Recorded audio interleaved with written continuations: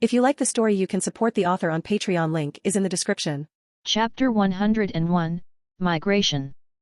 Konoha. Inside the Hokage's office, shrouded by nightfall, Homura Mitokado and Koharu Yuditen frowned as they looked at the third Hokage. Hiruzen, given the Hyuga clan's rigid nature, pressing them this way might actually lead to a corpse being handed over. From the beginning, they had intended to discipline the Hyuga clan, to let them know that the village of Konoha was ruled by the Hokage, not by their prestigious family. The era of the warring states had long become history.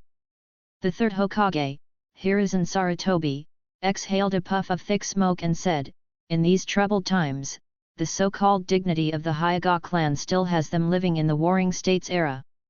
If we are to discipline them, we need to wake them up. Only when they recognize reality will they understand their place. After all, we also have to deal with the Uchiha clan next." The Uchiha clan.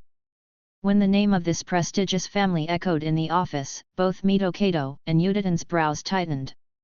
This clan was much more troublesome than the Hyuga clan.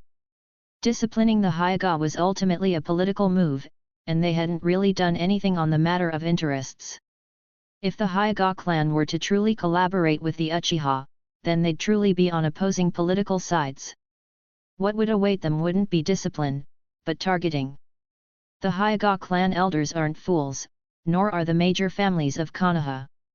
No one wants to ally with the Uchiha, only the commoners who don't understand the high-level struggle would. "Dealing with the Uchiha clan won't be easy," said Yuditen, very aware of the Uchiha's background. His tone grew serious when discussing them. "Hiruzen, the Uchiha clan far surpasses the Hyuga clan in both resources and number of ninjas, especially those Uchiha elites who have activated the Sharingan. They can take on two at once. We must be careful," said Yuditen. Having walked together through many years of war, both Yuditen and Mitokado were well aware of how terrifying this prestigious family was. Hiruzen, after hearing this, exhaled another circle of smoke from his pipe. "After dealing with the Hyuga clan in the village, the isolated Uchiha clan will be hard to support. Recent intel from the Land of Water indicates that radicals are preparing to create disturbances at the border. We'll send the Uchiha elites then." Hearing Hiruzen's steady plan, both Mitokado and Yuditen looked at each other and let out a sigh of relief. "Since you, Hiruzen, have a plan, that's good. The Uchiha clan does indeed need a slow and steady approach." In the land of the Hyuga branch family, a meeting was convened under the guise of a clan gathering, and various elite ninja from the branch families were assembled. This scene naturally did not escape the attention of the main family, but they chose to ignore it.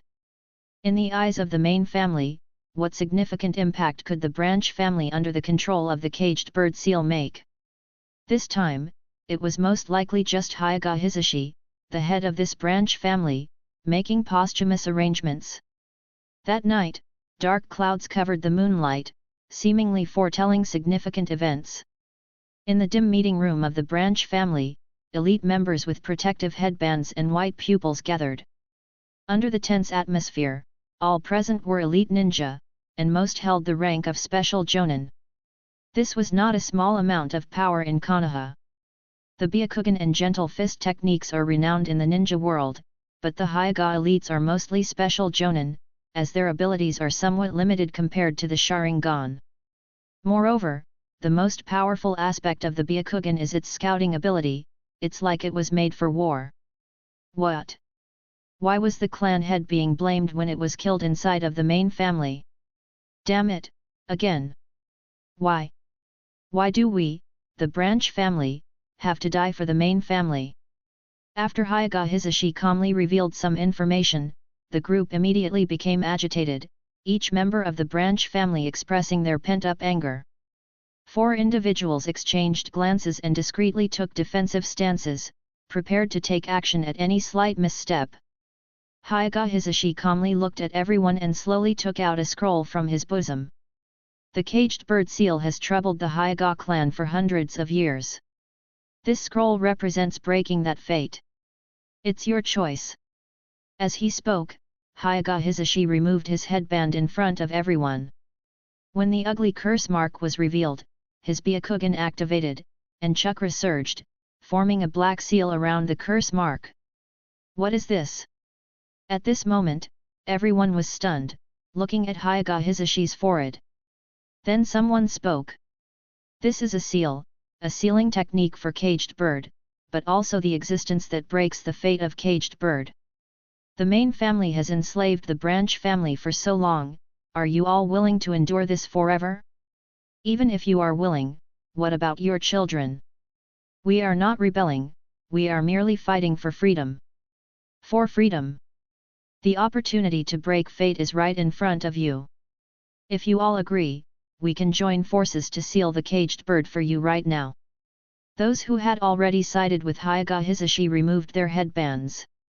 When they channeled their chakra, the caged bird seal showed signs of being sealed. The room was filled with disbelief. How could fate be broken so easily? There were not many people, but these were elite jonin. Apart from those currently away, only about 15 were present. With Hyuga Hisashi and 4 of his closest confidants, that made 5. The remaining 10 branch members had various reactions, revealing the emotions they had suppressed for years. Is this for real? Up to this point, some people still can't believe it. Among them are those who once wanted to resist the fate of a bird in a cage, but all of them now look completely desperate. Suddenly, there seems to be a glimmer of hope, and all of this feels too unrealistic. Looking at everyone, Hyuga Hisashi's expression became serious as he spoke in a solemn voice. The Hyuga family doesn't possess this ability, but you all know about root, right? Lord Orochimaru has long joined root. After going through countless root documents, this sealing technique was developed. Root? When people hear about this department, countless people feel their skin crawl, but at this moment, they are filled with gratitude. After all, it lends credibility. The most famous human experiment carried out by Root back then was the Wood Release Project. Only such a place could research a seal to break the fate of the caged bird. Hyuga Hisashi also silently nodded his head. Indeed, as Lord Yoru said, someone has to take the blame for all this. Yoru, a disciple of Lord Orochimaru, and Orochimaru is a member of Root. Naturally, it can be blamed on Root. With Root taking the blame, the nature of the matter would change. After all, if Lord Orochimaru directly interfered, it would be akin to intervening in the affairs of a wealthy family, which is taboo. But if Root endorses it, and Root is a force under the Hokage, then it is entirely an affair of the Hyuga clan being interfered with by the Hokage's side. With such a big backing, the main family could only focus their resentment on the Hokage's side. Gentlemen, your families have already been secretly sealed in the last few days without them knowing. All the genin and genin in the branch families within the village have been included, and as elite genin, you should know the importance of keeping information confidential. Therefore, you are the most critical part and the last step. After Hisashi brought out Root's endorsement, they were filled with excitement. In their minds, this was already the top echelons of Konoha interfering with the affairs of the Hyuga clan. Naturally, it wasn't they who were rebelling against the family. Clan leader Hisashi, I'm willing. Sure enough, someone stepped forward. Faced with the opportunity to break the fate of the caged bird, they were filled with excitement, and the first person stepped forward, emotionally revealing their forehead. Thus, under the secret vigilance of Hisashi and his 4 close associates, they finally sealed the caged bird on everyone's forehead without any danger. Under the veil of night, years of comfort within the Hyuga clan made the main family forget to be vigilant. After all, no one thought that something would happen within the village. Within the territory of the branch family, the elderly, weak, women, and children were awakened one after another. All of them walked out in confusion, unaware of what had happened, but it must be significant. Some toddlers and children fell asleep under the gentle night. All of this happened silently. Dark clouds covered the moonlight. Even in life and death situations on the battlefield, Hisashi had never been so nervous. This time, his palms were full of sweat, and his entire back was soaked with cold sweat. Just then, a sound came from behind. Hisashi turned his head nervously. Who is it? Behind the main gate appeared the figure of Hyuga Hayashi. At that moment, Hyuga Hisashi had not yet reacted, and two upper ninjas from the Hyuga branch family quickly flashed to both sides, forming an encircling stance. Clan leader. Someone was filled with shock and fear upon seeing Hyuga Hayashi. But Hyuga Hayashi looked at Hyuga Hisashi calmly. I'd rather you call me big brother. Don't be so reckless in the future. Some people have the desire to rebel against fate, while others have already become accustomed to enslavement.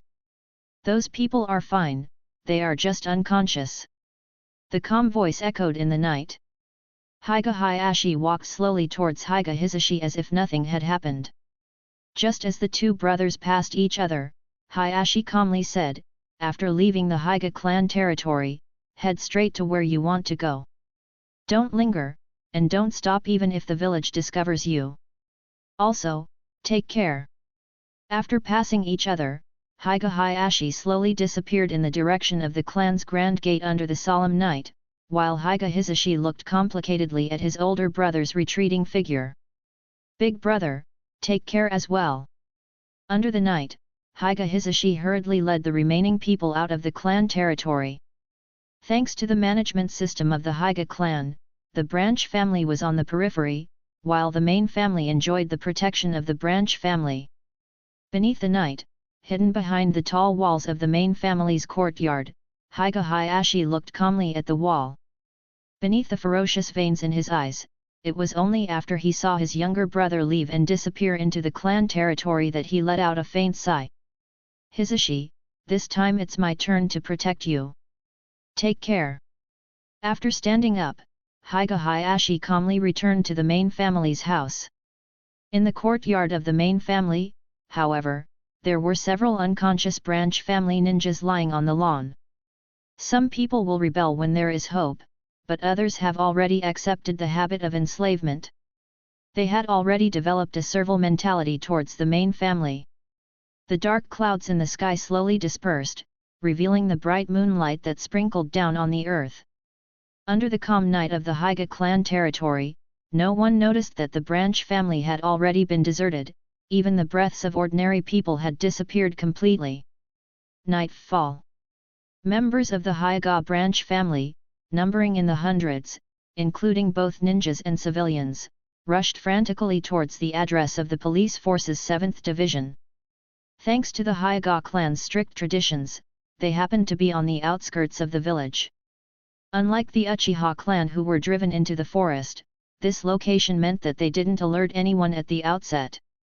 This grand movement immediately stunned the night patrol of the police force, the ninjas on duty in the village, and some in the Anbu. They were all astonished at what was happening in the village in the middle of the night. Stop! What are you Hyugas up to? Shadowy figures, including patrol teams from the police department, Anbu members and stationed Konoha squads, appeared before this large force.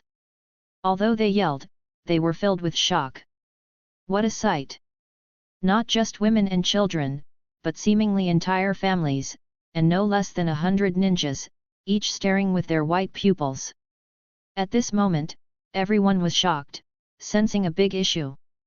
Although the details were not yet clear, everyone knew that such a grand display had never been seen in Konoha before. Facing these obstructions, Hyuga Hisashi, the leader of the branch family, stepped forward and shouted, "Step aside, the Hyuga branch family is acting on orders from the Root Division. The caged bird has been lifted, and we're going to the police force to pledge allegiance to Lord Orochimaru. Who dares to obstruct us? Everyone continue, do not stop. Anyone who obstructs us is committing treason. We are going to join the Root Division. Pledge allegiance to Orochimaru." At this point, not even the patrol team, let alone the Hokage, could stop them. Facing the onslaught of the Hyuga branch family, everyone was panicked, especially due to the frenzied look in their eyes. Quick! Report to the Hokage! Quick! Report to the Chief of Police. Both the police department patrol and Anbu, as well as the village squads, cried out. They knew this was beyond them and had to be reported. A big issue had arisen. The Konoha was immediately alarmed. In the dark, figures leapt around like fleas, and countless people were awakened, watching this migrating army in astonishment. After this group declared their allegiance to the Root Division and Orochimaru, everyone was dumbfounded. Nobody dared to stop them.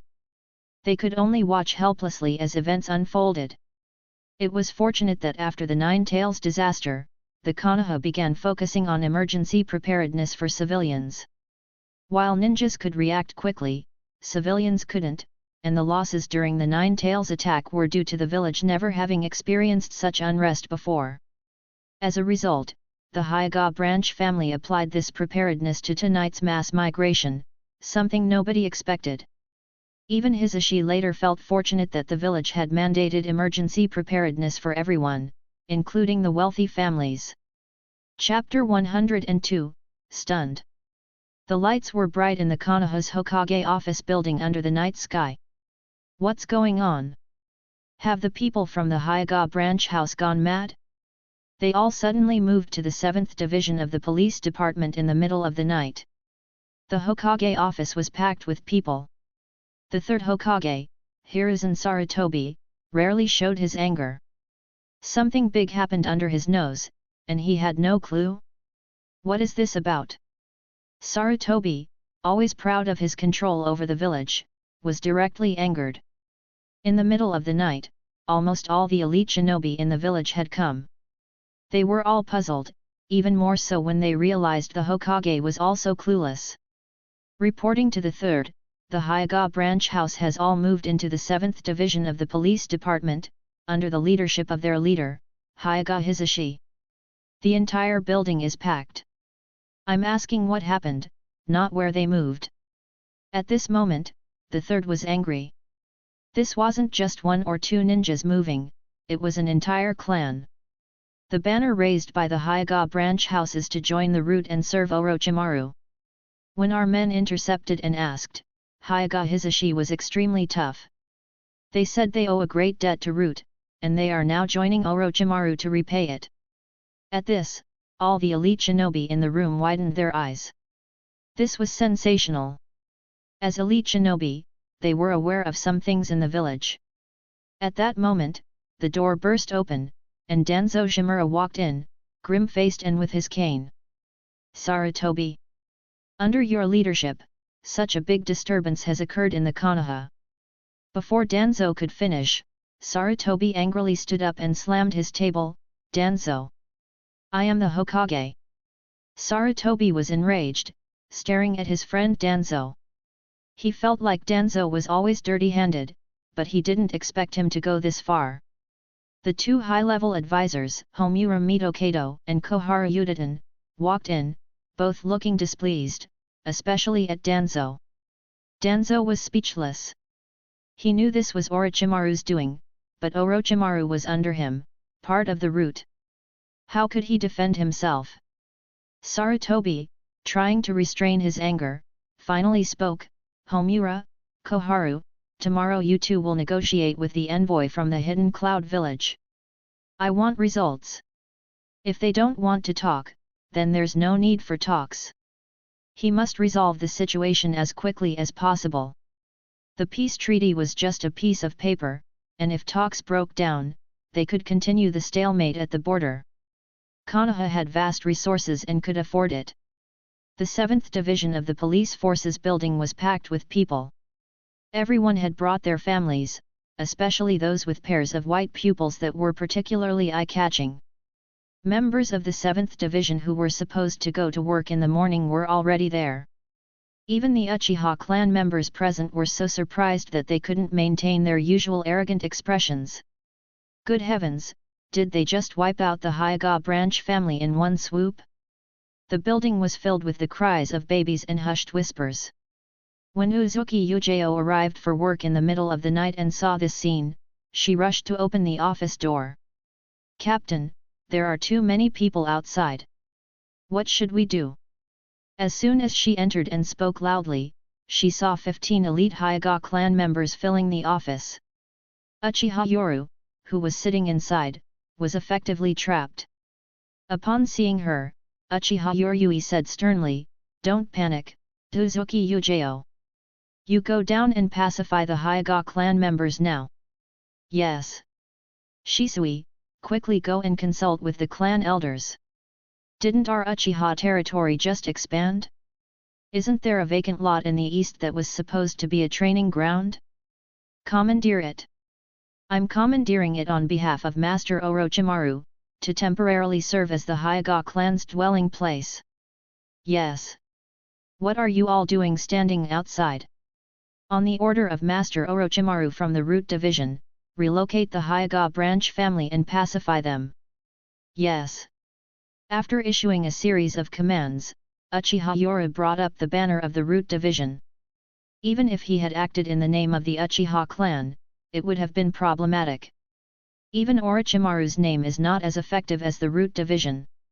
After all, the third Hokage has been very indulgent with the Root Division, which all the major families clearly understand. After issuing the orders, Uchiha Yoru turned his head to look at Hyuga Hisashi and shouted, "Elder Hisashi, rest assured. You are already the deputy captain of the 7th Division. Master Orochimaru has also sent an order. In the name of the Root Division, the 7th Division is willing to accept the elites of the Hyuga clan. Please, Captain Hisashi, lead your family's elites to calm the crowd first and prepare to move to the temporary residence." Uchiha Yoru's booming voice seemed to indicate that he was acting on the orders of the Root Division. Although he himself was not a part of the Root, his teacher was. He was acting entirely legally and appropriately according to the orders of Master Orochimaru. At this moment, the 7th Division's building outside was packed with people. Even the rooftops were full of Konoha ninja who had rushed over to see what was happening. All the ninjas looked astonished. "Irika, am I seeing this right? Is this the Hyuga clan? Did the Hyuga clan move in the middle of the night?" A newly graduated Irika looked stunned at the scene, also finding it strange that the Hyuga would move in the middle of the night. The conversation among the ninjas continued, discussing the shocking move, and how it was done under the orders of the Root Division, perhaps even supported by the third Hokage who was unhappy with the Hyuga main family's treatment of the branch family. On the rooftops, ninjas were talking in hushed tones about the sudden and large-scale movement of people. They discussed the injustices faced by the branch family, drawing a sharp contrast with the main family's practices. Might Guy, who had rushed over, was maintaining order. When he learned the full story, his expression turned grave. "Kakashi, do you think it's right to distinguish between the Hyuga main and branch families like this? Might Guy is a commoner, he couldn't understand the rules of the elite clans. But Kakashi did, because the Hotaki clan was also an elite clan, although it had fallen on hard times." Kakashi sighed, "Guy, elite clans that have existed for over 100 years have their own reasons and ideologies, but this division between main and branch families is somewhat cruel." At that moment, Might Guy shook his head and sighed, "Kakashi, I don't understand the elite clans, but I know that when a person loses their freedom, they can never have a strong heart." As he said this, Might Guy suddenly seemed excited, shouting, "Yo! This is youth! Long live Master Orochimaru!" At this moment, Might Guy was filled with excitement for Orochimaru's actions, representing the kind of resolve that a future Hokage should have. Kakashi, standing beside him, felt invigorated by Guy's exuberance. He smiled under his mask and gave a thumbs up. "Guy, for the village, for the leaf, let's do our best. Yo! This is youth! This is the path of a ninja!" Might Guy was shouting excitedly, looking like a person with issues, but at this moment, those from the branch family felt no resentment at all, instead, they were filled with gratitude. Chapter 103, Shifting the Blame. Under the night's curtain, Konoha, as well as the Hyuga clan's slumbering main house, has been alerted. Numerous elite Hyuga ninja from the main house were filled with both anger and panic upon hearing the news. The branch family has lost control. The caged bird is no longer useful. After years of enslavement, they are well aware of the branch family's resentment towards the main house. If they were to take action, there would only be one side left standing. Clan head, those from the branch family who have forgotten their ancestors' teachings, this time they must not be spared. Has the branch family forgotten our traditions? Have they forgotten the rules of the Hyuga clan? Throughout the Hyuga clan, shadows were flickering everywhere. At this moment, Hyuga Hayashi's expression was stern as he looked at the arriving family elites and sternly rebuked, "Do you not realize the urgency of the situation at hand?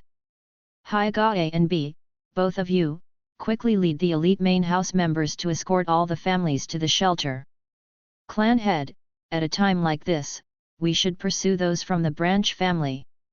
An elder shouted angrily, but Hyuga Hayashi retorted with fury in his eyes, "The branch family has escaped to find support. If we were to chase them now, they'd launch a frenzied counterattack. What would you use to defend against that? Do you want to become the culprit of the Hyuga clan?" Hyuga Hayashi's stern voice resounded, and the elite main house members who had rushed over at the news finally realized the gravity of the situation. Cold sweat broke out on their foreheads one by one. The enmity between the branch family and the main house, if escalated into action, would result in a never-ending conflict. Only one side could survive. As the head of the Hyuga clan, I am responsible for the entire family. I am responsible for the continuation of the Hyuga clan. Rather than seeking immediate gratification, if we pursue the branch family now, who among you is certain that we can completely annihilate them? I, Hyuga Hayashi, am willing to lead the charge and follow orders if that's the case. At this moment, Hyuga Hayashi had never been so domineering. He stood in the courtyard, gazing at the crowd, and the elders were somewhat intimidated by his imposing presence. Some who had been angered were snapped out of their anger by this dose of cold water. Yes, Hayashi is right. If we pursue the branch family after they've broken free from their cage, it will lead to civil war. It might even become the spark that leads to the downfall of the Hyuga clan. An elder immediately thought about the branch family's combat capabilities. While the main house held some secret techniques to restrain the branch family, the latter had extensive frontline battle experience. Regardless of whether they were from the main house or the branch family, they were all part of the Hyuga clan. Once a war started, they would all suffer. Quick, prepare for combat readiness, Hyuga clan. All non-combatants, enter the shelter. All Hyuga ninja, assume combat-ready status. Begin setting up defenses and traps within the clan territory. Be ready for battle at any moment. At this moment, Hyuga Hayashi displayed the bearing of a seasoned commander. He issued commands with a composed and resolute tone, directing the main house's ninjas. It was also the first time the Hyuga family had encountered such a situation. No one had expected the branch family to defect en masse. Amidst the panic, Hyuga Hayashi's presence was reassuring. All the ninjas within the Hyuga clan began nervously preparing for battle. The sounds of infants crying and family members seeking refuge echoed in the night as they all hurried into the shelters. Explosive tags. Each chunin should have 100 explosive tags, 50 for genin, and 1,000 for jounin. All members of the Hyuga clan, assume combat-ready status. All jounin from the main house, be prepared to lead the family members in battle at any time. Roar! As Hyuga Hayashi's commanding presence swept over the Hyuga clan, they transformed from an outwardly calm exterior to an iron fortress ready for war. Heavy, sealed crates were opened, revealing stacks of explosive tags being brought out. Simultaneously, a multitude of armors, kunao, and shuriken were also prepared, ready for the impending war. In less than half an hour, the Hyuga clan had established their defensive formation. Standing at the highest point of the Hyuga clan, Hyuga Hayashi gazed solemnly at the first rays of dawn. In his heart, he prayed, "Brother, I've done my best to buy time for you. You must act quickly. The Hyuga clan can split, but internal warfare must not break out. Otherwise, both of us will be considered criminals of the Hyuga clan. Report. Inform the clan head, the reconnaissance team has brought news that all members of the branch family have arrived at the 7th Division of the Police Force's headquarters. They've announced their allegiance to Konoha's route. They've pledged allegiance to Orochimaru-sama, one of the leaders of route. Upon hearing this information, Hyuga Hayashi's eyes gleamed with opportunity. This is a great chance. An exceptional opportunity. Reacting swiftly, he feigned a look of righteous anger and bellowed, "Prepare for battle, all members of the clan. Summon all the elders and jounin to convene." Yes. Although Hyuga Hayashi appeared composed in this critical moment for the Hyuga clan, every order he gave seemed to buy time. Despite appearances, he was actually being cautious. Before long, on a high ground of the Hyuga clan, both the clan's elders and the available jounin had gathered. "Hayashi, all the available jounin have assembled, and those who couldn't make it are preparing for battle." Observing the assembled clan members, Hyuga Hayashi's expression became solemn as he addressed the group. "Everyone, the Hyuga clan is facing a life and death crisis." "What's happened, clan head? Hayashi, what's going on?" The sudden change during this night had caught everyone off guard. Now, to see Hyuga Hayashi adopting such an attitude was even more shocking and surprising. Hyuga Hayashi surveyed the crowd and then lowered his head, his voice heavy as he said, "We've gathered information, and it turns out that the branch family's actions were orchestrated by someone behind the scenes, the root. The branch family has arrived at the 7th Division of the Police Force's headquarters, and you should all know that it's Orochimaru's territory. Orochimaru is the deputy commander of route." As Hyuga Hayashi's words fell, the usually composed and refined clan elders were now red-faced and cursing loudly. "I knew it. After so many years of peace, the branch family just had to stir up trouble tonight. There's definitely something fishy going on here." The villager from the land of lightning, Danzo Shimura. "Damn him, this one-eyed rat hiding in the shadows. He's truly ruthless. Damn it, Danzo Shimura, that's right. Clearly, they're all in cahoots. First the envoy from the lightning country, and now the branch family. This is clearly the Konoha's upper echelons using this as an opportunity to attack our Hyuga clan. An attack? What kind of attack is this? Don't you see that even the slightest negligence would lead to disaster? If we'd discovered their plans before the branch family left, our current situation would be a devastated Hyuga clan territory. This is a battlefield. Danzo Shimura. Hiruzen Sarutobi. The high-ranking Konoha officials are so ruthless, actually meddling in our internal affairs. Damn them! What is this? It's the division of the Hyuga clan. How dare them! The normally well-mannered clan elders were now roaring in struggle. At this moment, they all seemed to want to tear those two treacherous individuals apart. Damn, this is getting dark. This strategy, only Danzo from Root could conceive of it. And Hiruzen, there's no one else who could do this. To think that with just a method to dispel the caged bird seal, they would effortlessly split the Hyuga clan, one of Konoha's major clans, into two halves. It's even possible that with a single misstep, the Hyuga clan could be pushed to the brink of extinction.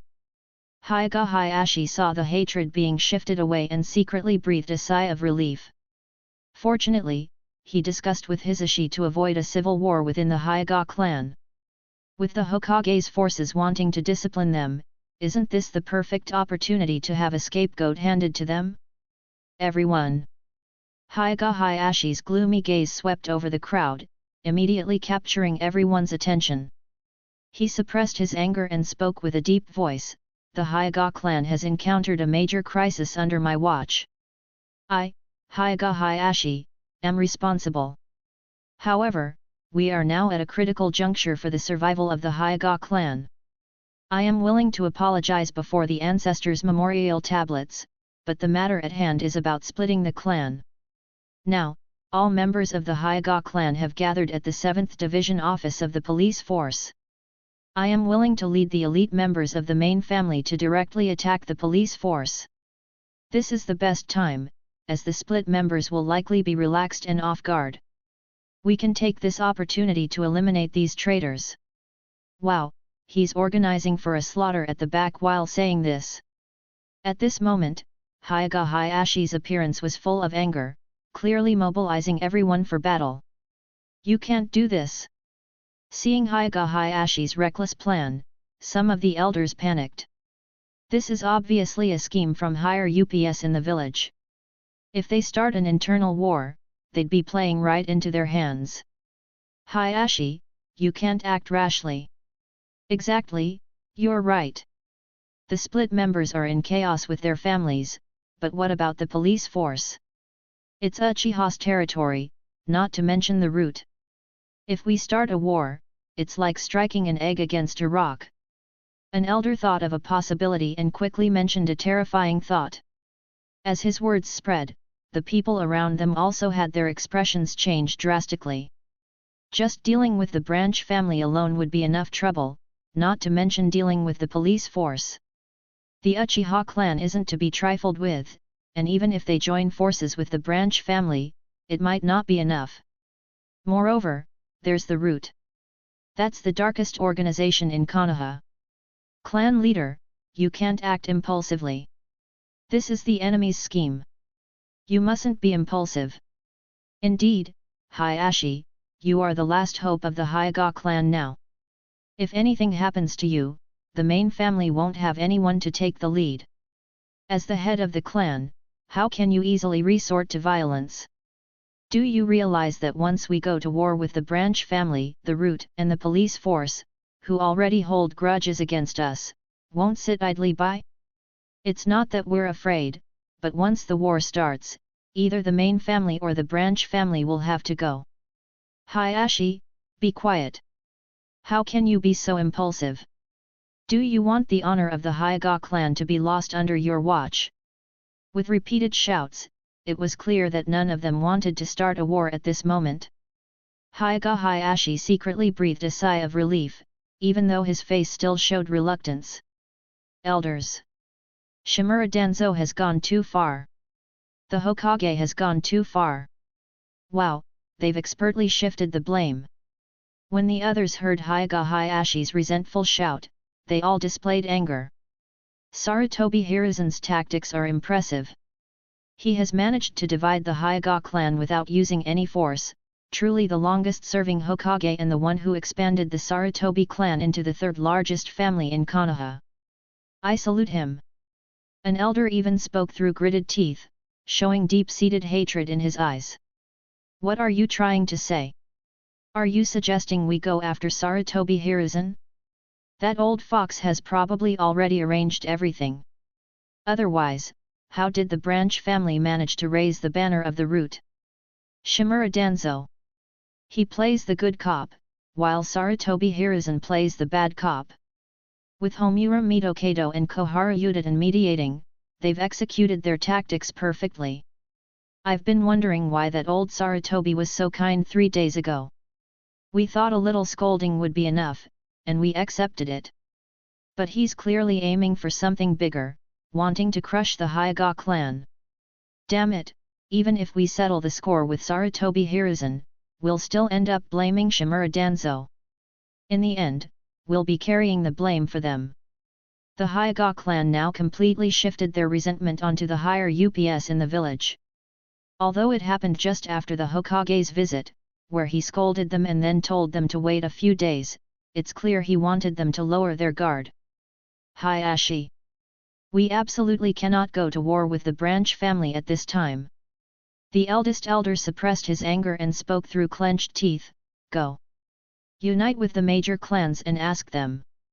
The Hokage has meddled in the affairs of our clan.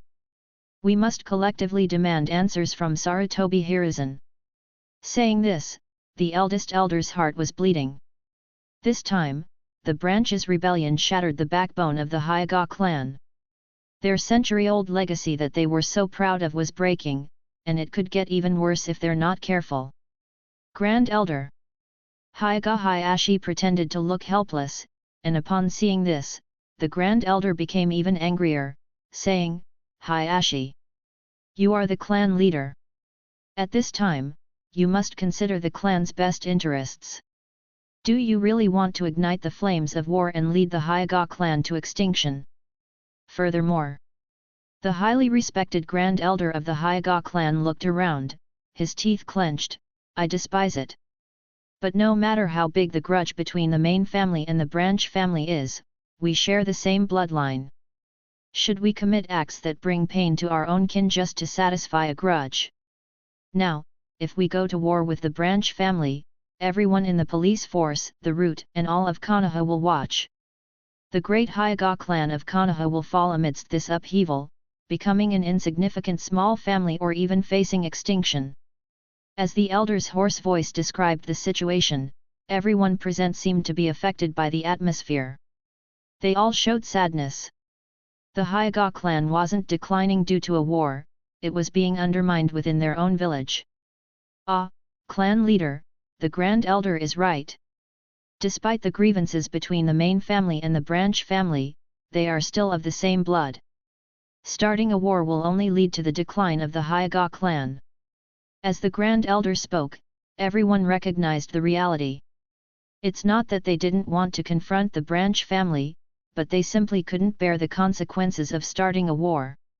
Hayashi looked around at everyone and clenched her teeth in anger as she said, the Grand Elder is right. The enemies of our clan are not from within, but from outside, it's Danzo. We must definitely ask the Hokage, what exactly is their intention? To think that Root would intervene with the Hyuga clan. This is clearly a planned rebellion to divide us. We absolutely cannot let those who destroyed our Hyuga clan's century-old heritage go unpunished. Chapter 104, Aftermath. In the early morning light, the atmosphere in the Hidden Leaf village today seemed a bit uneasy. Ninjas who usually would be taking on missions or training were instead gathered on rooftops or power poles, much like sparrows in the morning, which infuriated the actual sparrows that felt their territory was being invaded. What's going on? Where are all these Hyuga branch family members going? A cry broke out from the crowd as numerous figures looked towards the police department building. They saw members of the Hyuga branch family slowly coming out, escorted by the department's staff. By the order of Root Deputy Director Orochimaru, all Hyuga branch family members are to move to a new location. After this announcement, a crowd of ninjas maintained order and escorted the Hyuga branch family toward the outskirts of the Hidden Leaf village. Many curious ninjas were hopping around on both sides, watching. After all, this was a big event, never before had something like this happened in the ninja world. A prominent clan was splitting up, filling the usually mundane lives of the ninjas with curiosity. Uchiha Yoru looked gravely at Kakashi and said, Kakashi, you are ordered to go to the Hokage's office and report everything that has happened here. Even Hisashi, the leader of the Hyuga branch family, sternly added, Kakashi, please inform the Hokage that the Hyuga branch family is relocating by order of the Root. Boom! After Hyuga Hisashi's loud proclamation, the sharp senses of the ninjas caught every word. Many were shocked, wondering what was going on. Indeed, I knew someone must have thought the cage bird curse of the Hyuga clan was too cruel. Yes, the Hokage is indeed merciful. Many civilian ninjas, unaware of the severity of the situation, spoke up for the Hyuga branch family, admiring the Hokage's kindness. However, they did not realize that after Hyuga Hisashi's loud proclamation, some ninjas who were in the know looked alarmed. This is bad. In a grand procession, the Hyuga branch family arrived at their new living quarters in half an hour, escorted by many of their fellow village ninjas. Although they felt awkward, they would accept anything in exchange for freedom. When they saw the new location, everyone was shocked. Wasn't this the Uchiha clan's territory? At this moment, many felt pity for the Uchiha. The Root had played this hand beautifully, not only splitting the Hyuga clan but also implanting a sharp force in the Uchiha clan's territory, even taking their land. As expected, many saw the angry Uchiha clan head and the elders heading straight for the Hokage's office. Watching the bustling scene, Uchiha Yoru's eyes were full of smiles, but he still declared sternly, "The 7th Squad, under the command of Root Deputy Director, is here to assist the Hyuga branch family in settling down." The 7th Squad of the police force mostly followed Orochimaru. There weren't many Uchiha ninjas in it, so they simply carried out their orders. After all, it wasn't their own land being taken. "Uchiha, go and purchase food quickly. The people of the Hyuga branch family came lightly equipped, they'll probably run out of food today." "Yes." At this moment, Uchiha Uzuki was bewildered. She, like many other hidden leaf ninjas, could not understand what was happening. Hokage office. Uchiha Fugaku, along with elder Uchiha Setsuna, stormed angrily into the Hokage conference hall. Before they even entered, the elder's angry roar could be heard. "Shimura Danzo! You've gone too far!" At this moment, numerous elite ninjas had gathered in the conference room, all lowering their heads to watch the scene unfold. This was high drama, stretching from last night to now, very exciting. Danzo stood up angrily in the face of the ranting Uchiha Setsuna and shouted with his one good eye, "How dare you! This is the Hokage's conference room, not Uchiha territory. Danzo! Stop your nonsense! Who are you to allocate Uchiha land to the Hyuga branch family? Uchiha Yoru took your root division's orders, so explain this to me." Although elder Uchiha Setsuna was old, his rage caused the assembled elite ninjas to step back. He was clearly here to file a complaint. Uchiha Setsuna held up the orders from Root, walked angrily to the front of the room, and slammed the desk, glaring at the third Hokage. "Can you give me a reasonable explanation? When did Root get involved in Uchiha affairs? Directly ordering us to cede land to the Hyuga clan." At this moment, the elite ninjas looked at Danzo. Many were already dissatisfied with Root, and this only made it more apparent. "Danzo, you've gone too far. First splitting the Hyuga and now trying to benefit from the Uchiha. It's like killing two birds with one stone. The plan is just ridiculous. Why wasn't I, the Hokage, informed about this Root order?" The third Hokage, Hiruzen Sarutobi, also became furious after seeing the Root order in Uchiha Setsuna's hand. He yelled at Danzo. "Danzo, how could you?" At this moment, Danzo was speechless because the orders were real, coming from Orochimaru, who was part of Root. How could he escape responsibility? He had never felt so wronged. He had narrowly missed becoming the third Hokage back in the day.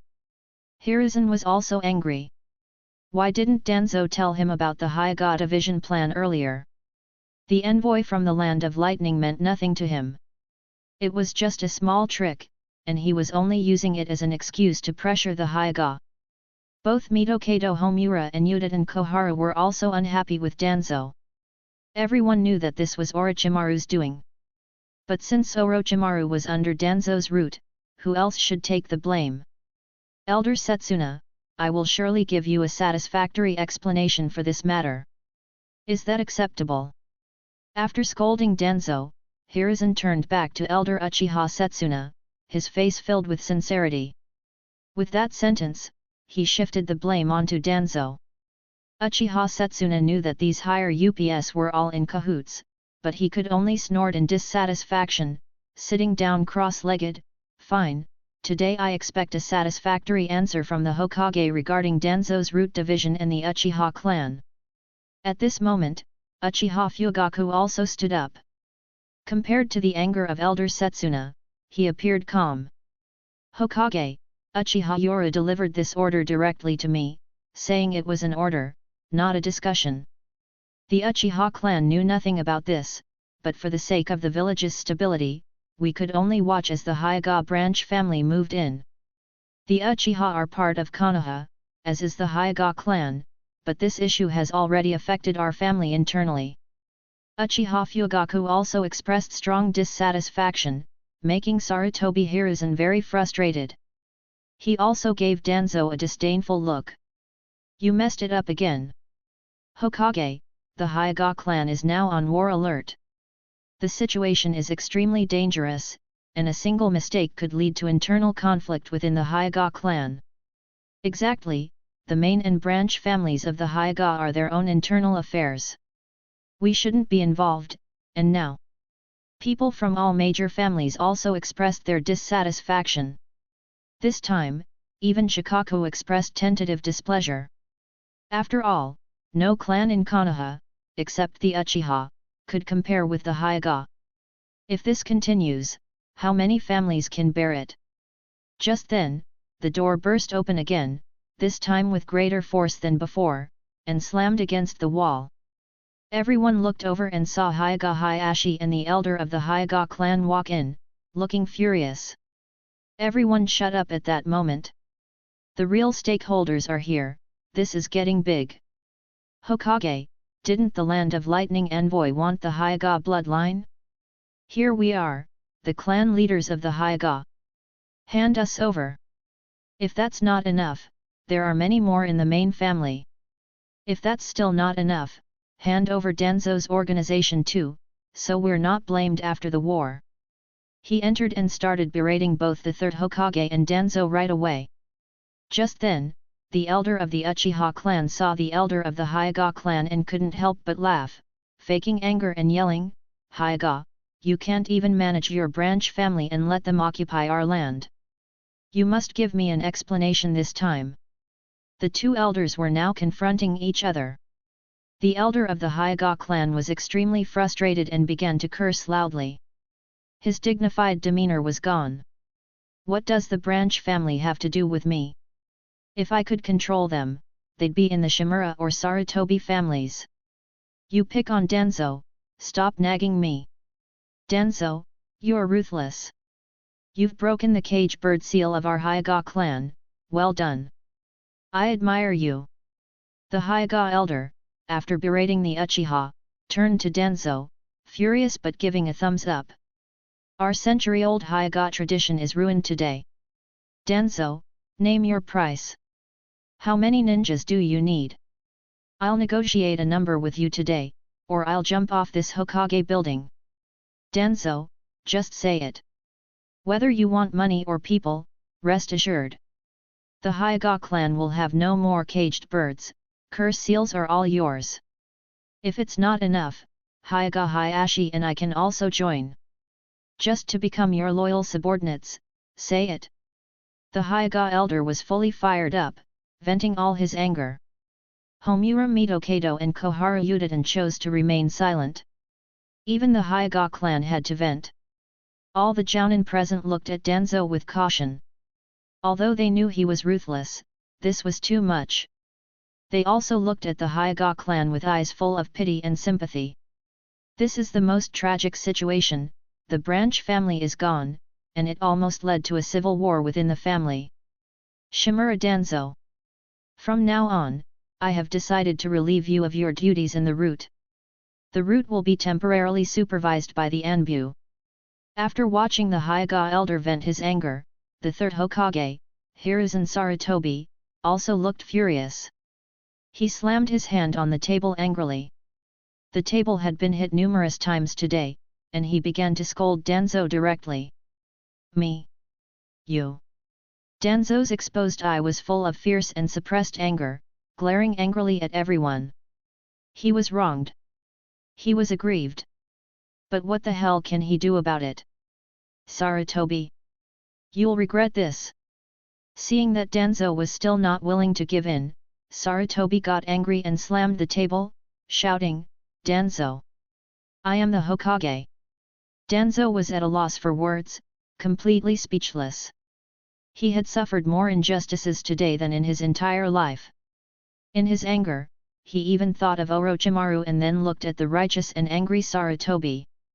Danzo was so furious he could bite his own teeth.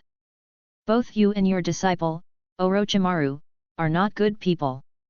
Orochimaru openly went to the border and left the village, putting all the blame on him. while the Hyuga branch family ultimately became his force. Both the master and the disciple are of the same ilk, the old one lets him take the blame, and now the young one does too. Fine. Sarutobi, you and your disciple are ruthless. I will not let you go. Danzo, filled with anger towards Sarutobi and Orochimaru, slammed the table and chose to leave the meeting room. Danzo, you've been relieved of your duties in the route. Just as he walked out the door, he heard Sarutobi's angry shout. Danzo nearly lost his breath, suppressing his anger and shouting, "I'm going home." As Danzo left the Hokage's meeting room, the cold wind suddenly blew, and his mind became clear. At this moment, it seemed like he realized something, and the eye that was exposed showed a burst of anger. "Fine, I was wondering why I was suddenly being blamed.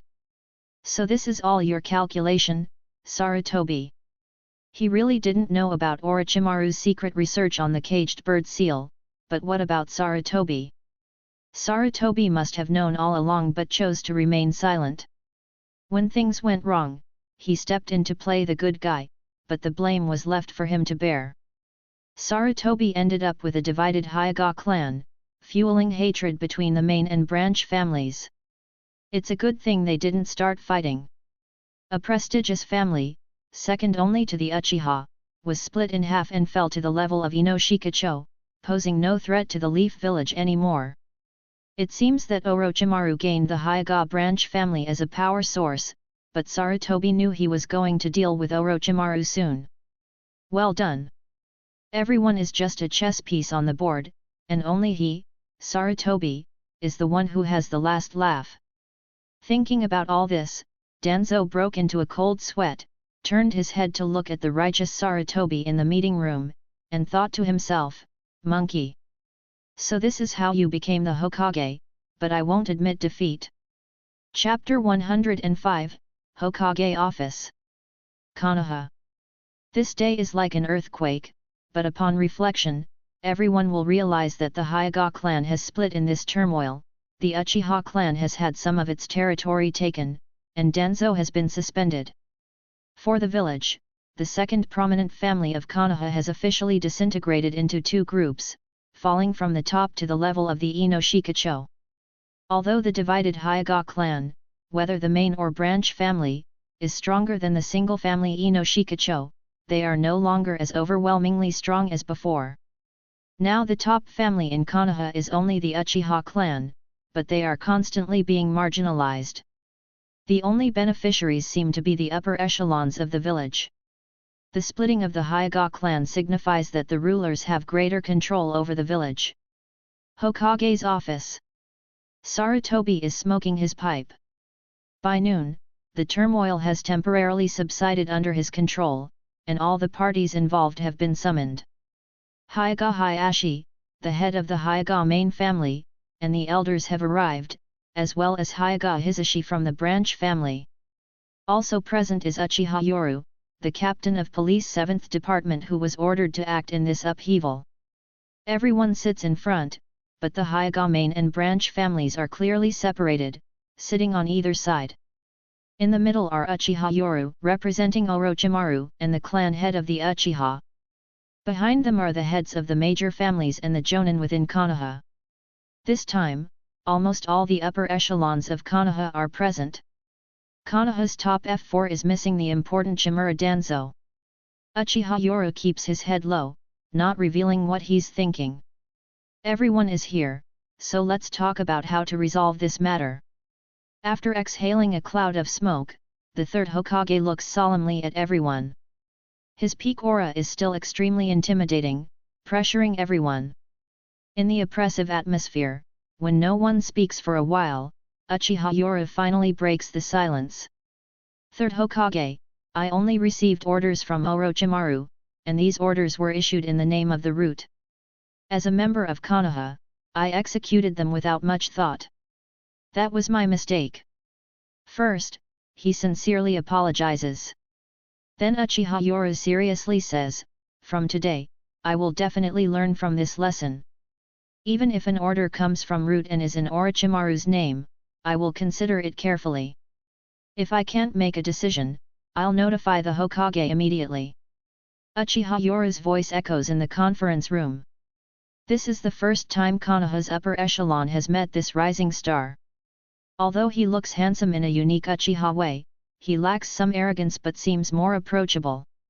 However, those who understand see him as sly. What apology? You're clearly shirking responsibility and implicating Root. After Uchiha Yora speaks, Uchiha Fugaku, the clan head, also says sternly, indeed, Uchiha's territory is large. Some people seem to be envious.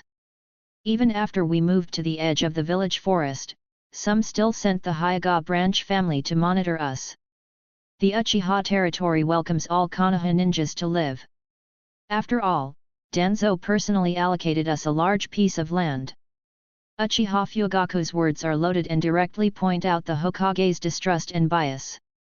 Upon hearing this, the third Hokage coughs lightly, looks at Fugaku discreetly, and thinks to himself that perhaps this time Danzo's Root has really done a good job by dividing the Hyuga clan and planting a thorn in the Uchiha clan.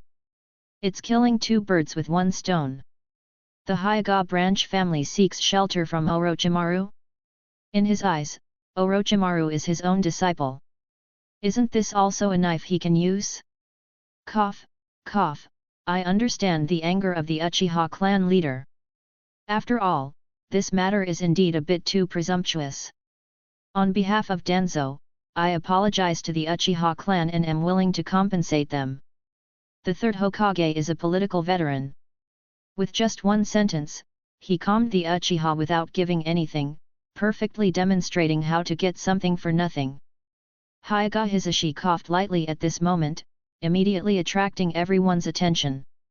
This time everyone was curious because he is the protagonist. Hisashi calmly met everyone's gaze and began to speak in a calm and peaceful tone. Ladies and gentlemen, I won't go into detail about how long the caged bird curse has plagued our branch family. It has troubled us for many years, with members from each generation unwilling to accept this fate, secretly accumulating strength to resist. Hisashi seemed to be telling a story, slowly revealing the tragic fate of the branch family, making everyone frown. The branch family's fate is indeed quite miserable. Finally, recently, we of the branch family have made a breakthrough in 100 years of resistance against fate. We broke the caged bird curse and were ecstatic.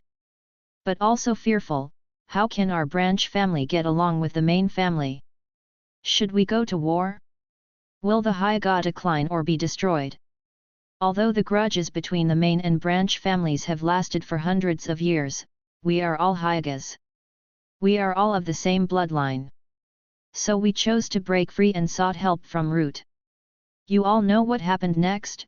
Orochimaru, the Root deputy leader imbued with the will of fire, enthusiastically helped us. Listening to Hisashi's grateful expression, everyone thought, what nonsense, this is obviously problematic.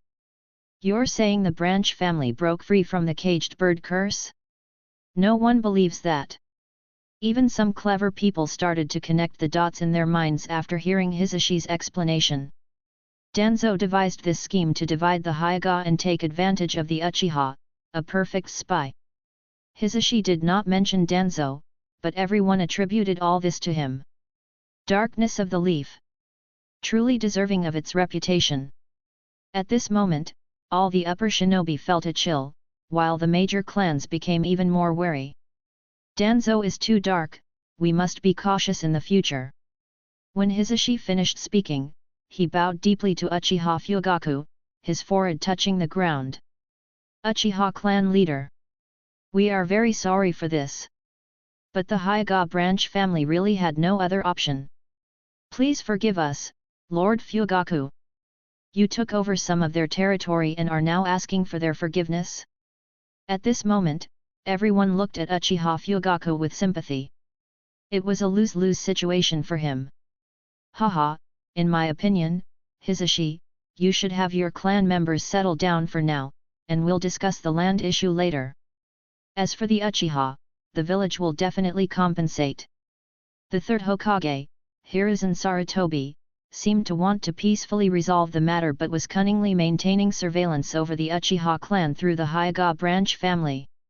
Even he had to give a thumbs up to Danzo for his brilliant maneuver. However, Uchiha Fugaku felt very aggrieved but chuckled coldly in his heart. This time, we Uchihas might win. Though reluctantly, he had to accept it. He thought of something else. Orochimaru now had the strength of the Hyuga branch family, aiming for the position of the 5th Hokage. Unbeknownst to Fugaku, a plan to deal with Orochimaru had already been devised by the higher UPS of the Leaf. "Thank you, Lord Fugaku.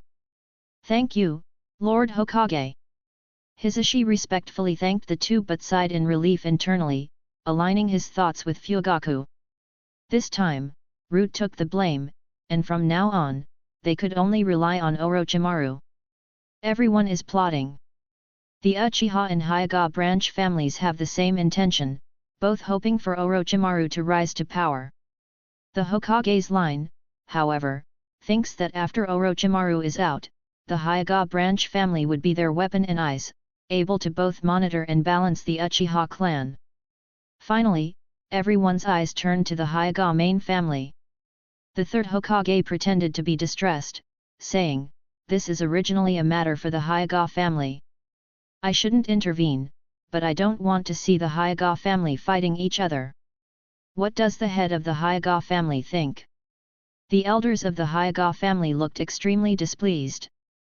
Hyuga Hayashi was even holding back his anger, saying word by word, "The Hyuga main family and the branch family are connected by blood, and we don't want to see rivers of blood." But has the Root overstepped this time, Hokage-sama? Everyone was listening intently for the answer. Would the upper echelons of Konoha truly interfere in family matters? All the clans stared at the 3rd Hokage. If they didn't get a satisfying answer, they would unify against the higher UPS in the future. The 3rd Hokage looked serious and said, "Everyone. I was unaware of the involvement of the Root in this Hyuga family matter. I've already suspended Danzo for investigation."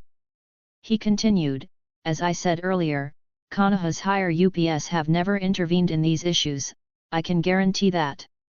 The 3rd Hokage stood up, bowed to the main family, and said, "As for the Root's secret manipulation, I will investigate it fully and make Danzo accountable to the Hyuga family." The 3rd Hokage was skillful in shifting the blame, making it look like Danzo was the bad guy, while he appeared noble and righteous. At this moment, let me make it clear.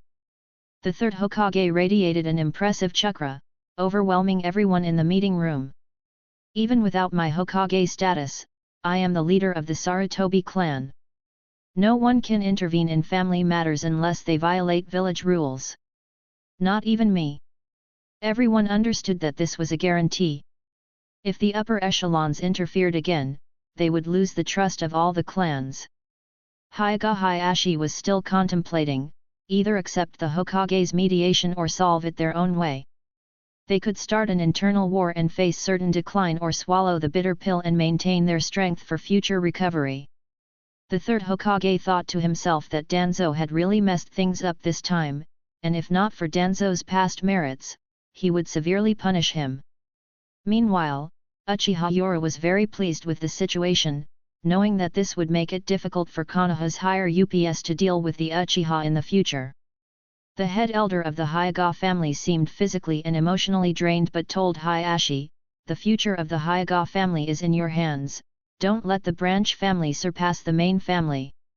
The elder then stood up and said, "Hyuga main family. Branch family. We're connected by blood. The caged bird seal was never a curse but a protection. If the branch family decides to leave today, we, the main family, will still remember our brotherly love. Hyuga main family wishes the branch family a prosperous future." With that, the elder had exhausted his last bit of strength. Although humiliated, he had earned everyone's respect. Chapter 106, Grand Elder. The streets and alleys are filled with joy for two reasons. One is that the Land of Lightning and their village, Konoha, have finally signed a peace treaty. The other is that Konoha's second most powerful clan, the Hyuga clan, has split apart. For ordinary citizens and average ninjas, this is a huge piece of gossip. Outside the Hokage building, the envoy from the Land of Lightning could only bear this matter with a stifled face. After all, Konoha stated that their unauthorized entry into the Hyuga clan served as the catalyst for the Hyuga split. The fact that they didn't pursue the Land of Lightning's responsibility was already lenient. In addition to the various deployments by Konoha at the border, and even Orochimaru appearing there, considering all factors, the Raikage reluctantly chose to quickly sign the peace treaty. After all, at this time, neither Konoha nor Kumagakure wanted to start a fight, although other ninja villages would love for these two major villages to clash. In the Jubilant village, there is a place that exudes a repressed and sad atmosphere, in stark contrast to the rest of the village. Hyuga clan. Inside an ancient and solemn house, the room was filled with the elites of the Hyuga clan's main family, and outside the door were kneeling ninjas from the clan. On the bed inside the room was the Grand Elder, who was furious just yesterday in the Hokage meeting room, berating the third Hokage. Today, he lies on a sickbed. His face, which was flushed just yesterday, had overnight become gaunt and haggard. His weak, raspy cough echoed feebly throughout the room. Grand Elder. The Hyuga ninjas inside the room looked sorrowfully at their Grand Elder. This venerable man had been there since the founding of the Leaf Village and had weathered 3 ninja wars. It was unbelievable that he had fallen so low. Lying weakly on the sickbed, the Grand Elder looked at the people of the main family, his face showing a frail and sorrowful expression. Everyone, I'm afraid I can't go on. I have failed our ancestors, watching the Hyuga clan get to this point. Grand Elder, don't say that. Sniff, Grand Elder, you'll be fine. For a moment, people in the room started to sob softly, some comforting the oldest elder of the Hyuga clan. Then, as if rallying for one last effort, the Grand Elder slowly sat up. He stared directly at Hyuga Hayashi. Hayashi. The division of the Hyuga clan is not your fault. You don't have to blame yourself. I estimate I won't last much longer. I'm leaving you with a mess. Upon hearing the Grand Elder's last words, Hayashi also spoke in a mournful tone, Grand Elder, I will definitely restore the honor of the Hyuga clan. A raspy laugh echoed in the room, as the Grand Elder, seemingly rallying once more, emanated a shred of his peak aura. His servants quickly stepped aside. Caged bird curse has divided the main family and the branch family, initiating the conflicts within the clan. Even if it were to disappear now, the same would happen in the future if someone deciphers the jutsu. I'm relieved. Do you know why? The Grand Elder, looking at everyone, shed tears from his cloudy eyes. I've been terrified for countless days and nights. If the caged bird curse were to disappear, what would become of the Hyuga clan? Rivers of blood. I've woken up from nightmares seeing rivers of blood from the Hyuga clan. So, I am relieved. The nightmare has become real, but rivers of blood have not appeared. The Grand Elder looked at everyone and said, remember this. Since the caged bird curse has disappeared, and the hatred between the main and branch families in this generation. Don't pass it on. Main family. Branch family. We are all brothers of the Hyuga clan. Seeing the Grand Elder still worrying about the future of the clan, Hayashi felt deeply sorrowful and supported him. Grand Elder, rest assured, I will rejuvenate the Hyuga clan and will not repeat the same mistakes. Remember, the division of the Hyuga clan was not caused by the branch family, but by that old villain Shimura Danzo. If you hate the branch family, then how many of us will remain after a war? If you still hate the branch family, then you are the criminal of the Hyuga clan. Our target is Shimura Danzo. The one who plotted against us. The Grand Elder's roar echoed in the room, reaching even the clan members outside, filled with deep-seated hatred. Clan head. Hyuga Hisashi has arrived. What? Upon hearing this news, the room was filled with exclamations, and many people's eyes flared with anger, blaming the branch family for the situation. "Shut up!" The Grand Elder, seemingly deflated, yelled at everyone. After his aura subdued the crowd, he weakly raised his hand toward the door. "Hisashi was invited by me. Let him in." In a repressive and dull atmosphere, a figure slowly appeared in everyone's line of sight. Under countless gazes filled with hatred, anger, frustration, and helplessness, Hyaga Hisashi calmly walked into the room. "Greetings to the Great Elder." Approaching, Hyaga Hisashi sincerely bowed. The Great Elder, frail and leaning on the armrest of his bed, surprisingly did not show anger but instead smiled. "Hisashi, you're here, hee, good, come here." In a weak voice, Hyaga Hisashi respectfully approached, appearing on one side of the Great Elder, with Hyaga Hayashi on the other. Hisashi, this isn't your fault.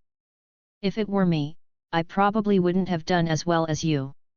Though the branch family has left, they are still Hyagas. Don't tarnish the Hyaga clan's reputation in the future." The Great Elder at this moment seemed like a kind old man. He took Hisashi's hand and put it together with Hayashi's. "Hayashi. Hisashi. Before the main and branch families, remember, you are relatives connected by blood. I hope the animosity between the main and branch families ends with your generation." Under the Great Elder's hopeful gaze, both Hyaga Hisashi and Hayashi were visibly moved and finally nodded solemnly. Good, although the Hyaga clan split under my watch, we are still one family." With a hoarse smile, the Great Elder slowly took out a scroll from his chest and tremblingly handed it to Hisashi. "Hisashi, I'm not qualified to judge right or wrong between the main and branch families. This is the secret technique of the main family's gentle fist. I've decided to pass it to the branch family. Remember, we all have Hyaga blood. Don't tarnish our clan's reputation." Great Elder. Some people from the main family were filled with disbelief and anger, watching this unfold. Ignoring their anger, the Great Elder turned and took out an emblem representing his position and placed it in Hayashi's hand, speaking weakly, "Hayashi, I'm leaving you a mess. The future of the Hyaga clan is now in your hands. I'm returning the authority to the head of the family. I hope you'll rejuvenate the Hyagas." Great Elder. Hyaga Hisashi held the scroll, tears welling up in his eyes. After putting aside the hatred, they truly were relatives connected by blood. A cry echoed within the Hyaga clan. The Great Elder, this Hyaga tiger at the end of his life, finally closed the curtain. Although not perfect, he did all he could. The Great Elder, who closed his eyes leaning on Hayashi's shoulder, may have had regrets at the end, but Hayashi's face was full of shock. At the last moment, the Great Elder whispered in his ear, "The Hyaga must not go to civil war. You did well. Remember, don't act against the branch family without absolute strength." Clearly, this aging tiger was not as generous as imagined. If he could wipe out the branch family without major losses, he would certainly do so. But since any move would lead to mutual destruction, he chose to endure and advised the future Hyagas to do the same. Until one day when the main family rises, it will be time to wipe out the branch family. The aging tiger took the blame for the Hyaga clan's division and shifted the main family's hatred to Shimura Danzo. Though not perfect, he concluded his life. Hyaga Hisashi left under the hostile gazes of the main family members, carrying the scroll of the gentle fist technique with him. Hokage Office. The elder of the Hyaga clan has passed away. The third Hokage, Hiruzen Sarutobi, looked out the window in the direction of the Hyaga clan and slowly exhaled a puff of thick smoke. He's gone, another old friend less. A hint of loneliness flashed in his eyes, but Hiruzen composed himself, turned to the tired Homura Mitokado and Koharu Yudatan and sighed, "You've both been working hard." The two had recently been busy with diplomatic relations with envoys from the Land of Lightning. It wasn't fighting and killing, but it was indeed busy. They were all old comrades, and both shook their heads. Koharu couldn't help but frown. This time, Danzo went too far, meddling in the affairs of the great clans. His previous actions of extracting ninjas from major families already caused some dissatisfaction. This is too much. Homura Mitokado nodded in agreement.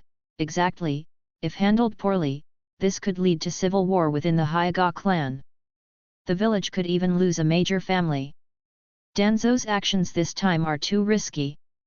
Fortunately, Danzo wasn't present, otherwise, he would have been really frustrated. But he blamed everything on Orochimaru, who was preparing to return from the border and just sneered. Orochimaru didn't mind using his name for his apprentice's actions. Hiruzen, inside the Hokage office, nodded in agreement with his two friends. Indeed, Danzo was too bold this time. A single misstep could lead to significant losses for the village. We must give him a stern warning. Now only the three of them were in the office, close friends and longtime companions who understood each other's thoughts. Koharu frowned and said, Danzo may be at fault, but let's put that aside for now. Hiruzen, what do you plan to do about the Hyuga branch family? True, the division of the Hyuga clan could also be a good thing for the village. These super clans provide power, but they're also a double-edged sword, Homura Mitokado objectively said. There aren't many clans in Konoha, but there are some strong ones that the village can control. However, two clans, the Uchiha and the Hyuga, stand above all, even above the rules of Konoha. These clans have their own rules. Even outsiders must comply when entering their territories. Some erring ninjas even face clan-specific disciplinary measures rather than Konoha's laws. Danzo might have gone too far, but the Hyuga branch family could be a useful tool. Not only does it weaken the Hyuga clan, but it could also act as an eye, or even a sharp blade, in the Uchiha territory, Hiruzen said after exhaling a puff of smoke. Both Homura Mitokado and Koharu Uchiha nodded in agreement. At this point, they might as well use the branch family to help deal with the Uchiha. In that case, Danzo will have to take one for the team, Koharu quickly said. They're all for the village, and Hiruzen, lowering his Hokage hat, said softly, indeed, since the branch family has already accepted orders from the route to station in the Uchiha territory, then we'll have to rely on Danzo. Clearly, Danzo was about to take another fall. They were determined to keep the Hyuga branch family in the Uchiha territory, and naturally, someone had to take the blame, and that was Danzo. Chapter 107, Time to Go. Leaf Village, the dark base of the Root Division. At this time, the relieved Danzo Shimura had not gone home and still sat calmly in the Root base, as if he still held control over it. It must be said that Hiruzen Sarutobi really did favor Danzo. For such a big issue, he only received a verbal reprimand. Danzo-sama, it seems Orochimaru-sama's counterattack was really sharp this time, said the person sitting across from him, who was the current head of the Anbu and also Hiruzen Sarutobi's daughter-in-law. Being able to shake the Leaf Village from thousands of miles away truly lives up to the name. He managed to pull all the major clans of the Leaf Village into the fray, even causing the Hyuga clan to split. The branch family has become a knife in our hands, but this notoriety has fallen upon Root. No one will think that this is all his doing, right, Danzo-sama? The voice echoed in the dark room. When Danzo heard this, he let out a stifled cold humph. He really was caught off guard this time, with no chance to react. Now, all the major clans in Leaf Village thought he was behind it, but Orochimaru was the one who benefited the most. Holding the power of the branch families of Leaf, plus the support from the Uchiha, and followed by a host of ninja, he now had overwhelming momentum. I've already been suspended by Hiruzen. I'm just here to pack up and make arrangements for Root. From now on, the Anbu chief will temporarily take over, said a sour Danzo sarcastically. The Anbu chief shook her head with a smile. Elder Danzo jokes. The Lord Third has suspended you, his order hasn't been issued yet. Until that happens, Root is still under your command. Having played the game of schemes all his life, how could Danzo not know what the other party wanted to do? He snorted coldly in his heart but still pretended to be ignorant. What do you want me to do? The Anbu chief gave a quiet smile. Elder Danzo, what do I want to say? Isn't it what both of us have been wanting to do? Orochimaru is already on his way back. Elder Danzo, haven't you prepared everything? I hope this time we can make sure this snake never turns over again. The quiet voice echoed in the room. Watching the disappearing figure, the eye revealed by Danzo showed a hint of chill, and he sneered, short-sighted women. You've left a handle by coming to root today. This time, I'd like to see how Hiruzen can make me take the blame again. It's you Sarutobi who are eager to see this snake never turn over again. Orochimaru. It's your fault for being too uncontrollable. Under Danzo's quiet voice, some arrangements had already begun in the dark. The Land of Lightning has signed a peace treaty. As for the so-called extortion for Hyuga bodies through the threat of war, it's just a despicable tactic in politics and a way for the Leaf Village to keep the Hyuga clan in check. If the third Hokage had given in, the prestige of the largest ninja village would be gone. Now the Hyuga clan is divided, so there's no need to keep them in check. Through diplomatic means, the drama with the Land of Lightning has ended, and the borders seem to have stabilized again. Orochimaru, a shinobi of cage-level threat, has also returned from the front lines. The thriving Leaf Village is now brewing another new storm. The Hyuga main family has gone quiet since the incident, seemingly opting for recuperation. They still control all their industries and are pouring resources to quickly recover their strength. The matter of the Hyuga branch family seems to have come to an end. The Uchiha clan may have grievances, but the two senior advisors in the Hokage's upper echelons have delayed and finally reached some compromise. This time the Hyuga branch family has firmly established itself within the Uchiha clan. The higher UPS are fully supporting this new force since the branch family has essentially started afresh. Inside the prison under the jurisdiction of the Uchiha Police Force's 7th Division, a hurried Uchiha Itaki runs out with a grave expression, his speed far exceeding that of a regular genin. Big brother Shisui. Itaki, who ran out of the prison, finds his elder brother Uchiha Shisui, who is utterly shocked. Itaki, what happened? You don't have to be in such a rush even for training. Originally, they had agreed to train here, but Itaki arrived in a state of panic. After all, he is only 7 years old and just graduated, lacking the steadiness of later years. Big brother Shisui, what's going on with the imprisoned young men in the prison? Itaki's opening statement immediately changes Shisui's expression. In an instant, Shisui uses a body flicker technique to arrive in front of Itaki. Itaki has never seen his elder brother look so serious. Itaki, why did you go to the prison? Shisui's tone is unprecedentedly grave. Witnessing this, Itaki takes a deep breath and solemnly says, I heard from big brother Shisui that there are many heroes who just returned from the front lines in prison. They committed wrongs because they haven't recovered mentally from the war, so I wanted to see. Though Itaki is young, his thoughts are mature. Big brother Shisui, tell me honestly. Why are there a group of young people in prison, many of whom are around my age? They couldn't possibly have committed crimes, right? And they are even held separately in another prison. Big brother Shisui, what exactly are you doing? Faced with Itaki's incredulous questioning to find the truth, Uchiha Shisui lets out a sigh, and his face reveals a forced, self-mocking smile. Facing Itaki's incredulous questioning as he sought the truth, Uchiha Shisui let out a sigh and revealed a forced, self-mocking smile. Itaki, perhaps big brother Yoru was right. You, as the son of the clan leader, should bear all your responsibilities. I shouldn't have treated you like a child. Shisui's eyes revealed the 3 tomo as he calmly looked around to ensure no one was eavesdropping.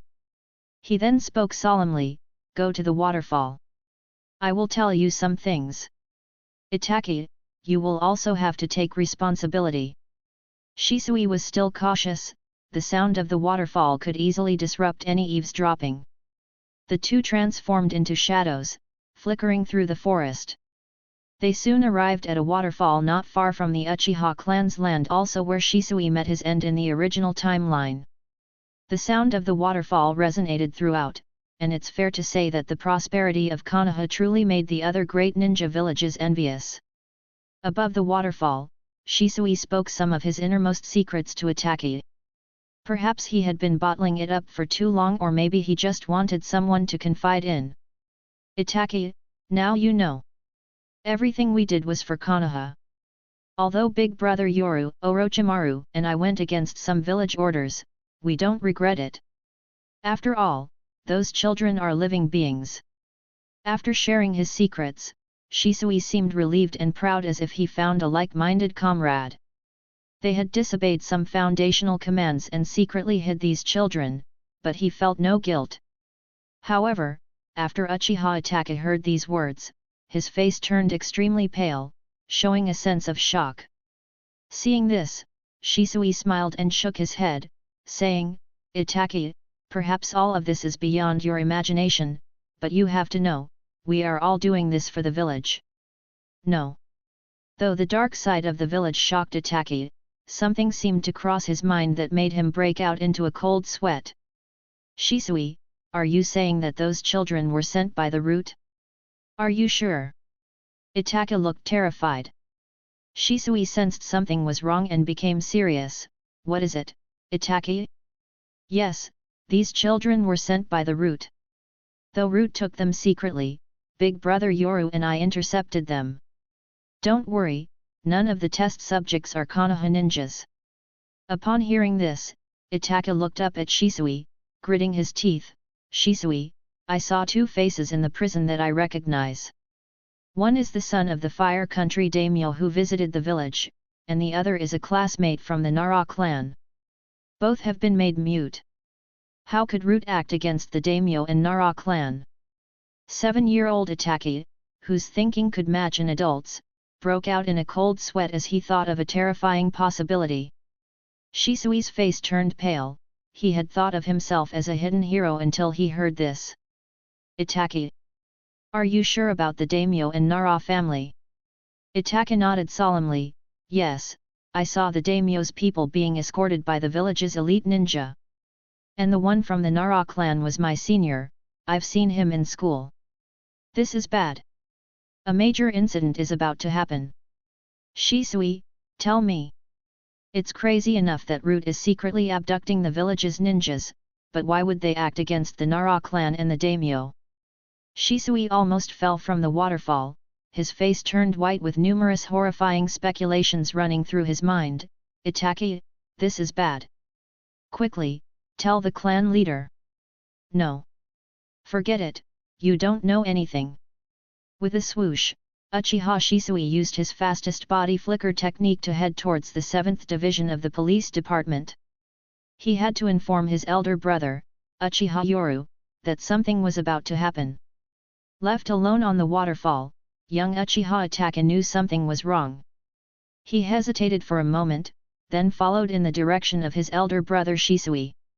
Police Department, 7th Division Office Building. Although the 7th Division is officially under the jurisdiction of the Police Department, everyone knows that it has long been a private force under Orochimaru. To expand the Hyuga branch family, the 3rd Hokage even personally signed an order for expansion, and many from the Hyuga branch family joined the 7th Division. Inside the office, Uzuki Yujeo respectfully made tea, her assistant work almost perfect. Recently, she seemed even more radiant, as if exuding a sense of imminent maturity. "Kakashi, look at Guy's spirit, then look at yourself." Uchiha Yoru in the office, holding hot tea, joked while Kakashi still had that indifferent dead fish eye expression, showing no enthusiasm. Bang! At that moment, the door burst open, startling everyone in the office. They saw Shisui rush in, his Sharingan still active. His eyes filled with anger as he saw the people inside the office, charging at them. "Kakashi Hatake! What do you have to say for yourself? You said you had checked everything. Is this what you checked?" Uchiha Shisui, glaring furiously at Kakashi, grabbed his collar, shocking everyone. "I'm sorry. I must go." The first to react was Uzuki Yujao, the assistant. Though visibly shocked, she hurriedly made the most sensible move. Click. The office door closed, leaving only the sound of 3 people breathing. Sitting in the office, Uchiha Yoru demanded, "Shisui, I need an explanation." Kakashi, clueless as to why Shisui was so impulsively grabbing him, also showed discontent. However, Uchiha Shisui angrily shoved Kakashi away and turned to his elder brother, "Brother Yoru. Do you know? There are 2 special children in the prison. One from the daimyo's palace, and one from the Nara clan. Kakashi helped investigate them. But the information is fake. Someone is setting us up." "What?" Uchiha Yoru and Kakashi both changed their expressions. "Do you realize the gravity of your words, Shisui? Can you take responsibility for this?" Uchiha Yoru quickly stood up, pondering the high-level schemes aimed to corner Orochimaru. Kakashi was also confused but soon realized that the target was Orochimaru. "Oh no! Bad news! Master Orochimaru!" Uchiha Yoru dropped his teacup in shock, realizing that their adversary had quickly counterattacked. "Rumors say Jiraiya is back in the Leaf Village. Go tell Hyuga Hisashi to find Jiraiya. We need outside help to get through this." Uchiha Yoru angrily smashed his desk and yelled at Kakashi, "Kakashi! Shisui! Go! Inform Master Orochimaru, before it's too late." Boom! The office window shattered as Uchiha Yoru, Uchiha Shisui, and Kakashi Hatake rushed out. The wooden office door slowly opened, revealing a shocked Uzuki Yujao. "Jiraiya? Orochimaru? Children in the prison? The daimyo's palace? The Nara family?" All this information swirled in her mind. Although she didn't fully understand, she knew that something big was happening, involving many key figures. Chapter 108, Trap. Hokage's office. Under a tense atmosphere, the third Hokage's powerful chakra swirled around him in anger. Unlike the frail elder he appeared to be during the Chunin exams, his overwhelming chakra put immense pressure on the Anbu hidden around the room. "From today, your position as Anbu director is suspended. The deputy director will take over, effective immediately." The third Hokage's roar echoed through the office. In a fit of anger, he flipped his Hokage robe, revealing a black, tight-fitting combat uniform underneath. For the first time, the enraged third Hokage threw his Hokage hat onto the table and donned his own battle helmet, featuring green accents and 2 extra-long protective bands. Silver guards connected his uniform's shoulders to the back, with the character "For Fire" written on the back guard. He had 2 vertical ninja tool pouches on his back, secured by a purple belt, with netted guards on his arms and lower legs. The third Hokage, Sarutobi Hiruzen, donned his armor for the first time since the Nine Tails attack. The person he had loudly reprimanded was his own daughter-in-law, the Anbu director.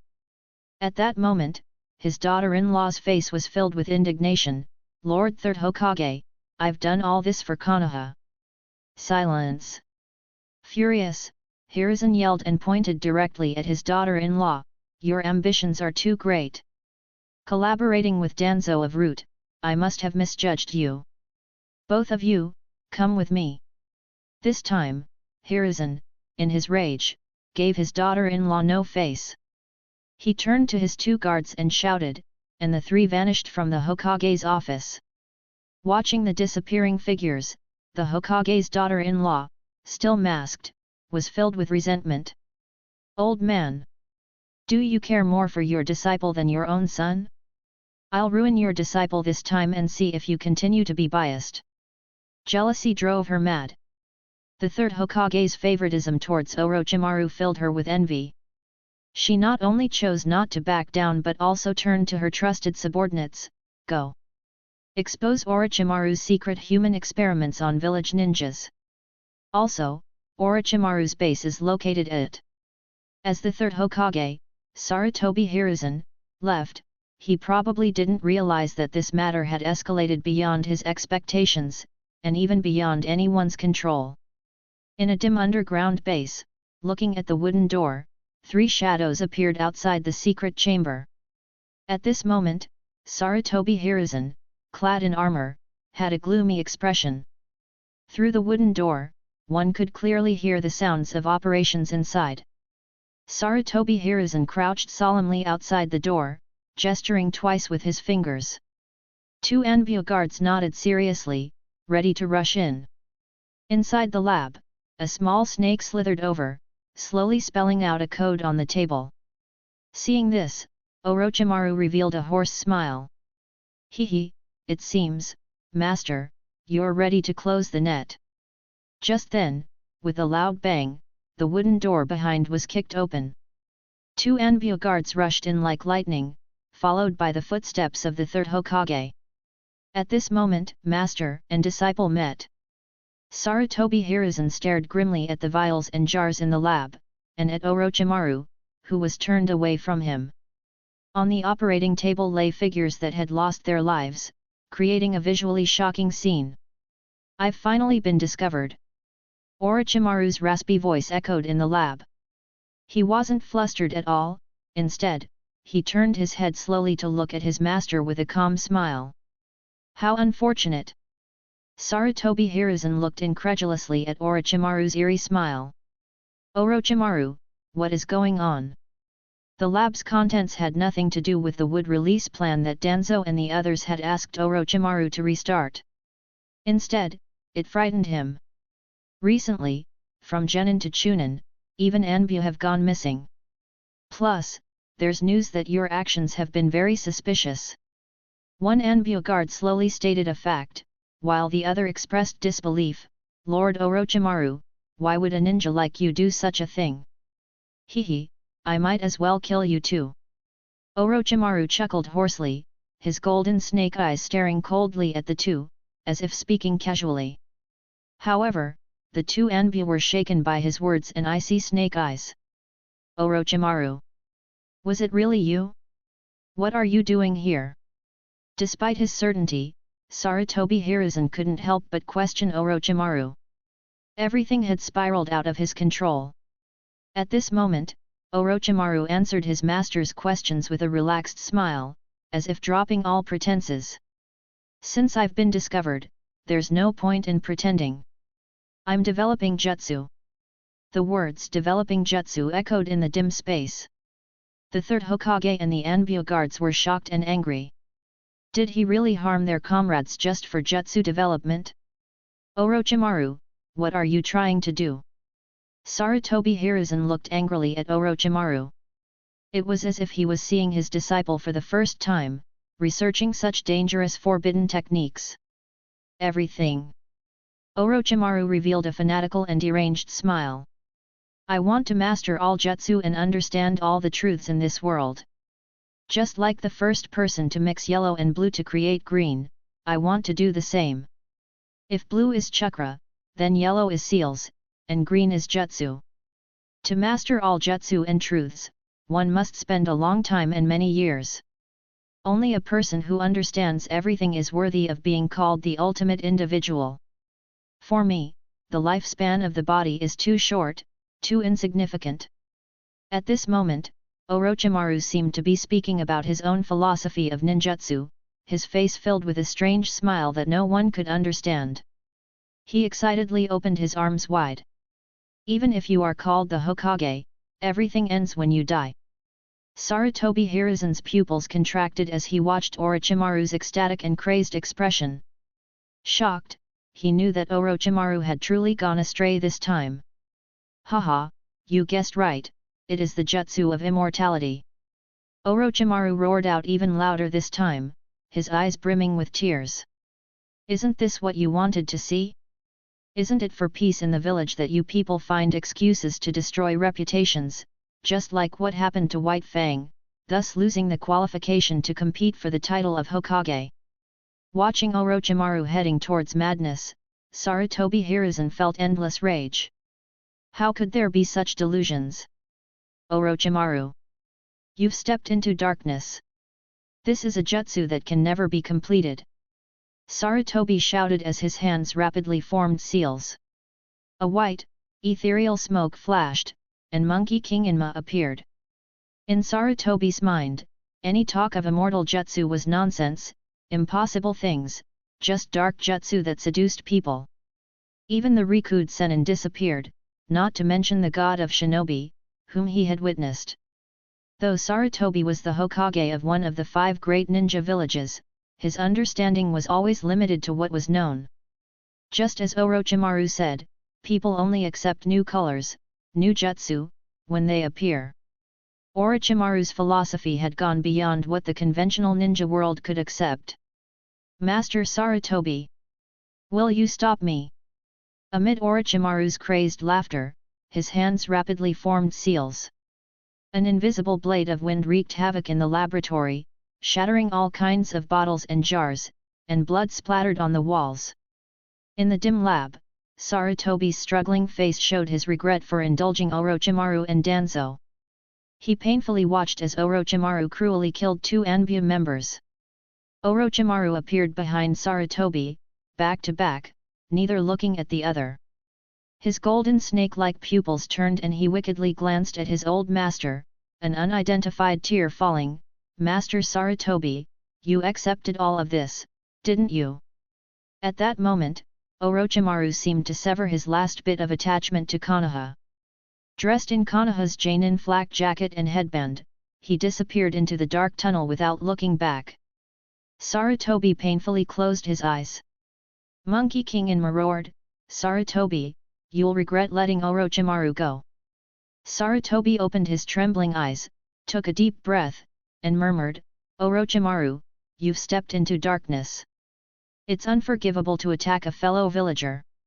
From the moment Orochimaru used his jutsu to kill 2 Anbu members in front of him, he knew that Orochimaru could never return. Their master-disciple relationship was severed. This whole ordeal had gone beyond his control.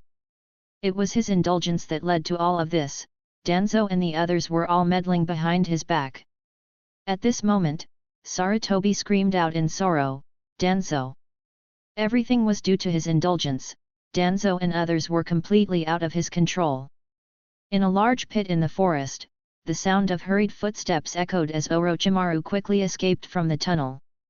He was now wearing a green shinobi vest and a forehead protector, his face splattered with a few drops of fresh blood. However, Orochimaru, who had just escaped from the tunnel, suddenly stopped. Facing 4 shadowy figures that appeared in the dark forest ahead, he revealed an evil smile. Master Orochimaru. It was Uchiha Yoru, Uchiha Shisui, Kakashi Hatake, and Might Guy who had rushed over. At this moment, all 4 were stunned to see Orochimaru fleeing in a panic, which completely overturned their understanding. Ha, so it's my students and my subordinates. Are you all planning to kill me too? Beneath Orochimaru's evil smile, his snake-like eyes gleamed with a touch of madness.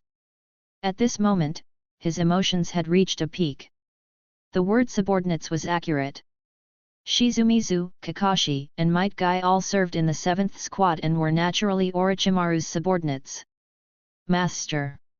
How could this happen? Uchiha Yoru, who arrived late, showed an expression of disbelief. Orochimaru responded with a hoarse, evil laugh, how could this happen? Isn't it natural? People like White Fang who are beyond control yet possess great power are naturally restricted. White Fang. When this name echoed in the ears of Kakashi and Might Guy, both were shocked and equally incredulous. Why? They knew very well that Lord Orochimaru's research, although cruel, was also carried out under orders. How could this happen? Holding his kunao, Orochimaru looked down at the 4 with his mad snake eyes, emitting an even more dangerous aura. A python, which had been patrolling around the secret base, slowly descended from the tree branches, flicking its tongue. The snake slowly crawled onto Orochimaru, who was unaware. He chuckled evilly, as you can see, my evil research has been discovered. Justice is about to prevail, and naturally evil must retreat. Hasn't it always been this way? However, At that moment, the python suddenly opened its mouth to reveal an explosive tag. Orochimaru's pupils contracted, he had no time to react. With a loud explosion, blood splattered onto the faces of the four. Lord Orochimaru. The smoke from the explosion dispersed. Orochimaru's waist was now drenched in red, but he laughed again, this time even more coldly. The third Hokage, hey! Clearly, this was a trap set by the third Hokage, who had infiltrated the base earlier with genjutsu to bewitch this snake. It was a true kill shot, laid at his most unguarded moment. Chapter 109, Fine. Hehe, third Hokage, it seems you've made up your mind. A hoarse, sinister laugh echoed in the dark forest. At this moment, Orochimaru, who was seriously injured in his waist, looked at the four people, his body gradually turning into mud. Mud clone. When did he? At the same time, the four people were shocked. Orochimaru's skill in ninjutsu must have allowed him to create the mud clone the moment he was seriously injured by the exploding tags, aided by the smoke. How could this happen? How could it turn out like this? At this point, Uchiha Shisui could hardly believe what he was seeing as Orochimaru, injured, fled. The hero of the village had run away so disgracefully, completely overturning his understanding. The third Hokage and Orochimaru have turned against each other. And he even want to kill Lord Orochimaru. All of this reverberated in Shisui's mind. Kakashi looked even paler, shocked by all of this. Just like White Fang. Is he talking about his father? Might Guy, as a regular ninja, had witnessed all this. Although he was unclear about the specifics, he was also shocked because he had heard some information due to Kakashi. Swoosh, swoosh. Figures from the Anbu flickered into view, their crisp footsteps echoing in the dark tunnel. The third Hokage, dressed in armor, slowly emerged from the darkness. Anbu, hunt down Orochimaru. The third Hokage's hoarse voice echoed in the dark forest. Everyone was filled with disbelief, including the newly arrived Anbu. After all, Orochimaru was a hero of Konoha, second only to the Hokage himself. Seeing everyone's shocked expressions, the third Hokage roared, "By my Hokage decree, Anbu, hunt down Orochimaru." No. I don't believe it. Uchiha Shisui stared in disbelief. However, the Anbu, seeing the furious Hokage, had no choice but to accept the command. And Uchiha Yoru's face turned completely pale at this moment. The third Hokage looked at the four of them coldly and yelled, "By my order, Anbu, hunt down Orochimaru, one of the three legendary Sunin." Swoosh, swoosh. The third Hokage and the Anbu disappeared. At this moment, Uchiha Yoru turned deathly pale. No. There's still a chance. At this moment, Uchiha Yoru seemed to grab onto the last straw, turning his head to look at Shisui, Might Guy and Kakashi, shouting, "Quick! The three of you go to the prison. Protect those children and deploy all members of the police force 7th Department. Drop all other tasks and assemble at the prison. As long as these children are fine, there is still a chance for a turnaround. I order this in my capacity as the captain of the department. Guard the prison at all costs. These children absolutely cannot come to harm." At this moment, the three snapped back to reality, with Kakashi being the quickest to react. "Quick! Guy, you go to 7th Department and relay the orders. Everyone abandon their current tasks and gather at the prison." And then, Uchiha Shisui, as if grabbing the last straw, nodded frantically when he heard Kakashi's words, "Yes, yes, let's go protect the children in the prison quickly, this is our last chance." At this moment, the darkness of Konoha had completely driven him to despair. Even the village hero Orochimaru could be treated this way, what about those children? If word gets out, someone will definitely take action. The cry of an eagle suddenly echoed in the sky above the Leaf Village. At this moment, every ninja in their homes, training grounds, or preparing for missions abruptly looked up. They saw a black hawk circling above and their faces instantly changed, filled with fear and shock. Something big has happened. This situation reminded them of the last time it was this dire on the night of the Nine-Tails attack. Many were struck with the memories of that frightful night, as it wasn't too long ago. Under the bright sunlight, dark spots flashed on the roofs throughout the Leaf Village. These were ninjas quickly dashing about. With the village signaling, every Leaf ninja swiftly entered into first-level alert status, all of them quickly taking their posts. Hunt down one of the legendary Sunin, Orochimaru. This was a direct order from the Anbu. Sarutobi Hiruzen, who was just about to return, saw this and was instantly enraged, shouting, "Who gave them the audacity?" If it was just his order to have the Anbu hunt Orochimaru, it would have been kept secret, at least the public wouldn't know, and there might still be a chance for Orochimaru. But now, the entire village has been notified, and the third Hokage was furious. Someone was pushing Orochimaru into a corner. Sarutobi clan. Sarutobi Hizuki, your ties with Orochimaru are deeply entangled. You should know what your surname means. Returning to the clan, the daughter-in-law of the third Hokage did not ease up but looked coldly at the elite ninjas within her family. Upon hearing these words, Sarutobi Hizuki gritted her teeth and said solemnly, "Yes. I know what to do." Meanwhile, sitting inside the room were many elders of the Sarutobi clan, all of whom revealed ambitious eyes. "Go ahead and do it boldly. Since we've already taken action, we can't hold back. If Orochimaru isn't thoroughly defeated and takes that position, you should know, the Sarutobi clan will be targeted by future Hokages." Exactly. The Sarutobi clan has completely offended Orochimaru. To put it harshly, even if someone else becomes Hokage, Orochimaru cannot ascend. I've already spread the word about Orochimaru conducting human experiments on fellow villagers. This time, if Orochimaru doesn't die, he'll at least lose a layer of skin. One by one, the leaders and elders of the Sarutobi clan spoke about the current situation. They had no choice. The moment their ambition grew to produce another Hokage from the Sarutobi clan, they had already embarked on a road of no return. Furthermore, their direct disobedience in spreading messages, along with the suspended daughter-in-law of the third Hokage who actually broadcasted information to all the ninjas in the village as the head of the Anbu, left them with no way back. Turn back? Will Orochimaru spare them if he ascends? Even if he does, the Sarutobi clan will definitely be targeted. So they can only grit their teeth and move forward, and it's clear this time that Orochimaru has been nailed to the pillar of shame.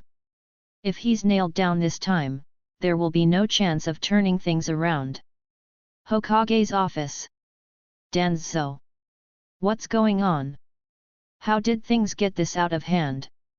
Koharu, furious at the commotion that suddenly erupted in the village, barged into the office and yelled at Danzo, who had also just arrived. At that moment, Shimura Danzo was already dealing with Mitokadu's questioning. Another complaint was the last thing he needed. I've been following the plan, this isn't my doing. If it's not you, then who? The whole village is going crazy, just look outside. Through the window, they could see black fleas everywhere in the Leaf Village. No. It was actually hordes of ninjas leaping across rooftops, causing chaos. Shimura Danzo was also stunned by the scene outside the window. Impossible.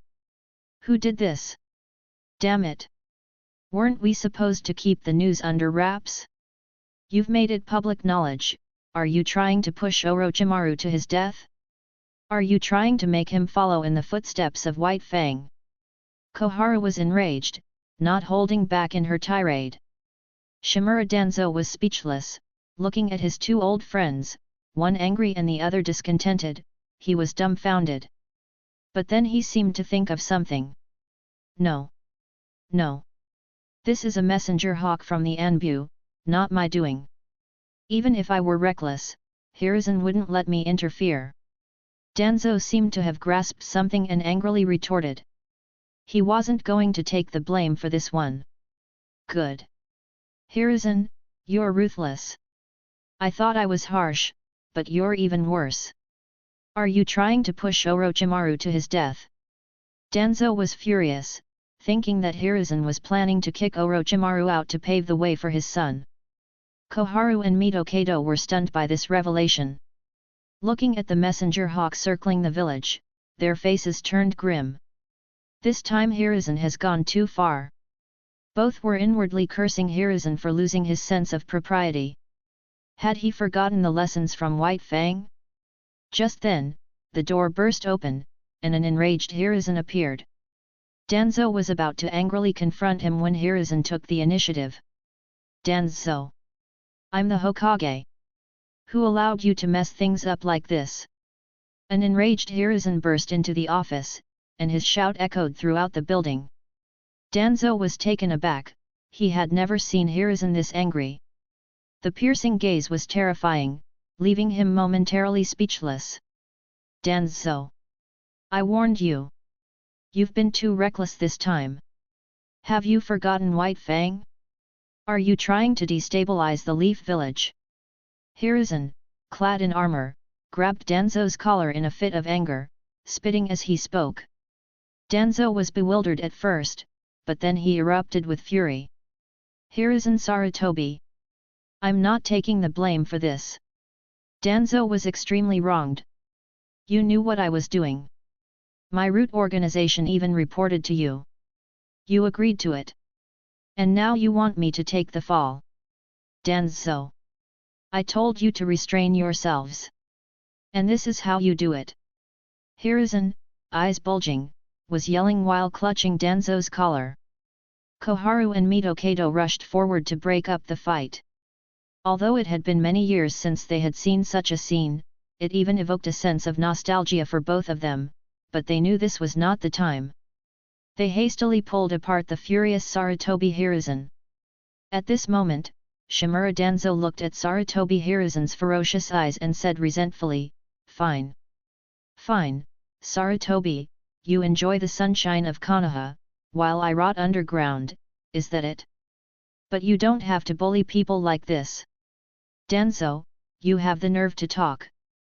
Sarutobi Hiruzen glared at Danzo angrily, while Mitokado and Koharu quickly restrained the third Hokage, yelling at Danzo, "Both of you shut up. Think about how to remedy the situation now." Outside the office, Anbu had nearly sealed off the Hokage's workspace and even set up a soundproof barrier.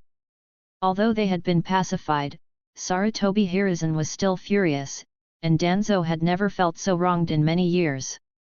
He was extremely aggrieved. "Sarutobi! We're all on the same side here, what are you acting so high and mighty for? Didn't I send you the report about dealing with Orochimaru? You agreed, and now you blame me when things go wrong."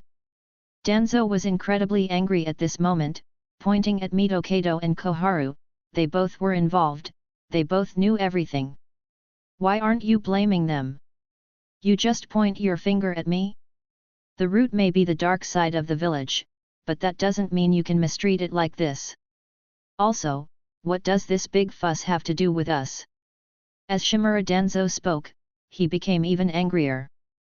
Orochimaru was a formidable shinobi of the village, a tailed beast-level threat, who would be foolish enough to force him to defect? It's your Sarutobi clan.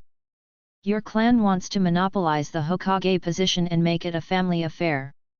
Now you're blaming me and the root? Would the root dare to do anything without your consent? Without your tacit approval, could your Sarutobi clan act so recklessly?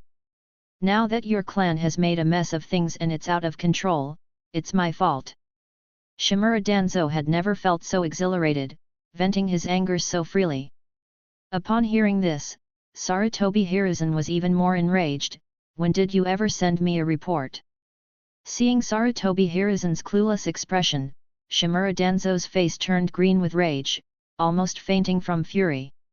"Fine. Sarutobi Hiruzen, you truly are the shining leaf in the sun, while I'm the rotten root. If it weren't for the last time when Koharu and Mitokado and even your daughter-in-law were present, I would have really been beyond redemption this time." Chapter 110, Jiraiya vs Yoru, 1. In the Hokage's office, the third Hokage Hiruzen Sarutobi looked at Danzo Shimura in shock. Mito Menma and Tense awkwardly nodded. Hiruzen almost spat out a mouthful of old blood. Danzo, you. This time, Danzo felt somewhat vindicated. He angrily took out a scroll from his robe and threw it directly at Hiruzen. Open your eyes and look at this scroll. Wasn't it I who sent it to you, only for you to have it returned to me untouched? When did I ever make my plans known to everyone? Do you think I don't regret what happened to White Fang? Don't I know how great a loss it is for the village to lose a shadow-level ninja? Now the Sarutobi clan is all over the village. Oh yes, including your ambitious and arrogant daughter-in-law who only wants to become the Hokage's wife. Danzo didn't hold back this time. His original plan was to win over Orochimaru after Hiruzen abandoned him again, making Orochimaru a weapon in his hands. Now it seemed things had gone too far, the weapon had become too dangerous, injuring people everywhere. At that moment, Hiruzen opened the scroll thrown by Danzo and his face turned red. He had been too careless. Tense and Mito Menma also realized that now was not the time for infighting and spoke solemnly, now is not the time to shirk responsibility. It's about how to deal with Orochimaru. When it came to Orochimaru, Danzo, Menma, and Tense all looked at Hiruzen. Faced with their stares, Hiruzen's face turned pale and he slumped into his chair. It's too late. Orochimaru has already fallen into darkness. He's researching the forbidden jutsus you've provided. He wants to develop an immortality jutsu. He's even acted against my Anbu. What? The three were shocked. Seeing Hiruzen's despair, they knew the matter was serious this time. All three felt a tingling in their scalps. Danzo cursed, damn it! Orochimaru defected. A Hokage candidate has defected. The village is in trouble, find Orochimaru now. How do we find him? Ten stomped his foot in anger, this is pushing him too far. If Orochimaru defects, it's no small matter. It will disturb the entire land of fire and may even cause a chain reaction. Hiruzen. This time you need to sort out your Sarutobi clan. All three spoke out.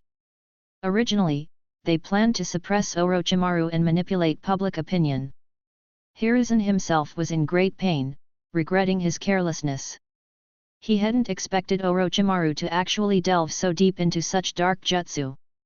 After all, in the minds of most ninjas, immortality jutsu doesn't exist. If it did, that would be godlike. Even the whole ninja world agreed, but Orochimaru, with his incredible talent, had exceeded all their expectations. He had dived in and couldn't get out. Combined with a woman's ambitions, the whole matter had been blown up, leaving no way for Orochimaru to turn back. Once he had a clear understanding of the situation, the third Hokage quickly calmed down. The current situation indicated that the entire village was about to undergo a change. Send the order, deploy 2 squads from the Anbu to hunt down Orochimaru. The Root Division must cooperate unconditionally. Although Orochimaru is injured, he's not easy to deal with. Danzo, you can't escape responsibility this time. After glaring fiercely at Danzo, the third Hokage, Hiruzen Sarutobi, suppressed all his emotions and spoke solemnly, we can't afford the consequences if a candidate for Hokage defects. The entire village can't afford it. Issue an order within the land of fire to hunt down Orochimaru with all our might. It was now beyond the point of no return, and he had to make a tough decision. Capturing Orochimaru or keeping him within the borders of the land of fire would minimize the damage. The impact of Orochimaru, a defector hiding in the shinobi world, would be severe for the Leaf Village. Hearing this, Danzo snorted coldly. He had his own schemes. This was clearly your doing, Sarutobi. If Orochimaru successfully defects, it would damage your reputation, giving me an opportunity. As for Hiruzen's successor? Humph, such short-sightedness. Hiruzen would never tolerate someone who causes this much harm to the village while vying for the position of Hokage. Danzo suddenly felt this was advantageous for him, smirking internally. Sarutobi, this failure is on you, don't blame me. Orochimaru was caught performing human experiments by the third Hokage and escaped. The news swept through the Leaf Village like a hurricane, shocking countless ninjas. Many couldn't believe it. How could this be? However, once the manhunt order was officially issued, everyone went silent. Although he hasn't been labeled a rogue ninja, it's a fact. Rumors about Orochimaru conducting experiments on villagers and losing his humanity began to spread like wildfire. All of this seemed to be pushed by a hidden hand. Though the higher UPS in the Leaf Village tried to suppress it, too many interests were involved. Many sensed that the walls were about to collapse and began to fan the flames in secret. The Sarutobi clan was doing everything they could to ensure another Hokage came from their family.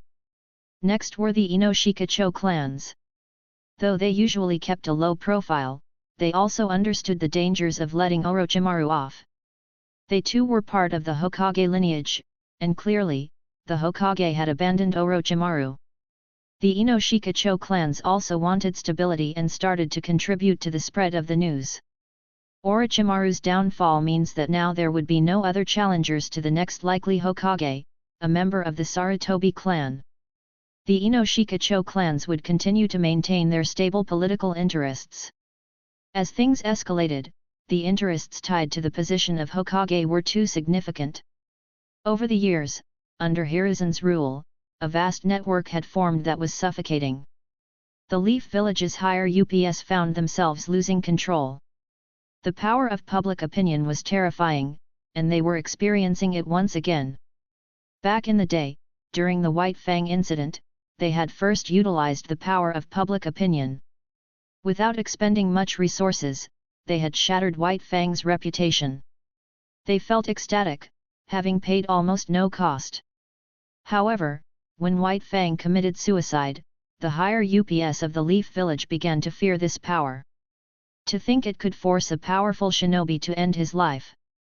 This time, Orochimaru had his reasons, but the higher UPS negligence was also a cause. He had completely lost hope in the village, diving into forbidden jutsu, and severing ties with the village. It truly was a twist of fate, no one saw this coming. Even within the Sarutobi clan, fear surfaced on the face of the third Hokage's daughter-in-law. She found herself losing control, public opinion had gone out of hand.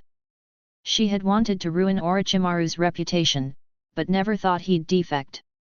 Her initial plan was simple: utterly destroy Orochimaru's reputation, leaving him no chance of recovery, then let her husband ascend to power. Wouldn't it be great if Orochimaru were then sent to guard the border? The vibrations occurring in the Leaf Village were now unknown to Uchiha Yoru, who had chased out of the village and was in a massive forest. Orochimaru, who was seriously injured and clutching his waist, showed a unique smile on his pale face. Hehe, Yoru, it seems that this time you want your teacher to demonstrate your strength. It was clear that Orochimaru had misunderstood. At this time, his emotions were extremely sensitive. He had severed all ties without any resistance, feeling abandoned by his teacher and the village, and certainly held resentment. Despite knowing the horror of forbidden techniques, they still gave it to him for their calculations. He couldn't help but resent this. Now, as they wished, he had found a new world, but no one recognized it. Master Orochimaru, Jiraiya is coming after us, Uchiha Yoru said, looking at his disheveled teacher.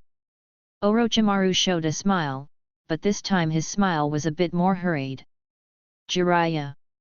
Plus himself, this student, it seemed that the situation was now dire for him. Hehe, Yoru, you're even more like a snake than I am, lurking for so long and only striking when you're sure you'll win, Orochimaru said, aware of his student's ambitions. He believed Yoru was trying to gain fame at his expense and claim his legacy in the village. Orochimaru. Just then, a loud, angry shout came down from the sky, and Jiraiya landed.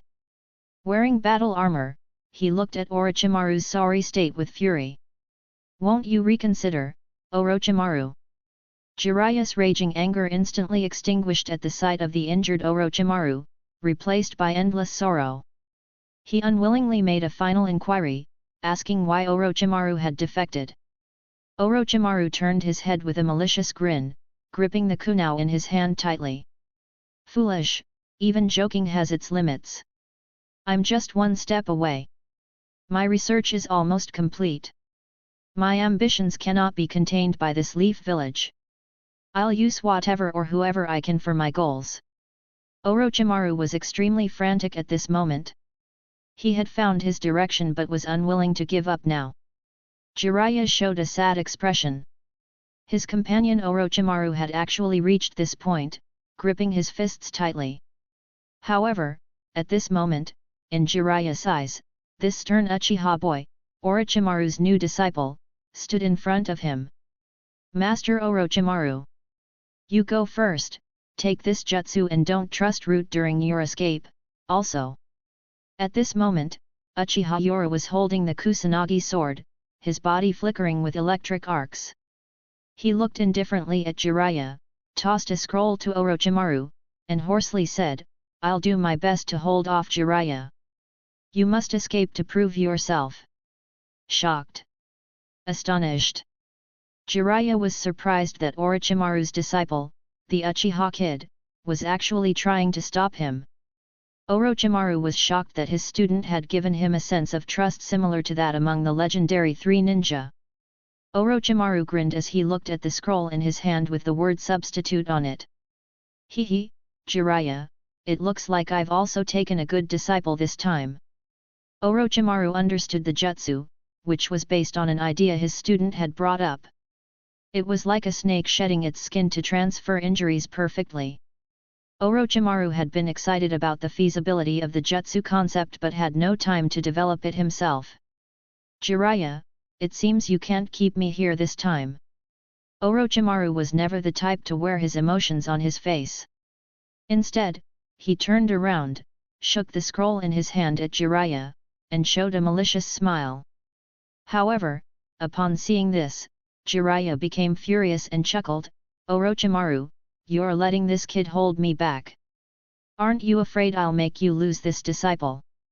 As he spoke, Jiraiya's powerful chakra surged even more, visibly flowing around him.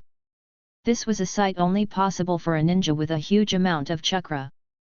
A suffocating sense of chakra oppression came, and a strong wind made their long hair flutter. Orochimaru glanced meaningfully at his student, disappointment flickering in his golden snake eyes. "Unfortunately, Yoru, this time I don't have time to see how strong you are. But to deal with Jiraiya, let me give you a helping hand." Orochimaru suddenly began to form hand seals, and seeing this, Jiraiya reflexively began to do the same. They both rapidly formed the same seals, and finally slapped the ground heavily. Chapter 111, Jiraiya vs Yoru, 2. Summoning Technique. A gigantic summoned beast shrouded in white smoke appeared in the towering forest. Two plumes of thick smoke appeared in the distant forest, followed by a rumbling sound, revealing two mountain-like summoned beasts.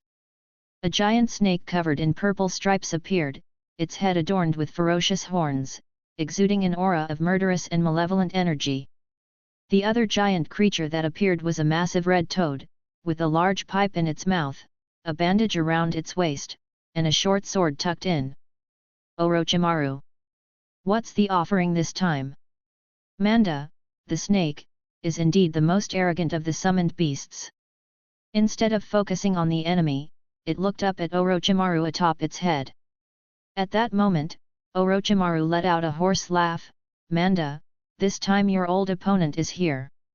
But you can act freely, just cooperate with my student, and you'll have plenty of offerings later." With that hoarse laugh, Orochimaru gave Manda a warning glance and slowly transformed into mud. Orochimaru. Jiraiya, on top of the toad Gamabunta, was furious at the mud clone of Orochimaru. Gamabunta spewed out a puff of thick smoke, annoying Manda across from him. Jiraiya, having a class reunion. Gamabunta's disgruntled voice echoed in the forest, scaring away countless birds. Jiraiya looked serious for once. Gamabunta, we need to finish this quickly and pursue Orochimaru. Let's end this fast. However, Uchiha Yoru atop Manda knew the difference in their abilities. Deciding to act first, he gathered chakra and breathed out fire. Fire style, Great Fire Annihilation. The intense flame storm, akin to a waterfall of fire, surprised even Jiraiya, the chakra level of this kid. I'll settle the score with you later, Jiraiya. Gamabuntai roared and leapt high, forcefully hitting his belly. A massive water ball erupted from him. Water style, Water Bullet. Boom! The massive water ball collided with the fire, creating a sizzling sound and a thick fog. Watch out, Gamabunta! Jiraiya shouted as he noticed Manda was missing. With nowhere to brace himself, Gamabunta cursed, Jiraiya, we'll settle this later. Toad short sword slash. A flash of cold light appeared. Just as Gamabunta was about to land, Manda's giant, ferocious head erupted from the ground, roaring, "Today, I'll eat you, giant toad. I also need a new snakeskin wallet." The two beasts roared, and the slashing short sword was caught by Manda's tough jaw. Losing the contest of strength, Gamabunta hastily let go of his sword and jumped back. Jiraiya. As Gamabunta leapt backward with a roar, Jiraiya quickly formed a hand seal, their many years of cooperation showing. Jiraiya took a deep breath, and flames erupted from his mouth. At the same time, Gamabunta inhaled deeply below, both spraying at the same moment. Jiraiya fire, Gamabunta oil. Fire release, Toad oil flame bullet. With the perfect combination of fire and oil, it was as powerful as Uchiha Yoru's earlier fire release technique. The flames formed a roaring waterfall, consuming everything in their path, creating a world of fire. Especially with the effect of oil, it was different from a simple fire release. The thick oil continued to burn on the ground and even on the streams in the forest. Within the sea of flames, the pitiful cries of countless snakes could be heard. Their massive figures seemed to be dissolving, but it was actually the thick toad oil. This combination of fire and oil was more vicious than a standard fire release. While a regular fire release could be countered by water release, this technique was enhanced by oil, making it even more formidable. Damn it! Jiraiya spotted a part of the massive snake amid the flames and yelled. Just then, the ground trembled, and the snake emerged. Stupid snake, stop being arrogant! Gamabunta roared, and as Jiraiya was about to form another hand seal, a bird's cry echoed. Too fast! Cold sweat trickled down. In that instant, a figure shimmering with electric arcs lunged forward. Kusanagi sword! Orochimaru actually gave you this! Jiraiya exclaimed as he saw the mark on his armor. Thanks to the chakra-infused metal, his arms were saved from being severed. Ding! Ding! Uchiha Yoru's Sharingan spun rapidly. Finally closing the distance, Yoru engaged in close combat, giving Jiraiya no chance to retreat. Ding! Ding! The sound of metal clashing echoed as they continued to fight, landing from the summoned beasts. Both Gamabunta and the snake roared angrily. How fast! Damn Orochimaru, teaching a student so skilled in lightning release body techniques and even revealing my fighting style. Jiraiya felt frustrated, clearly disadvantaged by the younger opponent's familiarity with his techniques. Yoru's Kusanagi sword was as fast as lightning, giving Jiraiya no room to breathe. Knowing that relentless pressure was key, Yoru continued his attack. Host, Uchiha Yoru, 3 Tomo. Chakra level, Jainin, 6.7. Chakra attributes, Fire, LV5, Lightning, LV6, Earth, LV5. Blade technique, Body technique LV7, Medical ninjutsu LV4. With training and resources, Yoru is now an elite Jainin. His chakra is 3 times stronger than a regular Jainin. Such a persistent brat, but you underestimate me. Jiraiya roared, blocking the Kusanagi sword with his left arm. With his right hand, he quickly formed a visible blue Raise Nan. Raise Nan. As the Raise Nan approached, Yoru's Sharingan spun rapidly. No time. However, another Raise Nan formed in Yoru's hand, colliding with Jiraiya's. With a loud explosion, both were blown away by the impact of the colliding chakra spheres. The two barely managed to stop after knocking down several large trees.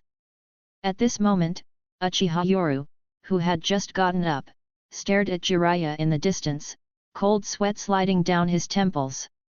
Terrifying. The Raise Nan is truly fearsome in actual combat. Even under conditions of instant casting and using only one hand, it is still an A-level ninjutsu with astonishing power. In the past, people felt that the Raise Nan was nothing special unless it had some elemental changes, but in actual combat, especially in close quarters, this instant cast ninjutsu can end a fight in an instant. After all, ninjas are a high attack, low defense profession. Brat! How can you use Raise Nan? At this moment, Jiraiya, with a sore arm, looked in astonishment at the almost unharmed Uchiha Yoru in the distance. What a little freak, he thought. His sharp eyes also noticed the reason. Is it because he's protected by the lightning release chakra mode? This kid is not simple, he has cultivated this ninjutsu to such an extent. Uchiha Yoru looked at Jiraiya in the distance. The two were too far apart, and now the opponent could freely use ninjutsu. A mocking smile appeared on his face. So, has Jiraiya-sama also decayed, learning to collude and wanting to drive Orochimaru out of the village? Haha, as expected, you are all ninjas corrupted by interests. Upon hearing this, Jiraiya squinted his eyes, recalling the words the kid and Orochimaru had said earlier. Escape to prove oneself? And the manhunt for Orochimaru seems a bit strange. Jiraiya's grip loosened a bit, revealing his idiotic smile. Haha, if there's anything, let's call Orochimaru to discuss it properly. Right? Once we talk, no misunderstanding can't be resolved. For some reason, Jiraiya's idiotic smile gave off a relaxing feeling. Maybe this is the charm of Jiraiya, one of the three legendary Sunin. However, at this moment, upon hearing Jiraiya's words, Uchiha Yoru also secretly breathed a sigh of relief. But he pretended to be indifferent, gripping the Kusanagi sword tightly. Resolve misunderstandings? Haha, Jiraiya-sama really knows how to joke. You all clearly know what Orochimaru has done, yet you pretend to be virtuous. You take all the benefits and then put all the blame on Orochimaru, forcing him to flee the village. Isn't it only after making Orochimaru a rogue ninja that you'll feel completely at ease? Seeing Uchiha Yoru angrily shout, his body turned into a flash of lightning and descended instantly. Seeing this, Jiraiya instinctively wanted to use ninjutsu but quickly held back. He took two kunai from his pouch and began to fight the boy who seemed impulsive and extreme. Kid, what are you even talking about? I, the Toad Sage, can't understand any of it. Although Jiraiya was anxious to catch up with Orochimaru, he knew that understanding the current situation was crucial. Only by knowing everything would he understand any secrets involved, as if Orochimaru was bearing some kind of injustice. Don't understand? Ha, of course you don't. Uchiha Yoru, holding the Kusanagi sword, was going all out. Each strike was at full force, as if he was using lethal techniques continuously. Do you understand would release plan? Jiraiya, who was about to counterattack, quickly held himself back after hearing the boy's furious roars. He chose to let the kid vent and find out what information he had. Do you understand the wood release ninjas we researched for you? Do you understand the forbidden jutsus we researched for you? You don't understand anything, but somehow you know that Orochimaru becoming the fifth Hokage would harm your interests. Jiraiya's face changed dramatically as he listened to Uchiha Yoru's furious shouts. He was both shocked and angry. What did all this mean? No wonder something suddenly happened to Orochimaru. His teacher, the third Hokage, told him to return to the village because Orochimaru had gone astray. At this moment, he seemed to have understood something. Thinking of his teacher and the current situation in Konoha, Jiraiya felt a surge of anger. He also realized his teacher's autocratic political views. Anyone who disagreed was considered to be against the will of fire. In his heart, his ideas were always the most suitable for Konoha, and other wills would only plunge Konoha into chaos. Even if Orochimaru had to step down from the position of Hokage candidate for this reason, did it have to go as far as utter annihilation? Chapter 112, Jiraiya vs Yoru, 3. Outside the Leaf Village, the ground shook and mountains quaked under the clash of the giant beasts Manda and Gamabuntat. These massive summoning creatures are like war machines. Naturally, the commotion attracted numerous leaf ninjas, all of whom thought that Jiraiya had caught up with Orochimaru and was engaging him in a Sunin-level battle. Clang! Clang! In the midst of their intense fight in the forest, Jiraiya's hands felt numb. He looked up in astonishment at the youngster before him. "Kid, you haven't learned any of Orochimaru's moves, have you? Why not join me and Lord Gamabuntat?" Though Jiraiya appeared unserious, he had his own unique combat style and charisma. His casual demeanor seemed relaxing but was actually aimed at gathering more information. Hidden Shadow Snake Hands. Just as he finished speaking, several venomous snakes burst out from the opponent's sleeves, mouths gaping wide and attacking like lightning. Jiraiya was alarmed and angry. "Kid! You act without warning." Jiraiya's quirky fighting style easily lowered people's guards. Even Uchiha Yoru, who was in the midst of combat, felt surprisingly at ease. He was secretly amazed. The Sunin truly were unique, each with their own special fighting styles. "Jiraiya! Stay here!" Facing the impassive youngster, Jiraiya tried to defend and counter while smiling. "Kid, I'm one of the Sunin and your teacher's teammate. Let's go back to the Leaf Village and sort things out, okay?" Seeing Jiraiya still trying to play mind games, Uchiha Yoru feigned anger and shouted, "Shut up! Go back to the village? To be betrayed again? Orochimaru trusted you too much. And now look what happened. Can the village ever be cleaned of this stain? Do you plan to force my teacher like White Fang to commit seppuku?" Enraged and feeling betrayed, Uchiha Yoru's Sharingan spun wildly. Jiraiya was taken aback and felt a surge of anger himself. Orochimaru! White Fang! Damn these old folks! Danger! In the middle of their clash, the force suddenly increased. Jiraiya's kunai was cut, and he had to use his metal arm guard to block the incoming sword. The force of the impact increased exponentially, and he was kicked in the abdomen. Boom! Jiraiya grunted as he was sent flying dozens of meters. He rolled and finally stood up, angered. "Kid! I'm getting serious now. Fire style, flame bombs." Jiraiya, who had just landed after a flip, had already completed his hand signs. A huge fireball was ejected from his mouth. Seeing this scene, Uchiha Yoru's pupils shrank. Cage-level experts have too strong a grasp on ninjutsu. Uchiha Yoru also formed seals and smacked the ground, raising a thick wall of earth with snake head engravings. Earth style wall. Jiraiya admired the kid's quick reflexes and casting speed. His flame bomb was no ordinary fire jutsu, it contained chakra oil that could cause wide-ranging damage upon exploding. The flame bomb struck the earth flow rampart, destroying the snake head carvings. Jiraiya couldn't help but twitch his mouth. "Kid, you're quite artistic, like Orochimaru." However, before his words had even fallen, Jiraiya's pupils contracted, and he cursed in shock.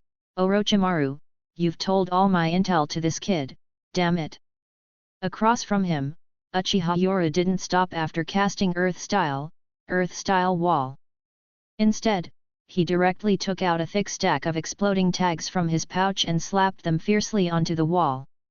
Then, with a backflip and landing, he clapped his hands hard on the ground, raising an even larger earth wall. As the earth wall rose, unlike the previous one, this time it was bigger, thicker, and most importantly, it was not connected to the ground. Uchiha Yoru then pushed the massive earth wall in front of him with great force. The wall, with a rumble, was propelled forward, colliding with the wall in front. At the same time, the exploding tags flickered with bright light. Boom! Under the enormous booming sound and the powerful explosion from the tags, the earth wall in front was blasted into fragments. Jiraiya's eyes widened in shock as he saw the debris, soaked in his fire-style, flame bomb oil, raining down like a meteor shower.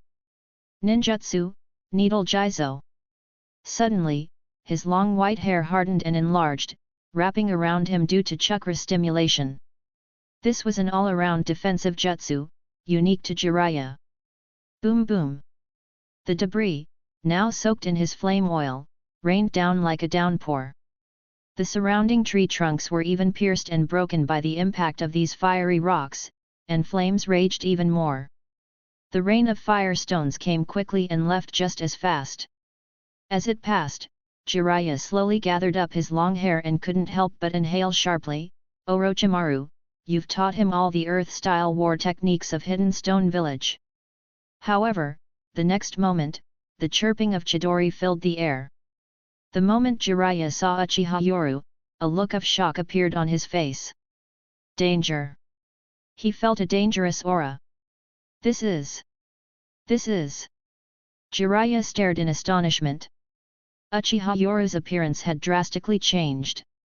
The curse mark around his neck had spread across half of his body, especially his face, which was covered in flame-like patterns.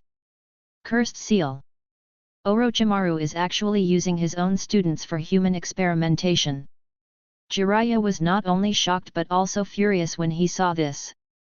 He knew that human experiments were the dark underbelly of every large village, something he couldn't stop. But he absolutely would not allow experiments on his own people, as it went against his ninja way. Heaven's Cursed Seal, Stage 1. At this moment, Uchiha Yoru displayed an evil smile. Under the power of the Cursed Seal, his speed and strength increased substantially. Though not perfect, the power was genuinely immense. Human experiments? Haha, aren't you guys doing the same using your village's ninja? As if influenced by the Cursed Seal, Uchiha Yoru's aura became even more malicious and cruel. After roaring, his figure turned into a flash of light. Jiraiya was shocked at this moment, aware that the other was referring to the higher UPS. Facing an enhanced Chidori attack, Jiraiya also became more serious. If he was careless now, he might actually get hurt by this kid, who now had the ability to injure him. He also understood why the kid's strength had suddenly increased. It was all due to the Cursed Seal's enhancement. Earth Release, Earth-Style Wall. Clapping his hands together, a thick, heavy earth wall appeared in front of him. But it was easily pierced by a lightning-fast attack, barely slowing down the figure behind it. As Uchiha Yoru looked around tensely for a sign of Jiraiya, he suddenly heard Jiraiya's sneering laughter in the distance. Haha, kid, let me teach you something today. A strong ninjutsu is useless if you can dodge it. However, just as Jiraiya was laughing proudly, a voice roared angrily, Jiraiya! If you don't come and help, I'm leaving. Damn it!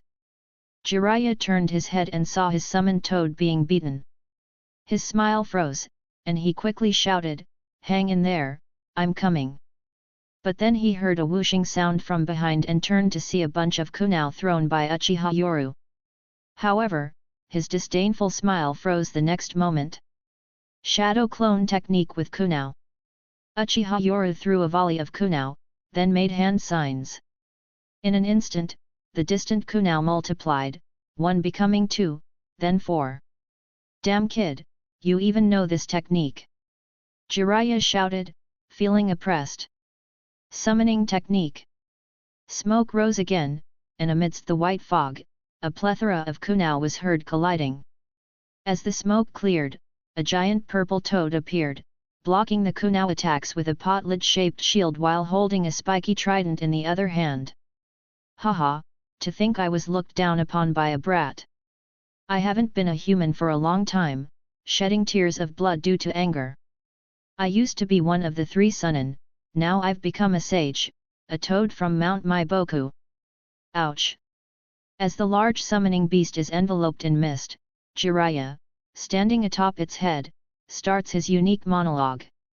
His antics come with a touch of comedy as he loudly shouts, reminding one of a comedic actor. Suddenly, the summoning beast wobbles, causing him to lose his balance and fall flat on the toad. From a distance, Uchiha Yoru experiences an eye twitch watching the scene.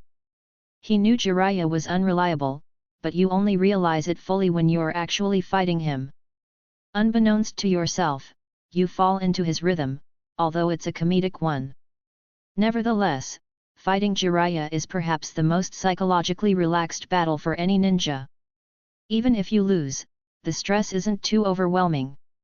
Perhaps this is the charm of Jiraiya.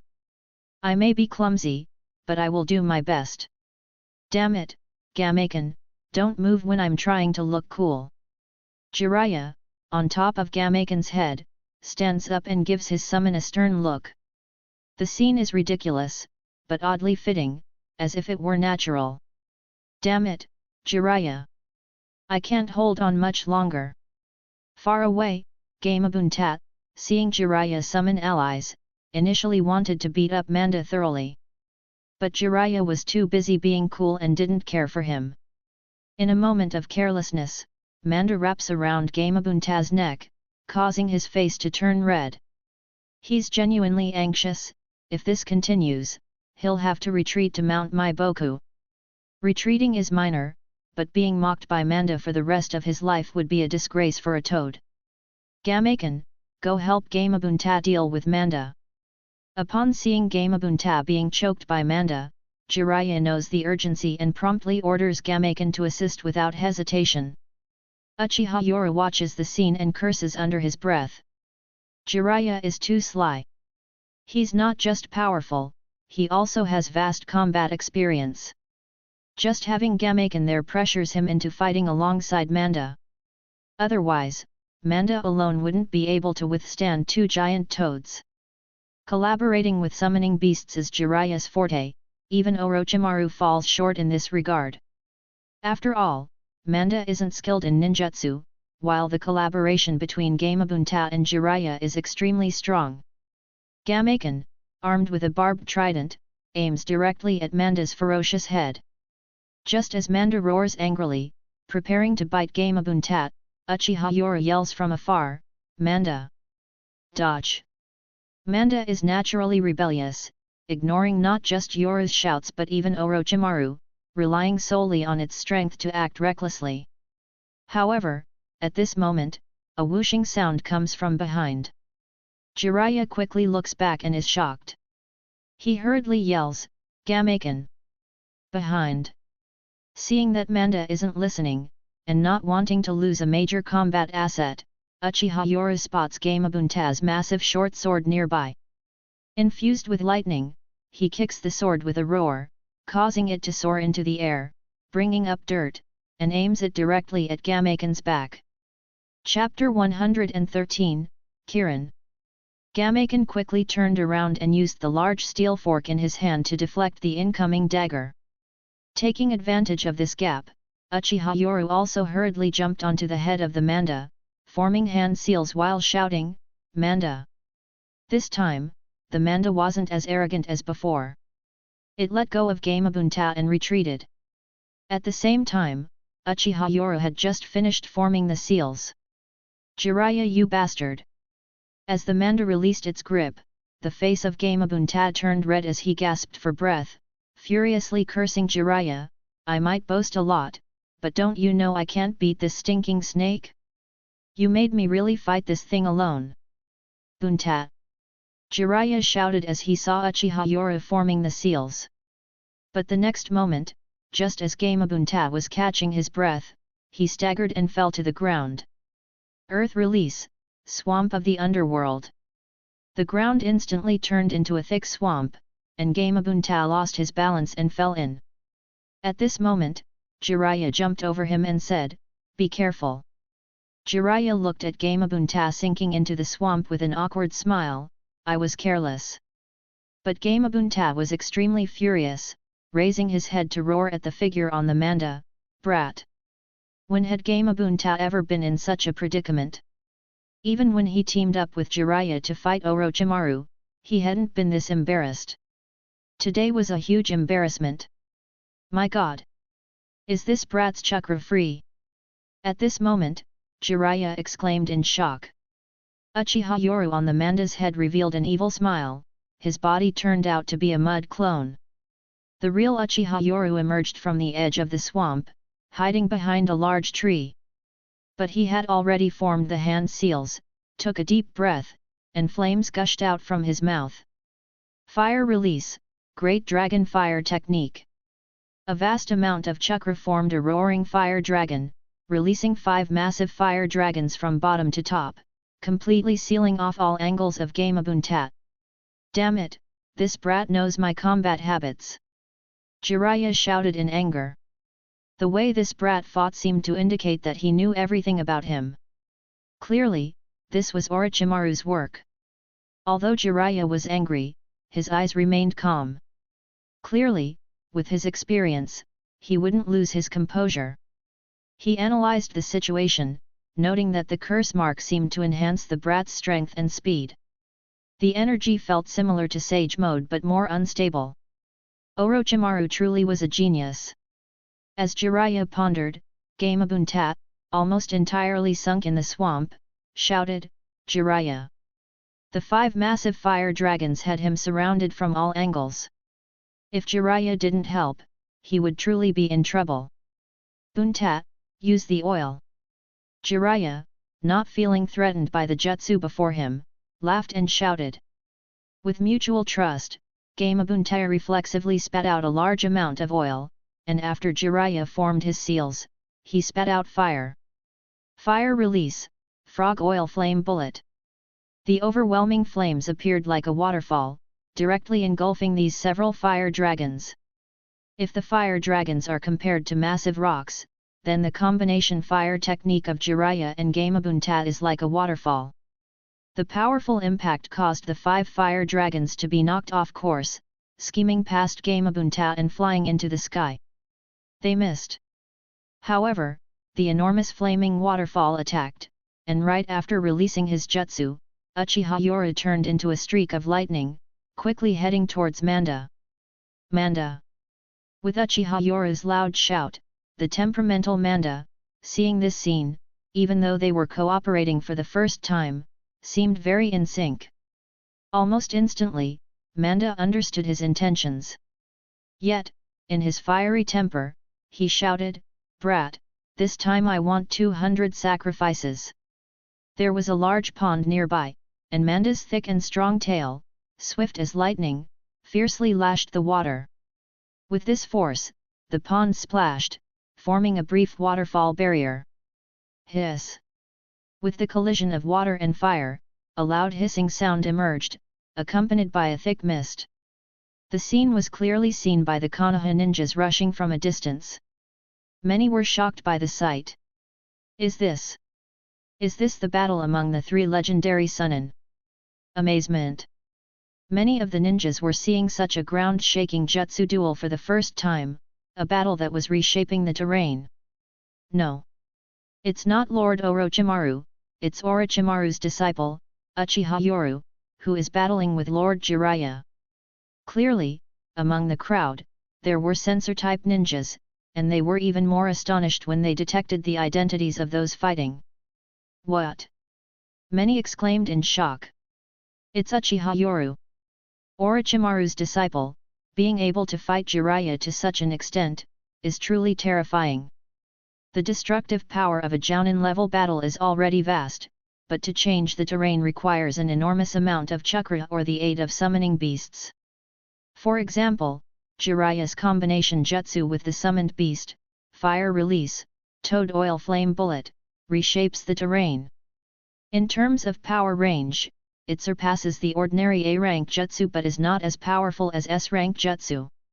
Still, in battle, it's a very formidable jutsu, specifically designed for large-scale wars. Jounins do not have an abundant amount of chakra. In the anime, Kakashi once mentioned he could only release his Chidori 4 times a day. Kakashi's chakra might seem limited, but when compared to regular Jounins, it's quite plentiful. Moreover, Kakashi's chakra is not scarce, it's just that his Sharingan continually consumes it, preventing him from being at full chakra. Uchiha Yoru's chakra is almost 7 times that of Kakashi. With the enhancement of the curse mark's first state, even though it's not its full power, the natural energy entering his body also amplifies his jutsu's strength. From the very beginning, Orochimaru was aware of the chakra disparity between them, so he chose to help with the summoning, considering the vast chakra consumption. From the start of the battle, the following jutsu have been released: Fire Release, Great Fire Annihilation B rank, Raise Nan A rank, Hidden Shadow Snake Hands C rank, Earth Flow Wall B rank, Shuriken Shadow Clone Technique A rank, Chidori A rank, Fire Release, Great Dragon Fire Technique B rank, and many more. Though the 2 fire techniques are B rank, they consume quite a bit of chakra.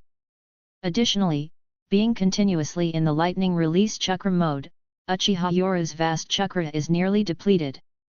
Brat, how much chakra do you have left? Gamabunta and Gamaken descended from the left and right, and the Sunin ninjas, Jiraiya, looked solemnly at the fading figure in the distance as the mist cleared. Uchiha Yoru, standing atop Manda, was panting heavily, drenched in sweat. At some point during the previous evasion, a stone had cut his eyebrow, causing blood to obscure one eye. The surrounding landscape was devastated, bearing the scars of a great battle. Flames from ignited oil still burned in the forests, casting dark shadows everywhere. Brat, you're already very strong for your age, Jiraiya remarked, nodding in admiration at Orochimaru's prized disciple. The boy had vast amounts of chakra, was skilled in ninjutsu, excelled in body techniques, and was adept at illusionary techniques. Thinking of the boy's 3 Tomo Sharingan, Jiraiya couldn't help but shake his head. If this kid grows up, he might become a formidable adversary. Dark clouds began to cover the sky, seemingly foreshadowing significant events in Konoha. From a distance, a group of Konoha ninjas approached, clearly shocked. From their perspective, the aftermath of the battle was evident, and it was clearly beyond the capabilities of an average jonin. Eager to know the truth, Jiraiya, with a hearty laugh, addressed Uchiha Yoru, "Brat, you're impressive for your age. Now, can you tell me about Orochimaru?" Regarding the things Orochimaru had said during their confrontation, Jiraiya might have had doubts about the immortality technique, but he couldn't entirely dismiss Orochimaru's ninja way. As for being ruthless, Jiraiya chuckled. No ninja had the right to claim another as cruel. However, harming fellow villagers was crossing a line. Uchiha Yoru, gasping for breath atop Manda's head, looked at Jiraiya and smirked coldly. "Lord Jiraiya, you want the truth? I can tell you, but I doubt you're ready to face it." Jiraiya, despite his goofy demeanor, was astute.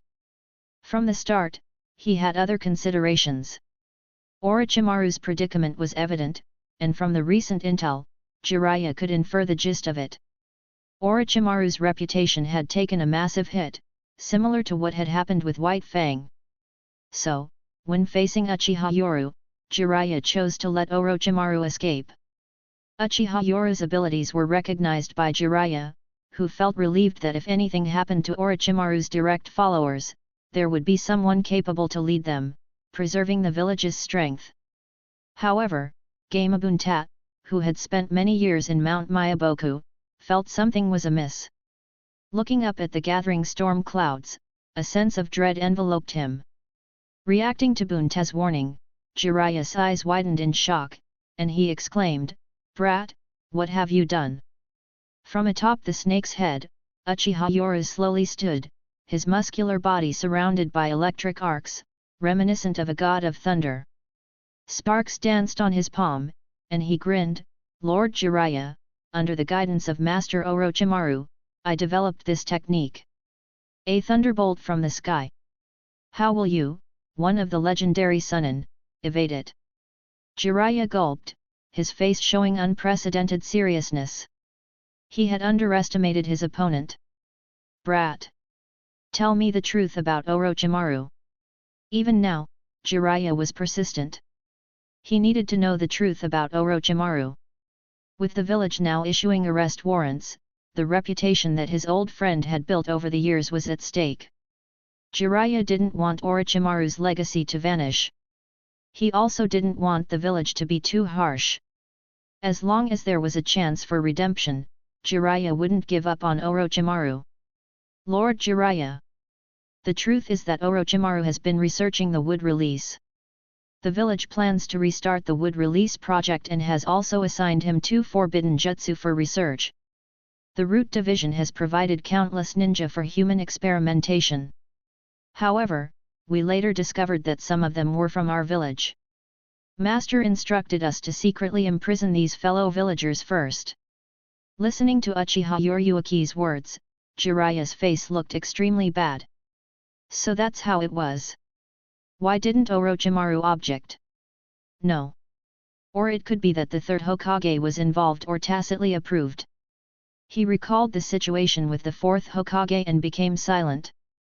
Back then, he also agreed with the third Hokage's political ideals. The hidden leaf needed stability, so he stood by his own disciple, Minato. The third did the same, and in the end, Orochimaru failed. Now, once again, the village's abandonment, the master's abandonment, and the temptation of immortality, Orochimaru chose to watch with indifference. If the village and the third chose to support him, he would move forward. If they abandoned him, he would sever all ties. Jiraiya knew Orochimaru's nature, but precisely because of this, he felt even more anxious. Orochimaru was really capable of anything. By the way, some time ago I visited the third Hokage and placed a scroll report about the Root Division secretly using village ninja among the gifts.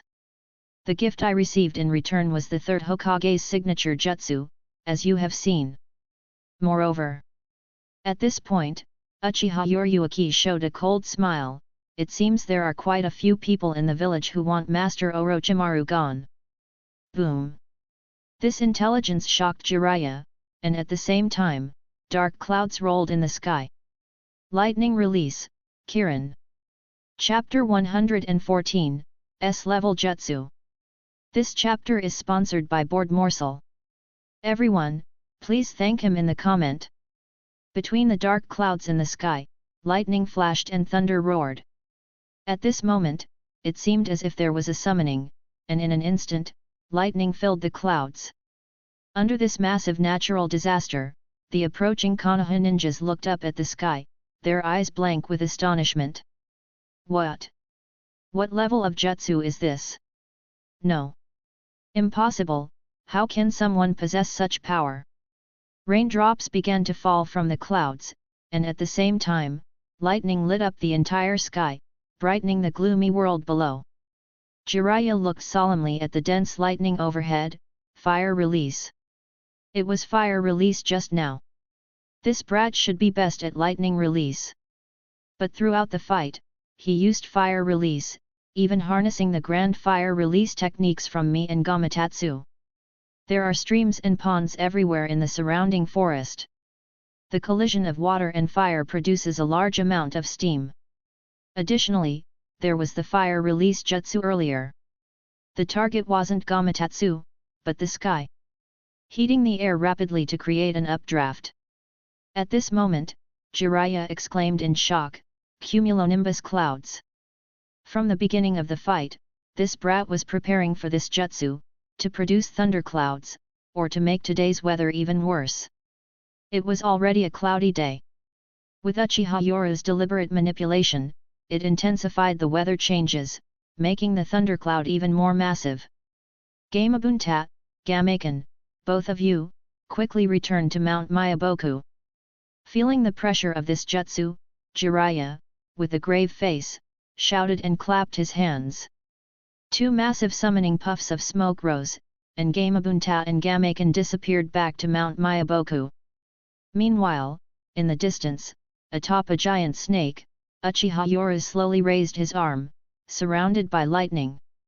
Instantly, all the lightning in the sky seemed to come alive, seemingly under his command, taking the form of a mythical beast that only exists in stories. At this moment, the vast change also made all the ninjas of the Konoha feel the pressure from nature. They looked in shock at the lightning-filled clouds in the distance. Meanwhile, Orochimaru, who had already traveled far, glanced sideways in the forest, looking at the lightning and thunder in the sky, slowly curling the corners of his mouth into a raspy smile. Hehe, Yoru, I didn't expect you to have grown this much, completing this jutsu. I look forward to the day we both reshape this ninja world together. The continuous rain gently falls, extinguishing the flames in the forest. However, amidst the rain, Jiraiya, with his hands clasped together, looks extremely serious. This ninjutsu has reached S class, especially when harnessing the power of nature. Its power is terrifying. What's more significant is that this technique barely consumes any chakra, instead, the caster acts as a conduit. Brat! You're just like Orochimaru, both unparalleled geniuses in ninjutsu, to have developed such a terrifying technique, Jiraiya remarks. Even though Jiraiya finds himself in a dangerous situation, he can't help but admire the genius. Indeed, just like Orochimaru, this technique has elevated the young ninja's threat level. S-class ninjutsu is a rare skill among the 5 great nations. Many techniques of this class are even considered forbidden. Although mastering them might grant immense power, they also inflict significant damage to the user. Hence, S-class ninjutsu that doesn't harm the user is an even rarer commodity. The difficulty of mastering S-class ninjutsu is immense. An average Jonin mastering 1 or 2 A-class techniques is impressive. Even for someone of Jiraiya's stature, the standard attack technique is a B-class ninjutsu, and A-class is considered a finishing move. After all, ninjas, being offensively strong but fragile, are susceptible to being defeated quickly, as seen when the first Hokage defeated Madara Uchiha. Among Jonin, A-class techniques are considered secret lethal moves. S-class, without a doubt, is even beyond that. Some Jonin might spend their entire lives trying to learn a single S-class technique without success. This brat's talent in Raiden, lightning release, is simply abnormal, Jiraiya couldn't help but mutter. Even though this technique cleverly harnesses natural forces, its affinity and control over the lightning element are monstrous. Standing atop a snake, Uchiha Yoru raises his arm, surrounded by lightning. With the thunderous backdrop, his figure exudes an overwhelming dominance. This jutsu is a lightning strike from the heavens, named Kirin, said Uchiha Yoru, his face cold. Guiding the lightning with his hand, the skies respond as if summoned, gathering thunder and lightning, breaking the dark clouds to reveal a monstrous thunder beast. For a moment, the world is blinded by a bright light, causing those looking in its direction to shield their eyes. Boom! First, the blinding light illuminates everything, followed by a deafening thunderclap. After the explosion, the thunderclouds seem to have been drained, leaving only the drizzling rain. The thick smoke on the ground gradually dissipates in the rain. When countless Konoha ninjas arrive at the scene, they all show looks of horror. Standing on top of the massive snake, Uchiha Yoru is panting. With the 3 tomo of his Sharingan rotating, he looks down on everyone with pride. At this moment, his stature seems immense, no longer the Jonin who needed the reputation of the legendary 3 Sunin. In this battle, he proved himself with his own strength and demonstrated his power to the entire Konoha. Lord Jiraiya. Many Konoha ninjas looked angrily at the dissipating smoke. When a familiar coughing sound came from the smoke, everyone showed a look of joy. Cough cough, brat, your ninjutsu is truly terrifying. Do you know that you almost hit me, an old man? As the lingering smoke cleared, Jiraiya was seen slowly forming seals with both hands. It turned out that he summoned the stomach of Gamabunta at the last moment. However, after the ninjutsu attack, as he dispersed his own technique, he looked to one side, a touch of affection flashed in his eyes. But true to his nature, he immediately adopted an exaggerated demeanor. "Brat, do you know how dangerous this technique is?" Jiraiya shouted loudly, relieving many of the Konoha ninjas. However, many discerned the real situation. The previous ninjutsu was indeed terrifying, but the target was not Jiraiya but the ground next to him. Even though it affected him, it was clear that Jiraiya saw it coming. "Brat! You!" At that moment, Manda glared with snake-like eyes at this terrifying technique, feeling a sense of apprehension. This youngster possessed potential akin to Orochimaru. "Uchiha Yoru! You dared to attack a fellow villager, and even Lord Jiraiya. Do you also plan to defect like Orochimaru?" At that moment, a special jonin from the Sarutobi clan stepped forward to accuse him. However, a flash of lightning passed, and many people exclaimed in alarm.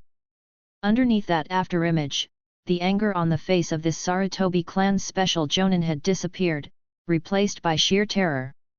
The Kusanagi sword was already slowly resting on his neck. Uchiha Yoru's speed exceeded everyone's imagination. Jiraiya from afar shouted, "Brat, don't be reckless."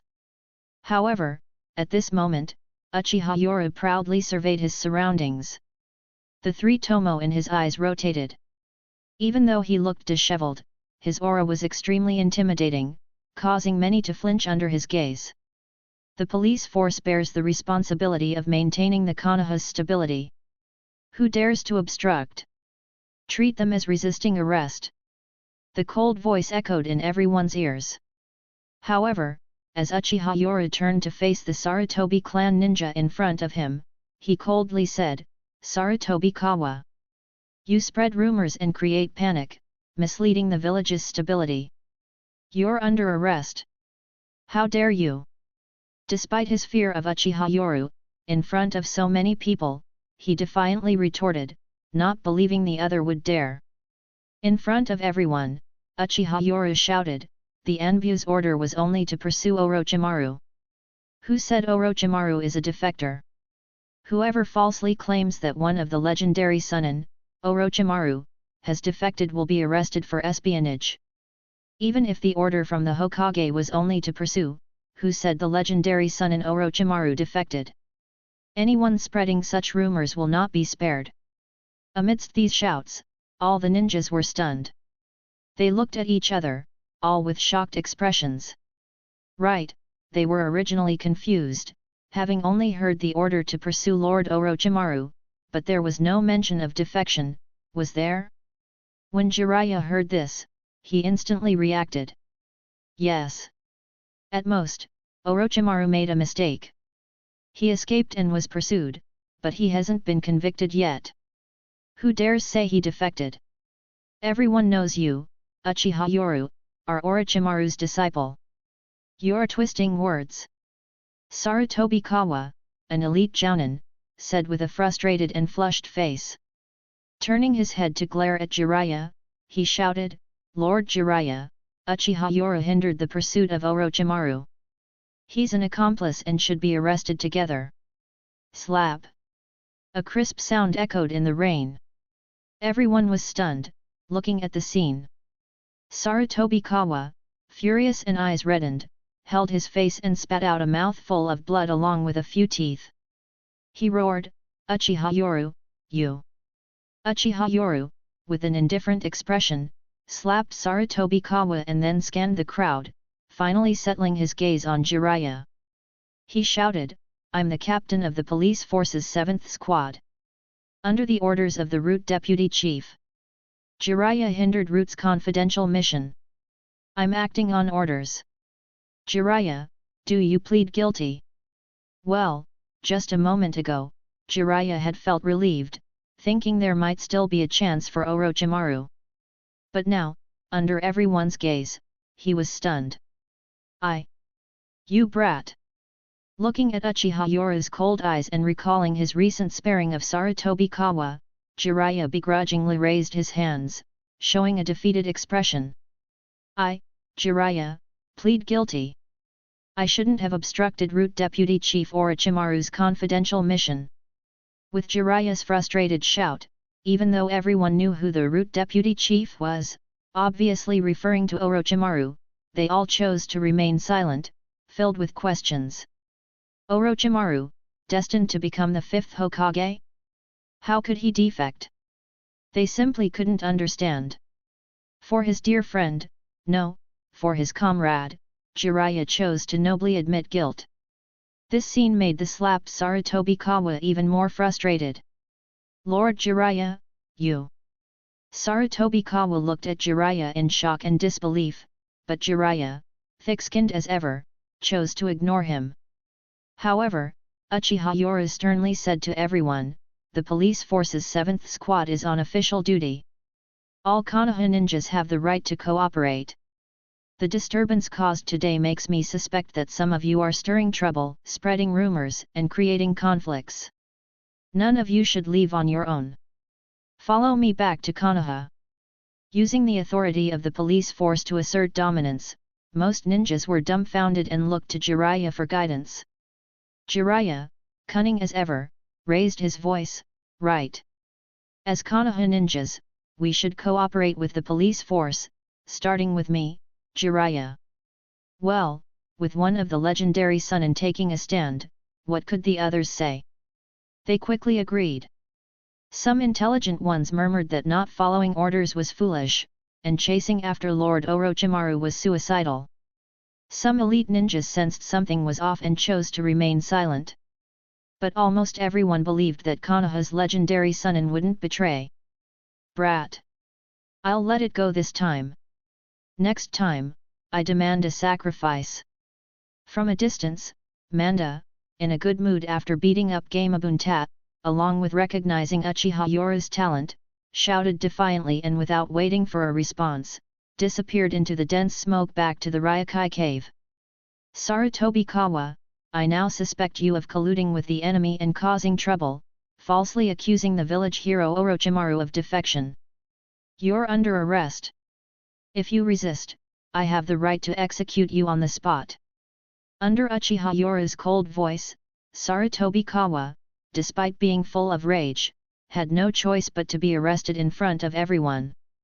Thus, a massive pursuit squad was taken back under Uchiha Yora's authority. But on the way, Uchiha Yora said something that shocked Jiraiya. Lord Jiraiya, I hope you can prove you weren't involved in this. Looking at Jiraiya, a panting Uchiha Yora whispered, recently, I received a gift from the Sarutobi clan. It contained intelligence that can prove Master Orochimaru's innocence. These words stunned Jiraiya. Amidst the returning team under the rain, Jiraiya discreetly made hand signs, unnoticed by most. Chapter 115, Jiraiya.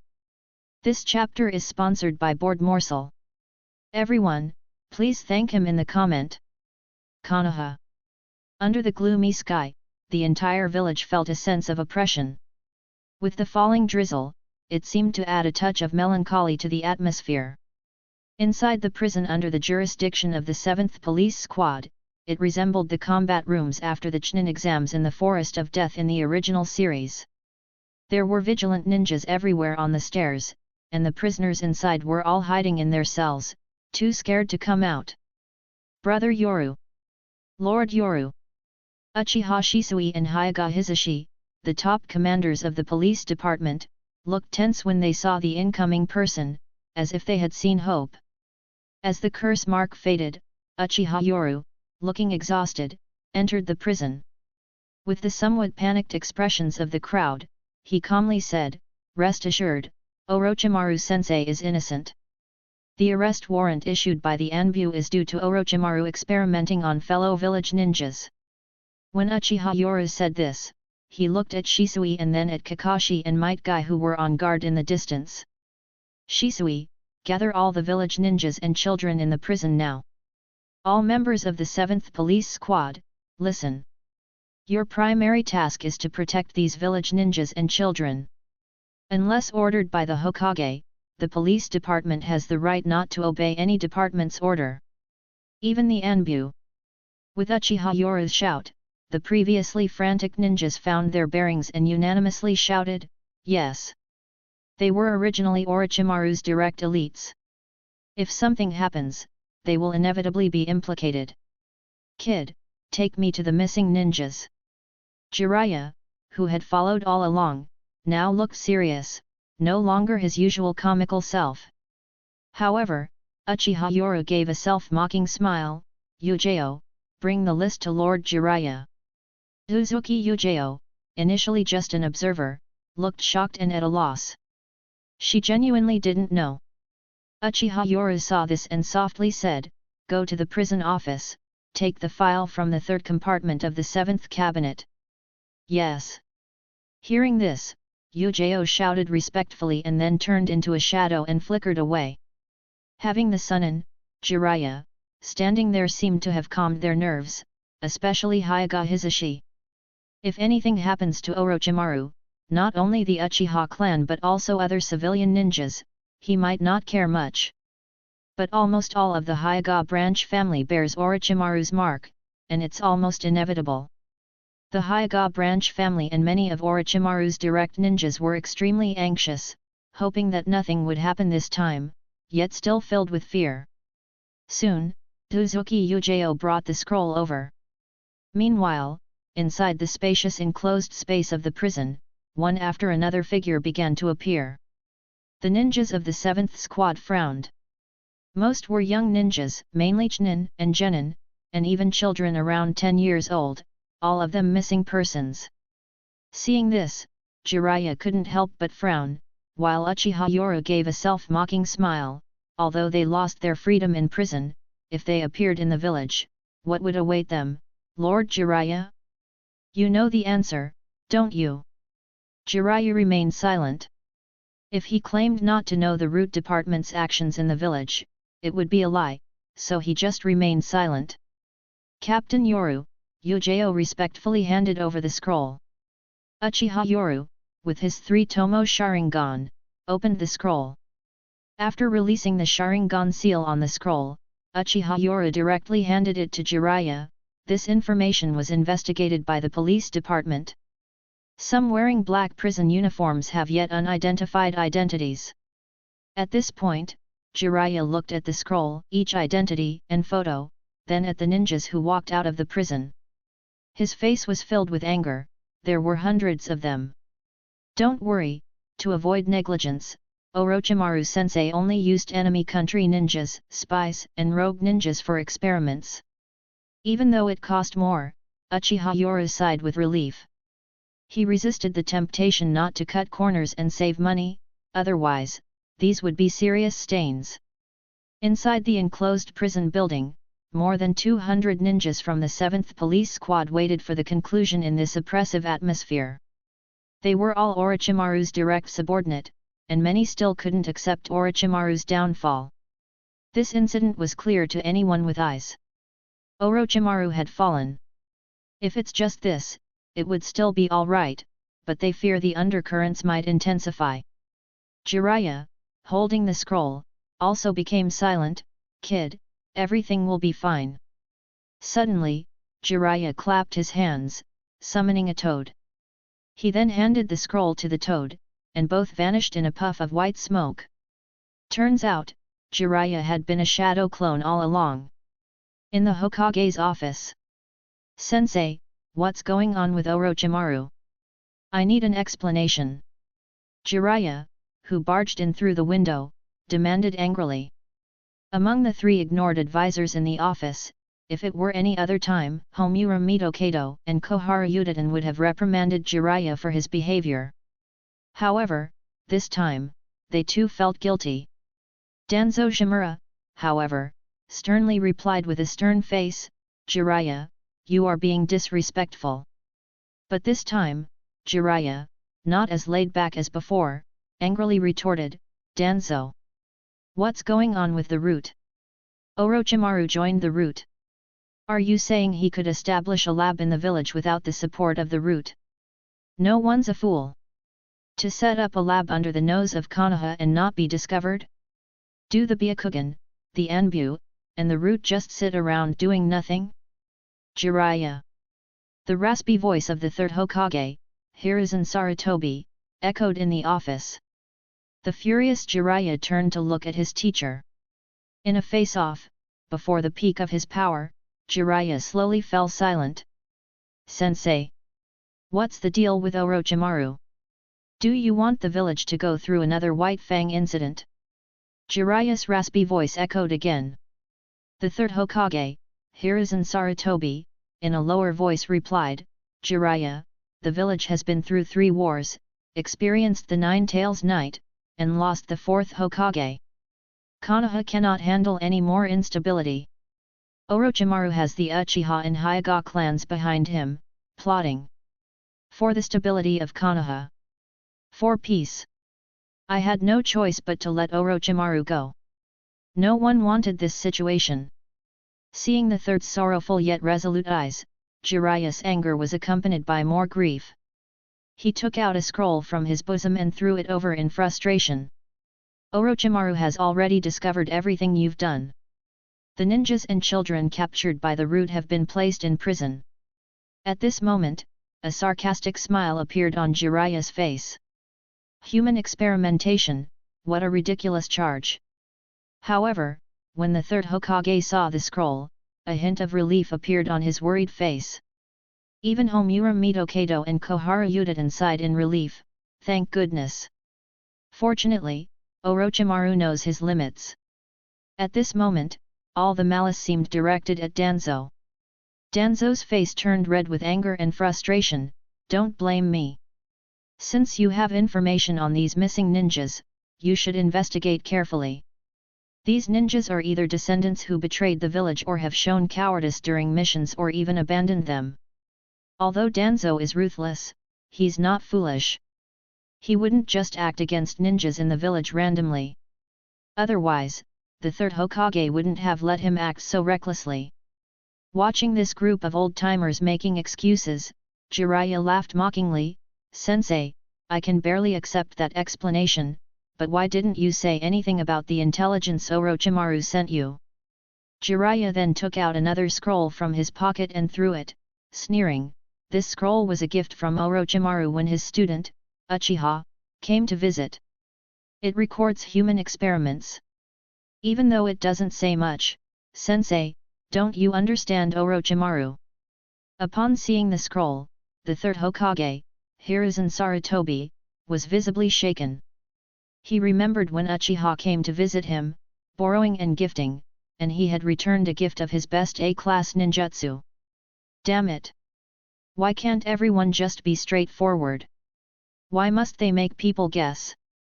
At this moment, Hiruzen felt incredibly frustrated. Who could have imagined that the scroll would be hidden in a gift box? Frustrated and angry, he turned to look at Danzo, who glared back as if saying, "It was your plan that you approved without even looking." In that moment, Hiruzen felt the world was full of malice, as if everyone was against him. Jiraiya, unaware of his mentor's anger, said sorrowfully, "Orochimaru probably knows your decision, Sensei. He just wants you to speak up." "But you, Sensei!" Jiraiya angrily shouted, "Do you want to force Orochimaru into a corner?" The third Hokage felt dizzy, realizing his oversight had caused all this. Meanwhile, Orochimaru had hinted at him early on, but he didn't notice.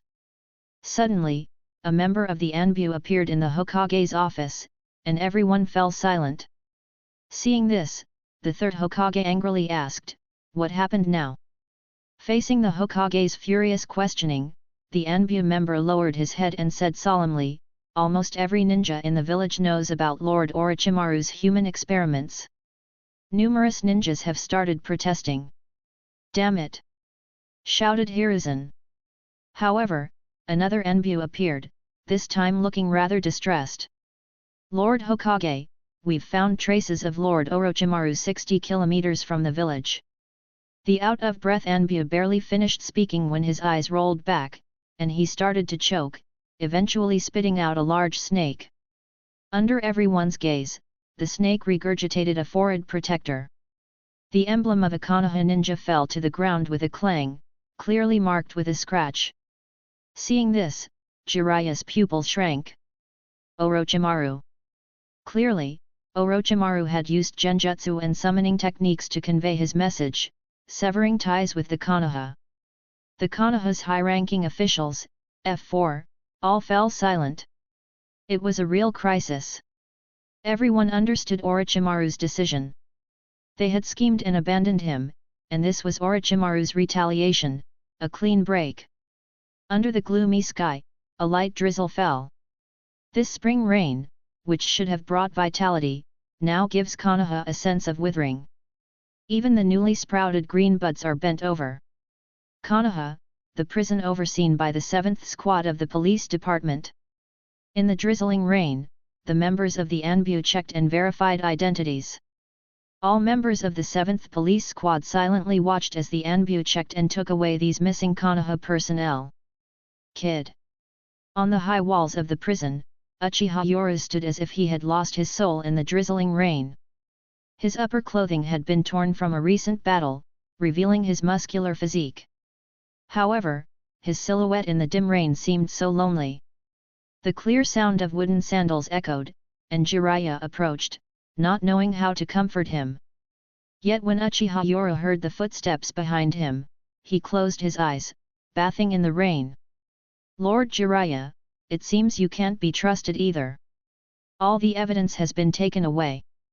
Orochimaru's last hope has been buried by one of the 3 legendary ninjas, said Uchiha Yoru, his mouth slowly curving into a self-mocking smile. Orochimaru-sensei once said that there was only one fool in Konoha who always believed in him. Sadly, I think sensei guessed wrong. Jiraiya, also standing in the rain, fell silent. He looked up at the sky covered with dark clouds and muttered, "Throughout life, there are many choices made out of helplessness. No matter what, Orochimaru's human experimentation has spread throughout Konoha, extinguishing his hopes of becoming the Hokage. Human experimentation could be done, but not out in the open. The Sarutobi clan revealing this matter is a complete negation of Orochimaru's hopes. Konoha needs stability." Jiraiya's words echoed in Uchiha Yoru's ears. He responded with a mocking smile, "Stability? So, all of this needs Orochimaru-sensei to bear the burden? After all, a Hokage candidate conducting secret human experimentation, and the current Hokage's family suppressing their own villagers. If all of this gets exposed, the village's turmoil will be even greater, right?" Hearing this, Jiraiya became silent. He was angry and unwilling. But facing the current situation in Konoha, a decision had to be made. If everything was exposed for the sake of feeling better, Konoha would plunge into unprecedented chaos. Someone needed to oversee the bigger picture for Konoha. Therefore, after his anger, he chose to remain silent. The issue with Orochimaru alone had already shaken Konoha, there couldn't be any more. "I will stay with the 7th Police Squad for some time." Jiraiya made his choice. By personally stepping in with the 7th Squad, he also ensured the protection of Orochimaru's loyal followers from persecution. Chapter 116, Elite Meeting. This chapter is sponsored by Terrence Smith. Everyone, please thank him in the comment. Under the gloomy drizzle, Jiraiya left. At the same time, his actions brought a sigh of relief to many in the 7th Police Division. This time, they had the backing of another of the 3 legendary Sunin, Jiraiya, although it was merely to protect them. Nevertheless, they managed to avoid danger. Konohagakure, Hidden Leaf Village. One of the 3 legendary Sunin, Orochimaru, was discovered by the 3rd Hokage conducting forbidden human experiments in secret. After escaping from the Hidden Leaf, the decision was made to classify Orochimaru as an S-rank dangerous ninja, and he was expelled from the Hidden Leaf Village, forbidden to return. Any ninja from the Hidden Leaf encountering him can abandon their mission and flee without facing any penalties. The knowledge, techniques, and ninjutsu possessed by Orochimaru were treasures of the Hidden Leaf. The 3rd Hokage initially let him go, then sent Anbu to assassinate him. Perhaps it was this hesitation that made the decision firm. However, this time was different. The ninjas in the village were not subjected to experiments and were all still alive and well. Additionally, the matter involved the Foundation, the Sarutobi clan, and the senior advisors of the Hidden Leaf. Even the third Hokage was culpable for oversight. Therefore, to prevent instability, the matter was downplayed. Since the establishment of the Hidden Leaf Village, this was the first announcement of someone being labeled an S-rank dangerous ninja without openly acknowledging them as a rogue ninja. There was also a gag order on this matter. Most of the elite ninjas were aware of some details and chose to remain silent. Orochimaru's situation was peculiar.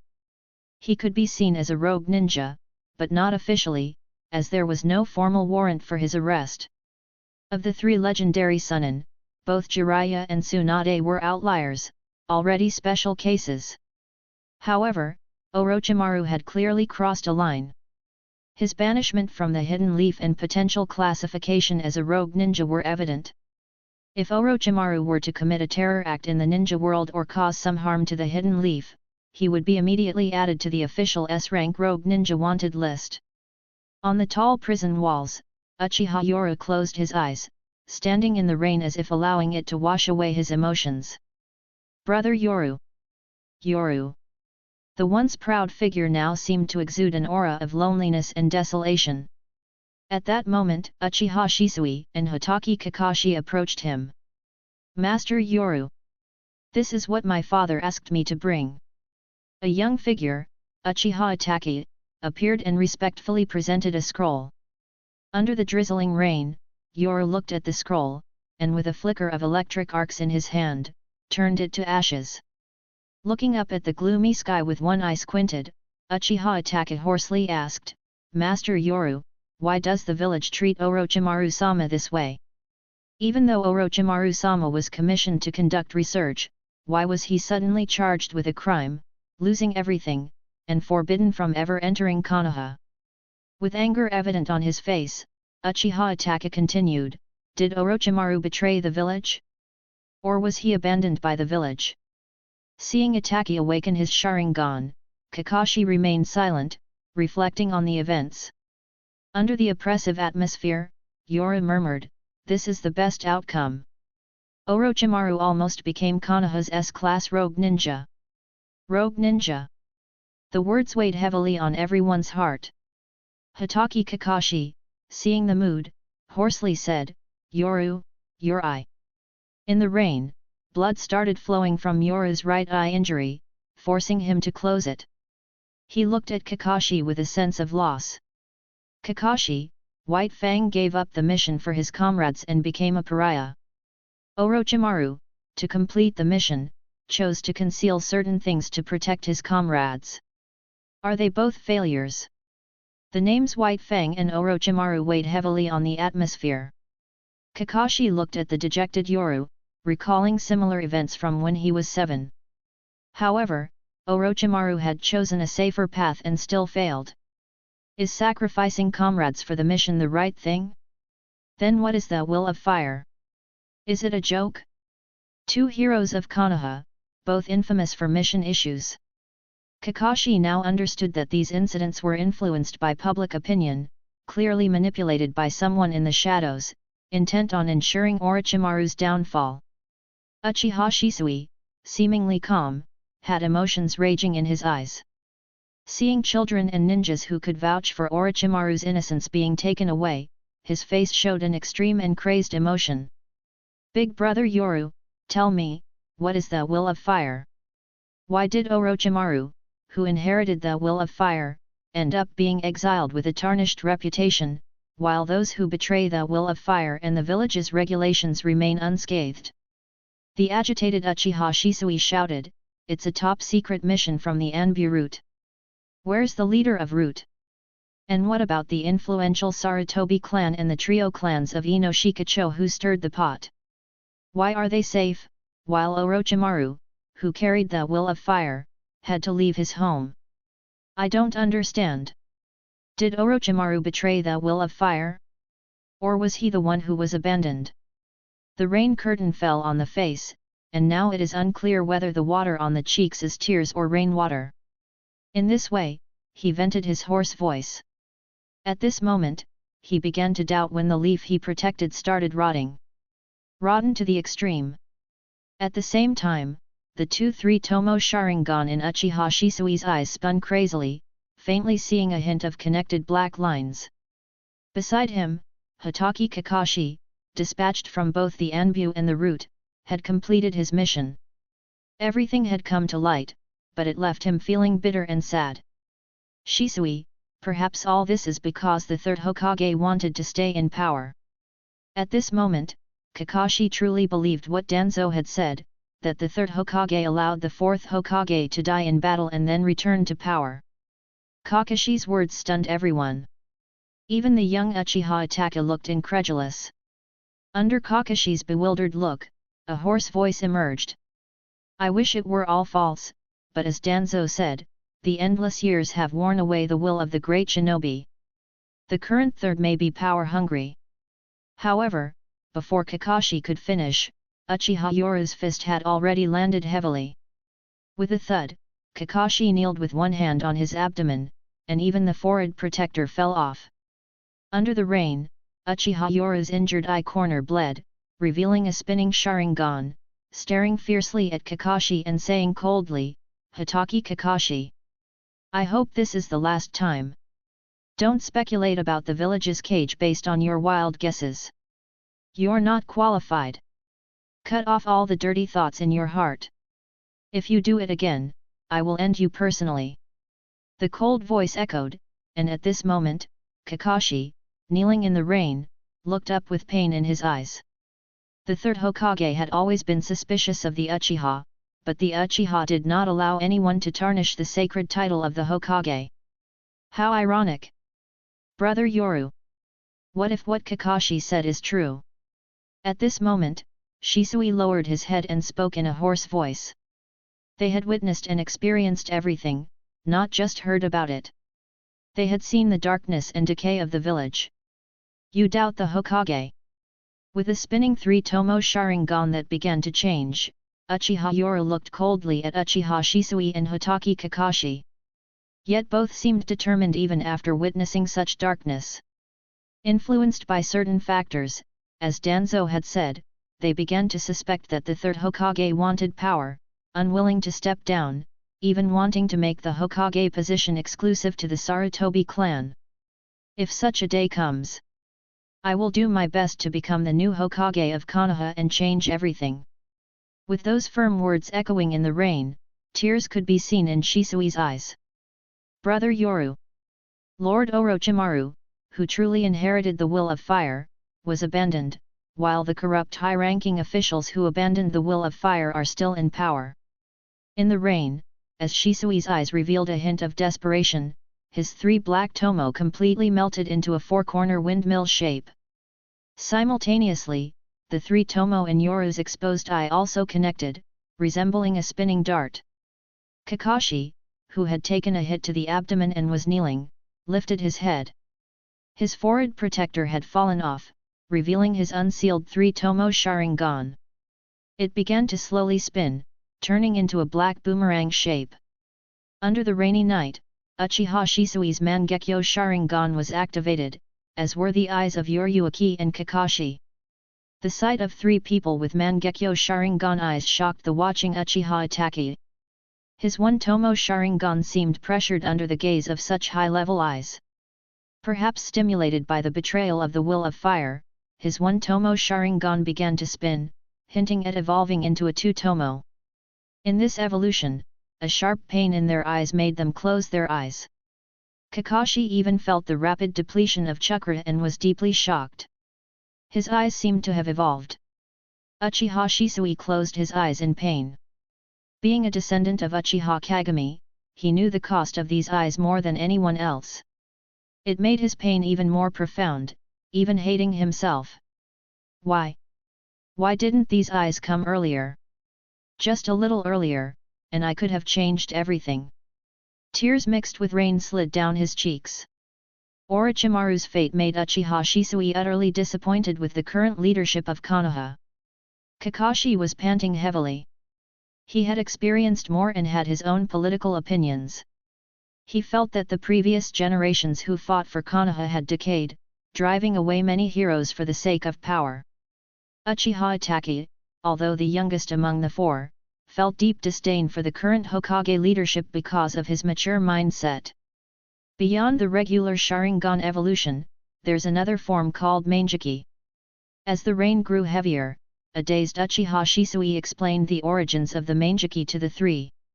After understanding its origin, Uchiha Yoru covered one of his eyes, feeling a bit regretful. For now, he could only evolve one eye, especially if he wanted to inherit Orochimaru's legacy, which required a lot of funds. Suddenly, a hawk's signal echoed across the Konoha sky.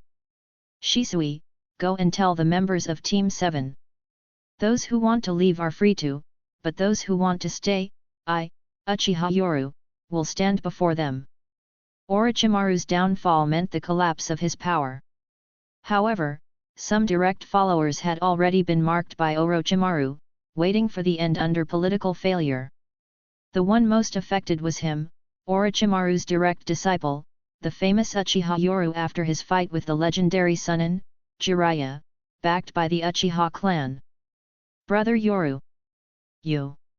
Uchiha Shisui, who had lost Orochimaru, showed panic. Uchiha Yoru looked at the three and smiled freely. "Shisui, please take care of the Uchiha in the future." "Kakashi, I hope you can take care of the Uchiha in the future." "And Itachi, just learn ninjutsu from Shisui, but don't learn his personality." At this moment, Uchiha Yoru seemed to be preparing for the worst. After all, with Orochimaru's departure, he was the primary target. The hawk's signal was a summons for the Konoha elite ninja to attend a high-level meeting. Chapter 117, War. This chapter is sponsored by Terrence Smith. Everyone, please thank him in the comment. Under the dark clouds, the spring rain seemed to show no signs of stopping, continuing from day to night. The atmosphere in Konoha village, which was peaceful just yesterday, now feels oppressive today. The Hokage's office building is brightly lit under the gloomy sky. Inside the highest conference room, all the elite ninja from the village have gathered, excluding those on duty, on missions, or stationed outside. Special Jounin do not have the qualifications to attend this meeting. Officially, there are only 2 titles for Jounin in the village. One is Jounin, who are already considered the elite of the village. The other is Special Jounin, a title that is more of an honorary recognition given to those who possess specific abilities at the Jounin level or have made significant contributions. Rather than calling them Special Jounin, they could be termed Honorary Jounin. However, there's another title, Elite Jounin, which isn't an official title among the 5 great ninja villages but is merely an informal designation. They are considered the elite among Jounin or have earned their reputation from enemy ninja villages. Such ninjas are referred to as Elite Jounin. Inside the Hokage's conference room, as the attendees arrive one after another, the brightly lit conference room is filled with the strong scent of tobacco. Everyone's here. There are more than 100 Jounin present, but this is not the full strength of Konoha. After all, there still need to be Jounin stationed elsewhere after this incident. The prominent families all have serious expressions on their faces. Today's events were too sudden, and everyone seems to be struggling to process what has happened. The oppressive atmosphere is even thicker than the time after the Nine Tails rampage. Even Jiraiya, one of the 3 legendary Sunin, has personally attended. In just a few short years, the previous Hokage still had an aura of unyielding authority, but now, his cheeks seem more haggard. "Sit." At the sound of that hoarse command, all the Jounin respectfully sit, looking at the village's top leaders, the F4. Everyone looks grim, as no one ever imagined they would be pushing away a cage-level powerhouse. The 3rd Hokage looks around the room. After exhaling a thick puff of smoke, his eyes carry a heavy and hoarse tone. Orochimaru's public experiments with forbidden jutsu on humans are now known to all. Regarding the village's decision, which is also my decision, does anyone have objections? His aged face, now showing age spots, still bears the aura of a dominant ninja. Even in this moment, he remains like a tiger overlooking Konoha. Everyone remains silent. Even Uchiha Yoru is silent. This is politics. Some things are clearly assigned from above, but as long as you keep them under wraps, even if everyone knows, it's fine. But once exposed, it becomes a problem. This is still being considerate. If Orochimaru had outright defected, the higher UPS would deny any involvement and lay all the blame on him. Now, they're just trying to put an end to this matter messily. For instance, what were Orochimaru's human experiments? What forbidden jutsu was he researching? How did he manage to avoid the Anbu Black Ops, Root, Police Force, Intelligence Division, and numerous ninja scouts? How did he manage to openly bring so much research funding, equipment, and specimens to the village? Can all this be pursued? So, anyone who steps up now to investigate will end their political career and be blacklisted, becoming a scapegoat. You either play by the rules of politics, or if you don't have the power to overthrow everything in Konoha, you can't overturn the table. As expected, after seeing everyone silently accepting the decision, the third Hokage, Hiruzen Sarutobi, hoarsely said, "The head of the Anbu Black Ops, Sarutobi Mei, has violated regulations, causing instability in Konoha. She will be relieved of her duties. Due to her grave negligence, her execution is set for 3 days from now." Also, Sarutobi Shinzo's performance in the Land of Lightning was unsatisfactory. He is now demoted to vice commander of the front lines. Narashikaku will assume the role of commander. Boom! Everyone is shocked but also understanding. After causing such a massive incident, Hiruzen had to provide an explanation. The Jounin present aren't fools. Even if they don't know now, Jounin has strong investigative abilities. In a few days, everything will be clear. Therefore, Hiruzen directly addressed the issue, even making a harsh decision regarding the main culprit. Remember, this person is his daughter-in-law. Sarutobi Mei is very skilled. Executing her now will only weaken Konoha. At Hiruzen's decisive action, Konoha's top leaders are all shocked. After hearing it, a senior ninja, Koharu Uchiha, frowned and discussed the current situation. Orochimaru's expulsion will cause turmoil throughout Konoha and even the Land of Fire. Now is a time of crisis and need for Konoha. I suggest temporarily detaining Mei on the front lines to redeem her sins. After all, the strength of an elite jounin is indispensable in any ninja village. Following Koharu Uchiha's words, Homura Mitokado also voiced his opinion. Sarutobi, I think Koharu Uchiha's proposal is good. The strength of an elite jounin is a crucial force on the front lines, and no one knows what might happen. At this moment, all the ninja are mostly silent. However, some, like Uchiha Shisui hidden among the crowd, are filled with resentment. Hearing the leaders speak, he finds it ironic. An elite jounin? Why not mention the loss of a cage-level powerhouse that could deter enemy nations? The elite jounin from the Inoshikacho clans all give wry smiles. Chisa Akimichi puts on a simple smile. I agree with the two advisors. After all, the role of an elite jounin on the front lines is crucial. I also agree. Indeed, the head of the Anbu Black Ops has worked hard. This time, no one knew things would escalate to this point. I agree. After someone spoke up, one by one, the elite ninjas nodded in agreement. Most of them didn't want to be involved in such matters. Some were staunch supporters of the third Hokage and naturally spoke up for their own. Let's discuss the matter of Sarutobi Mei later. Sarutobi. Now, we need to address the turmoil after Orochimaru's exile. The elderly woman, Koharu Uchiha, who had been involved in politics for years, first sent out a signal and then swiftly changed the topic. As expected, upon hearing the main issue, the third Hokage frowned and spoke gravely. I have already sent orders to the border areas to be on guard, especially as some smaller countries might exploit this to instigate disputes between the larger nations. After such an incident, the third Hokage's primary concern was its potential detrimental effects, and he had already issued several commands. However, at that moment, When Shimura Danzo saw the figure of an Uchiha, one of his eyes immediately revealed a malicious glint. Third, the matter of the police force's 7th squad, which Uchiha Yoru is in charge of, seems unresolved. The atmosphere instantly turned tense. Everyone closed their mouths, sensing that the climax was about to unfold. With Orochimaru expelled, what was to be done with this direct disciple? Facing the indifferent gaze of Shimura Danzo, Uchiha Yoru calmly looked at the Konoha F4 and said, "The 7th squad of the police force only executes the orders from the root division." How audacious! Shimura Danzo snorted coldly, but internally, he was amused. Although no one had anticipated the matter with Orochimaru, it had already occurred. Now, it needs to be dealt with promptly. For Danzo, this might not necessarily be a bad thing. This event shattered the Sarutobi clan's fantasy of dual Hokages. After all, no one expected such a fierce reaction from Orochimaru.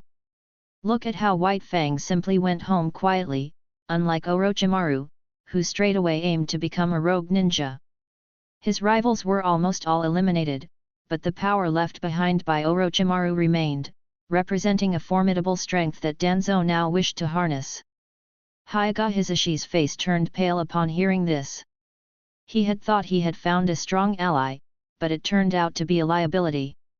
Uchiha Shisui clenched his fists, while Hitaki Kakashi covered his face, showing no emotion.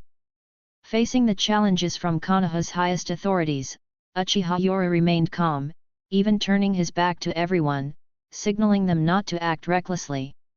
They were in a weak position. They couldn't resist everything, but this was a community, a village with rules. If they couldn't break the rules, they would retaliate within their boundaries. Lord Third Hokage, the police force operates independently from the other Konoha divisions, possessing autonomy.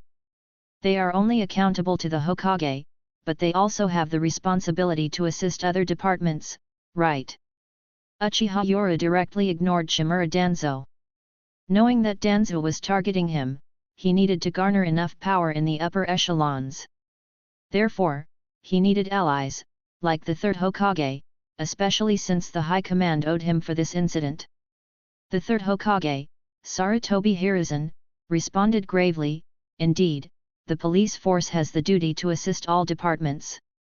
So, Uchiha Yoru, the captain of the 7th squad of the police force. In assisting the former deputy head of the Root Division, what has he done that's so audacious?" With that statement, Shimura Danzo was filled with rage. For many years, no one had dared to challenge the authority of Konoha's upper echelons. They, the F4, had been unchallenged for years. Now, a young upstart dared to do so. Speaking of the deputy head of the Root Division, everyone knew that it was Orochimaru's previous position. Koharu Uchiha, seeing all this, narrowed her eyes and said, "Danzo, you have already been suspended." Looking at the F4 in their guise of fairness, seemingly standing up for justice, but in reality, one was playing good cop, and the other, bad cop. "Lord Hokage, this is proof of the 7th squad of the police force assisting the Root Division." Uchiha Yoru slowly took out a scroll from his robe. Many were surprised at that moment, but soon everyone began to ponder. Did Orochimaru have foresight? Or was it that the Uchiha clan was always prepared to protect themselves if something went wrong? The former deputy head of the Root Department once specially ordered me to raise research funds from major clans on the pretext of village secret research, claiming that the Root Department and the village would make up for it later. This is everyone's IOU. Once again, Uchiha Yoru took out a scroll from his chest. Although he looked calm, at this moment, all the major clans were restless, and many looked at Shimura Danzo. However, when Shimura Danzo, who took over the money scroll, opened it with a sneer, his eyes widened instantly, shocked by the sequence of numbers. Upon seeing this, the Third Hokage couldn't help but snort coldly, giving Danzo a displeased glance. "If you hadn't made such a fuss, how could this have happened? All this money serves you right." As for the 500 million from the Sarutobi clan, he felt even more heartbroken. It wasn't about the money, but the loss of a cage-level combatant under his command. Uchiha Yoru sneered in his heart, thinking how the power Orochimaru left behind after his defection has become a hot cake. Some with no deep ties might not care, but quite a few marked ninjas did. Only 2 people were really confident in taking over this power, the 3rd Hokage and Danzo. Meanwhile, Koharu Uchiha and Homura Mito-Kato, responsible for diplomacy, lacked Danzo's ambition at their age. Danzo wanted to recruit people to the root department. How many ninjas in Konoha would be willing? Indeed, it was personally signed by the former deputy head of the root department. The head of the Aberme clan, usually inconspicuous, said in a deep voice. Their clan lent a significant 50 million. Once one person spoke, other clan leaders also expressed their opinions. Shimura Danzo, seeing this, was filled with rage, and even the 3rd Hokage was annoyed. They didn't expect this situation. Now, what's the difference between Orochimaru and a defector? It's just a facade for Konoha. The legendary Sannin, Tsunade, distanced herself from Konoha, while Jiraiya roamed outside, gathering intelligence, at least not participating in village power struggles. Now, because of Orochimaru's research for Konoha, a disaster was sparked by those seeking benefits. They took away all research materials and funds, which essentially means they gained nothing. They even forced a cage-level power to flee to another country. This is almost tantamount to defection. Given the village's current financial constraints, once stability is achieved, these funds will be gradually repaid to the respective clans. Homura Mito-Kato frowned, looking at the large amount of money, expressing the village's determination. The clans were relieved to hear this. Because of this huge sum, no clan wanted to kick Orochimaru while he was down. Orochimaru was now on the edge of being listed as an S-rank rogue ninja. Once he crossed that line, it would mean he absconded with the money, and they wouldn't be able to claim it. Likewise, the higher UPS in Konoha were very cautious, considering it unwise to list Orochimaru as an S-rank rogue ninja just because of the money. Uchiha Yoru, I hope the ninjas in charge of the Water Country frontline can be consoled in the name of the police force's 7th squad. What do you think? The climax is here. The Orochimaru matter is coming to an end. However, the real focus now is on Orochimaru's direct force, the ninjas at the front line. Having been stationed at the border for many years, Orochimaru has numerous followers, including many fanatics. The 3rd Hokage, with a serious expression, mentioned this, hoping to appease them with Uchiha Yoru, Orochimaru's disciple. Chapter 118, Let the Kunao Fly a Bit Longer. This chapter is sponsored by Armin Hirsch. Everyone, please thank him in the comment. Hokage's office. Everyone's attention was focused on the rising star who had gained prominence in just a few years. Especially after today's confrontation with one of the 3 Sannin, Jiraiya, it was clear that his strength did not just come from his family name and the reputation of Orochimaru. Facing the 3rd Hokage's seemingly inquisitive tone, everyone understood that this was not a negotiation. It was a signal sent in front of everyone regarding the village's conciliatory policy towards Orochimaru's forces. Uchiha Yoru, seeing the situation, showed no extreme reactions. With everyone watching him, he said in a deep voice, the police force's 7th squad will follow the Hokage's orders. Internally, he sneered. Such a calculated move, truly worthy of the 3rd, one of the 3 great shinobi. Even though they were caught off guard by Orochimaru's actions, their response was swift. The conciliatory policy towards Orochimaru's forces was clear: first appease, then divide and conquer.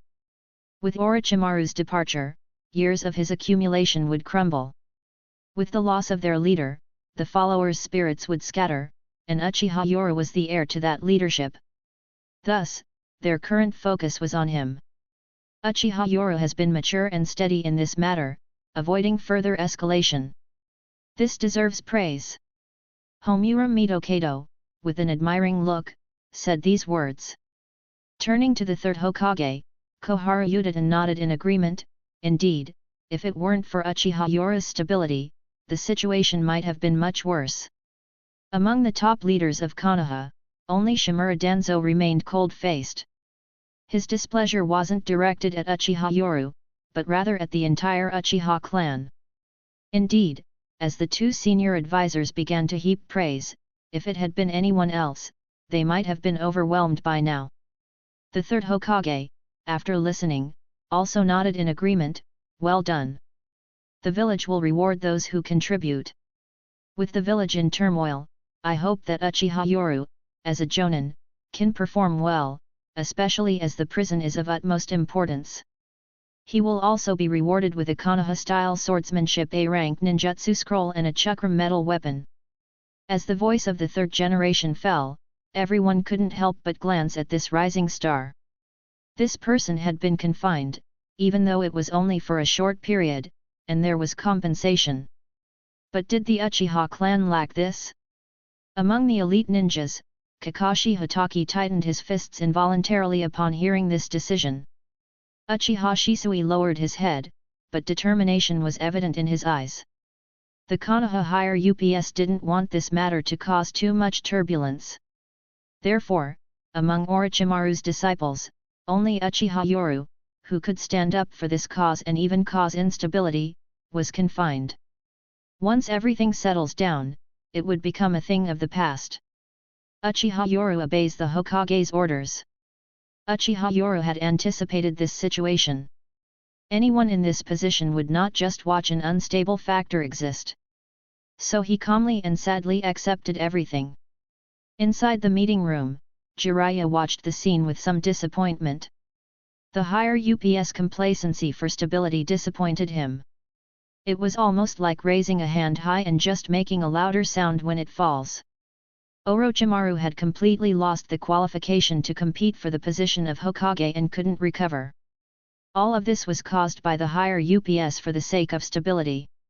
However, the result was just this. Although this method was safe, it hurt some people's feelings. Haha, little Yoru, I will be in your 7th police department during this time. If you have any questions about ninjutsu in the future, feel free to ask me. In the suppressed meeting room, a hearty laughter suddenly rang out. It was Jiraiya, laughing carelessly and patting his chest, making it clear to everyone that he wanted to let bygones be bygones and also to protect Uchiha Yoru. Thank you, Master Jiraiya. Uchiha Yoru bowed his head respectfully, but as he lowered it, the corners of his mouth slowly rose, revealing a profound smile. Divide? Win over? Completely collapse Orochimaru's power? If it were a peaceful time, unless he had the power to overthrow everything, he would have to succumb. Unfortunately, the news from the border won't give you time to divide or win over. With Orochimaru's departure, it seems that this power will become fragmented. But if he could come to the forefront, this power would converge and rise again from the fragmentation. Although there would be losses, the essence would remain. Let Ku now fly a little longer. In the hidden cloud village of the Land of Lightning, inside the office of the Raikage. At this moment, the 4th Raikage looked at the report in his hand. The veins on his forehead bulged out of anger, and he shouted, "Damn it! What is the intelligence department doing? Just as we signed a peace treaty, the Sunin Orochimaru gets expelled from Konoha and is even listed as an S-rank dangerous ninja." A cloud ninja with a solemn expression said, "Lord Raikage, there is a piece of intelligence that has been elevated to S-rank that you need to review." Upon reading this piece of S-rank intelligence sent by the intelligence department, the 4th Raikage was furious, slamming his fist on the desk, breaking it into pieces. Damn it! Why wasn't this information given priority? Why am I only hearing about it now? The Raikage was enraged. This intelligence came from an insider spy in Konoha. It clearly stated that Konoha's higher UPS were not pleased with Orochimaru and wanted to suppress him to prevent him from competing for the Hokage position. The date. This was from a month ago. Had he known this information earlier, he would have chosen to create chaos with the spies stationed within Konoha and the Land of Fire. Lord Raikage, at the time, the intelligence department thought this information seemed exaggerated. After all, no one expected that Orochimaru, one of the Sunin, would be expelled from Konoha. Damn it! The fourth Raikage roared in anger. Even if he had been in that situation, he wouldn't have believed that Konoha could almost force one of their own top-tier ninja to defect. Inform the intelligence department that all information from this spy should be reviewed by me as a priority. Given that this insider from Konoha knows such confidential information, they must hold a high rank. Whatever they want, be it gold or medicinal herbs, offer it generously.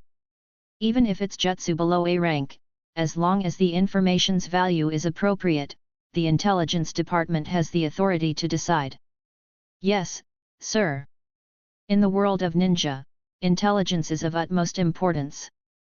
Likewise, between nations, intelligence is paramount. If there truly is such a high-ranking mole within Konoha, it would be a huge gain for them.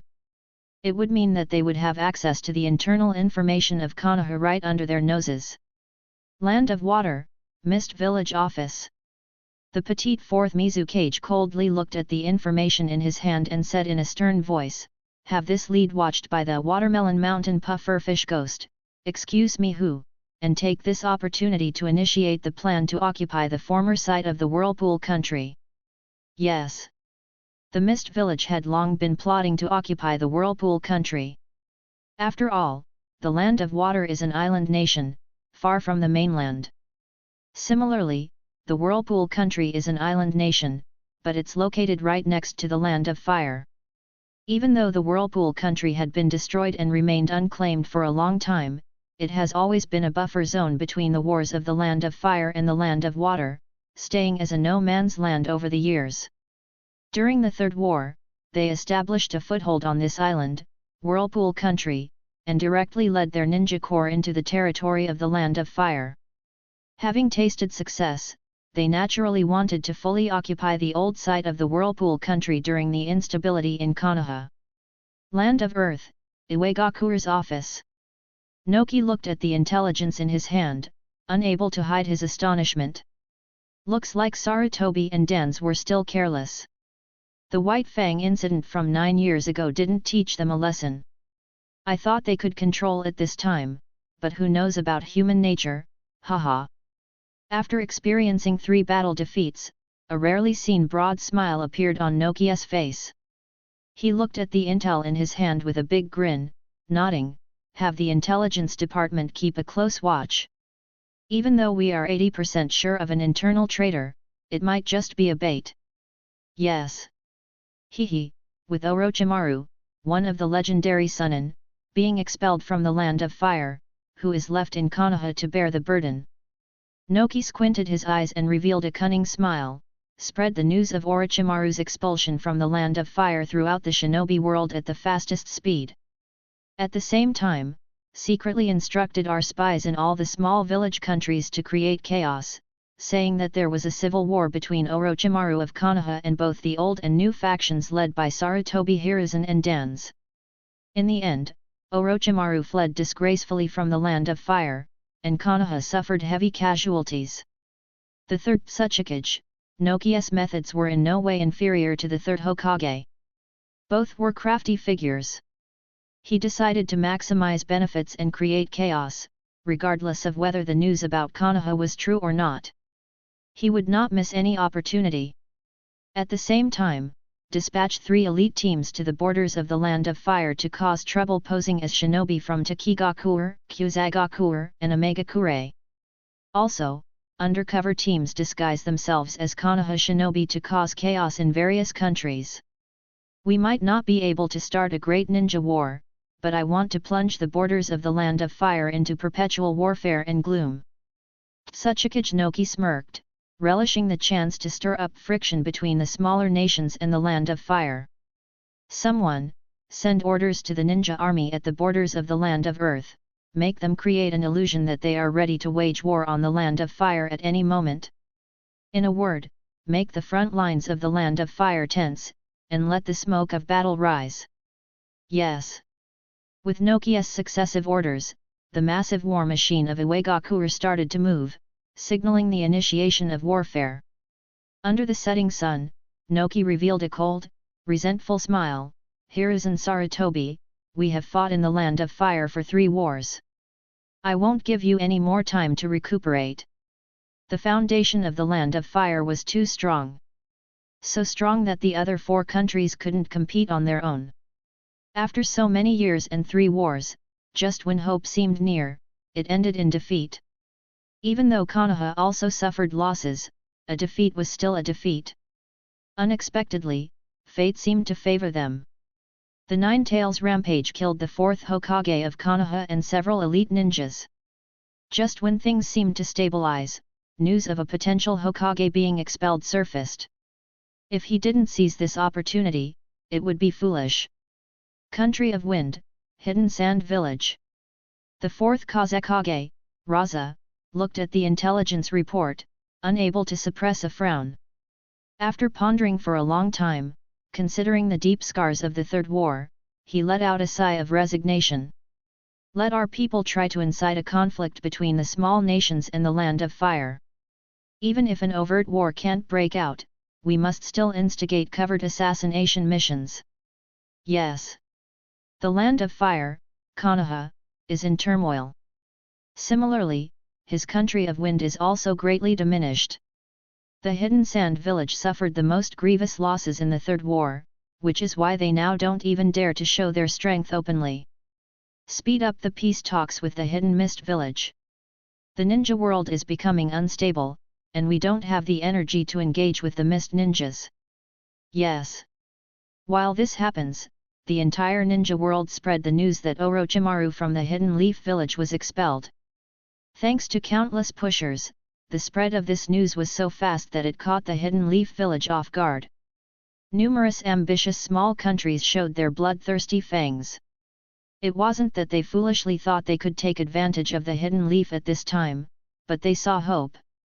The idea of ambitious small countries was simple: to provoke wars between major countries. Countless ninjas from small countries, disguised as ninjas from the 5 great countries, began to provoke, especially with the unrest.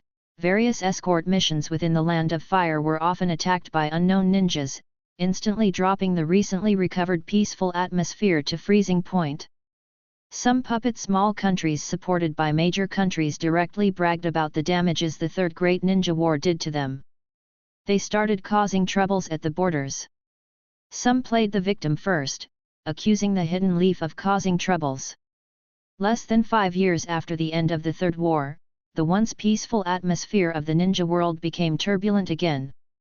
Especially the Land of Lightning, seeing the escalating situation, shamelessly put the peace treaty they just signed behind and began to cause frequent troubles at the front line. All major countries in the ninja world almost unanimously agreed on one point: they could possibly bring down the number 1 major country in the ninja world while the Hidden Leaf was vulnerable. Land of Fire, Hidden Leaf Office. The Hidden Leaf's top leaders, F4, gathered again. At this moment, their faces were full of worries, especially the 3rd Hokage, Hiruzen Sarutobi, who said sternly, "Who is it? There's a traitor among us, and we don't even know.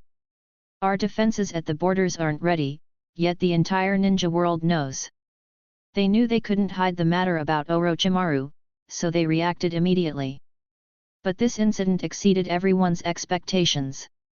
The spread was too fast, and the responses from major ninja villages were not only quick but also very clear about their frontline defenses. Especially the defenses of the Land of Lightning and the Land of Water became like sieves, causing chaos within the Land of Fire. Damn, did Orochimaru betray us and sell our frontline intelligence after being expelled from the Hidden Leaf? Danzo Shimura, who often thinks of people in the worst way, was the first to speak. However, Hiruzen Sarutobi angrily slammed the table. "Danzo! If Orochimaru wanted to betray the village, it wouldn't just be about frontline defenses. Everyone in the Hidden Leaf was guessing if they had a traitor among them, but they never thought of Orochimaru. After all, if he had really been betrayed, countless secrets would have been leaked by now. Who would think that a young Uchiha boy, sitting leisurely in the office, was enjoying the turmoil of the entire ninja world? What a golden opportunity! He was under everyone's watch and trapped in the hidden leaf. No one would suspect him. Orochimaru just glanced at the defense map last time, and he paid attention, never thinking it would come in handy. Even if Hiruzen Shinzo was powerful, he couldn't possibly modify all of Orochimaru's arrangements, let alone the land of water region. Let the Kunao fly a bit longer. Chapter 119, Yoru in Frontline. This chapter is sponsored by Armin Hirsch. Everyone, please thank him in the comment. Konoha Police Department 7th Division Office Building. Once, this place buzzed with the bustling energy of working ninjas coming and going. However, now the ninjas passing by outside would lower their heads and quickly move along without daring to look up. Many would even choose to take a detour. Inside the office building, a heavy atmosphere prevailed. Through the windows, you could clearly see the ninjas from the Root and the Anbu Division secretly watching them. Captain, almost half of the 7th Division staff have left. Here's the list of those who departed, said Ijao Uzuki respectfully, placing a stack of names on the desk. In her eyes, Uchiha Yoru, who had experienced the incident with Orochimaru, seemed like a completely different person. Uchiha Yoru leaned gracefully in his chair, squinting and basking in the sunlight filtering through the window, while sipping tea. They all left. Ujao, why didn't you? Uchiha Yoru teased, and Ijao Uzuki forced a smile. Captain Yoru, everything will be all right. The 7th Division has become a target within the village, drawing everyone's attention. At the same time, Uchiha Yoru, as a disciple of Orochimaru, has gained immense fame, especially for his self-developed S-level ninja technique. Uchiha Yoru is now a powerful elite ninja. Because of this, and his identity, and the unwavering existence of the Hyuga branch family, it gives hope to the ninjas under Orochimaru's command. However, the 7th Division is indeed being watched. After returning from the Hokage's office, Uchiha Yoru has never left. I didn't expect you to be the one comforting me, Uchiha Yoru said with a gentle smile, admiring her cold, jade-like hands. Ujao, since you chose to stay, remember that strength is the foundation for a ninja. Do not slack off in your training. Her hands being played with by him, a blushing Ijao Uzuki lowered her head. Hearing Uchiha Yoru's words, her heart raced, but she gathered her courage and asked, Captain Yoru, what should we do next? What to do? Looking at Ijao Uzuki's shy face, Uchiha Yoru smiled. In Ijao Uzuki's bashful eyes, Uchiha Yoru slowly stood up and gazed at the ninjas outside. Under the sunlight, he seemed to be draped in a golden coat. I want to become powerful. One day, I will be there. Uchiha Yoru said with determination, pointing in the direction of the Hokage's monument. This sight left Ijao Uzuki in awe. An Uchiha with the goal of becoming Hokage, an Uchiha dedicated to the ninjas and the village. Why doesn't the village trust him? At that moment, Ijao Uzuki began to question the village's decisions. Uchiha Yoru seemed lost in his world, fervently saying, when I become Hokage, the darkness over Konoha will disappear, and I will personally welcome back the heroes of Konoha. Heroes of Konoha? Is he referring to Lord Orochimaru? Ijao Uzuki pondered. She was not an ordinary ninja from the village ignorant of everything. In the 7th Division, she knew many things and was well aware of the many mysteries surrounding Lord Orochimaru, which made her skeptical. The 7th Division of the police department faced challenges. Orochimaru's disciple, Uchiha Yoru, was being watched and was almost confined to the office building. As the saying goes, when the tree falls, the monkeys scatter. With Orochimaru's decline, naturally, many left, leaving behind those who couldn't or those who were unwilling to leave. Hokage's office. Mist Village is seizing this opportunity to dispatch troops to the Whirlpool country. Many traces of shinobi from the Cloud Village have been found at the borders of the Land of Lightning. Recently, there have been frequent attacks and harassments by ninjas at the borderlands, most of which are impersonations from smaller ninja villages, with the intention of instigating battles between major nations. A significant number of rogue ninjas and mercenary ninjas have recently infiltrated the Land of Fire, causing severe disruptions to public order. Due to the negative impact of the Orochimaru incident, our village's task volume has decreased by half, especially for overseas assignments. Rogue ninjas and enemy country ninjas are targeting us covertly. At this moment, inside the office, both Homura Mitokado and Koharu Yudatan recounted recent events with furrowed brows, especially the instability at the frontiers which greatly concerned them. The third Hokage, Hiruzen Sarutobi, with his brow deeply furrowed, faced the tumultuous situation. Even though the Orochimaru incident was not handled well, creating such an uproar, his many years of political experience told him that only calmness could find a solution. Rogue ninjas and mercenaries causing chaos are nothing but the manipulations of some hidden villages behind the scenes. They aim to profit, using lowly means from smaller villages, absurdly attempting to incite wars between major nations. After a cold laugh, Hiruzen Sarutobi sternly said, "Order the Leaf Village shinobi to enhance their defenses, especially monitor and eliminate all rogue and mercenary ninjas within the Land of Fire. Once they enter my territory, they won't be allowed to act recklessly." The Sand Village suffered the most in the Third War. No need to mention now, even given another 5 years, they are not a concern. The cunning Tsuchikage from the Stone Village wouldn't start a world war so easily. Half of the disturbances in the bordering small nations might be his doing. Being the Hokage for so many years, Hiruzen Sarutobi was familiar with the character of each major village leader. He calmly began analyzing the situation. The barbarians of the Cloud Village seem restless. Let Shinzo keep a close watch. A temporary setback is nothing. As long as we adjust and prepare, the Cloud Village doesn't have the guts to start a war. Having easily deduced the situation the Leaf Village is facing, Homura Mitokado and Koharu Yudatan both looked impressed. However, upon seeing the intel about the Land of Water, the third Hokage deeply furrowed his brow, took a heavy puff from his pipe, and after exhaling a thick plume of smoke, a serious expression appeared. Mist Village has truly seized the perfect opportunity, daring to make a move now.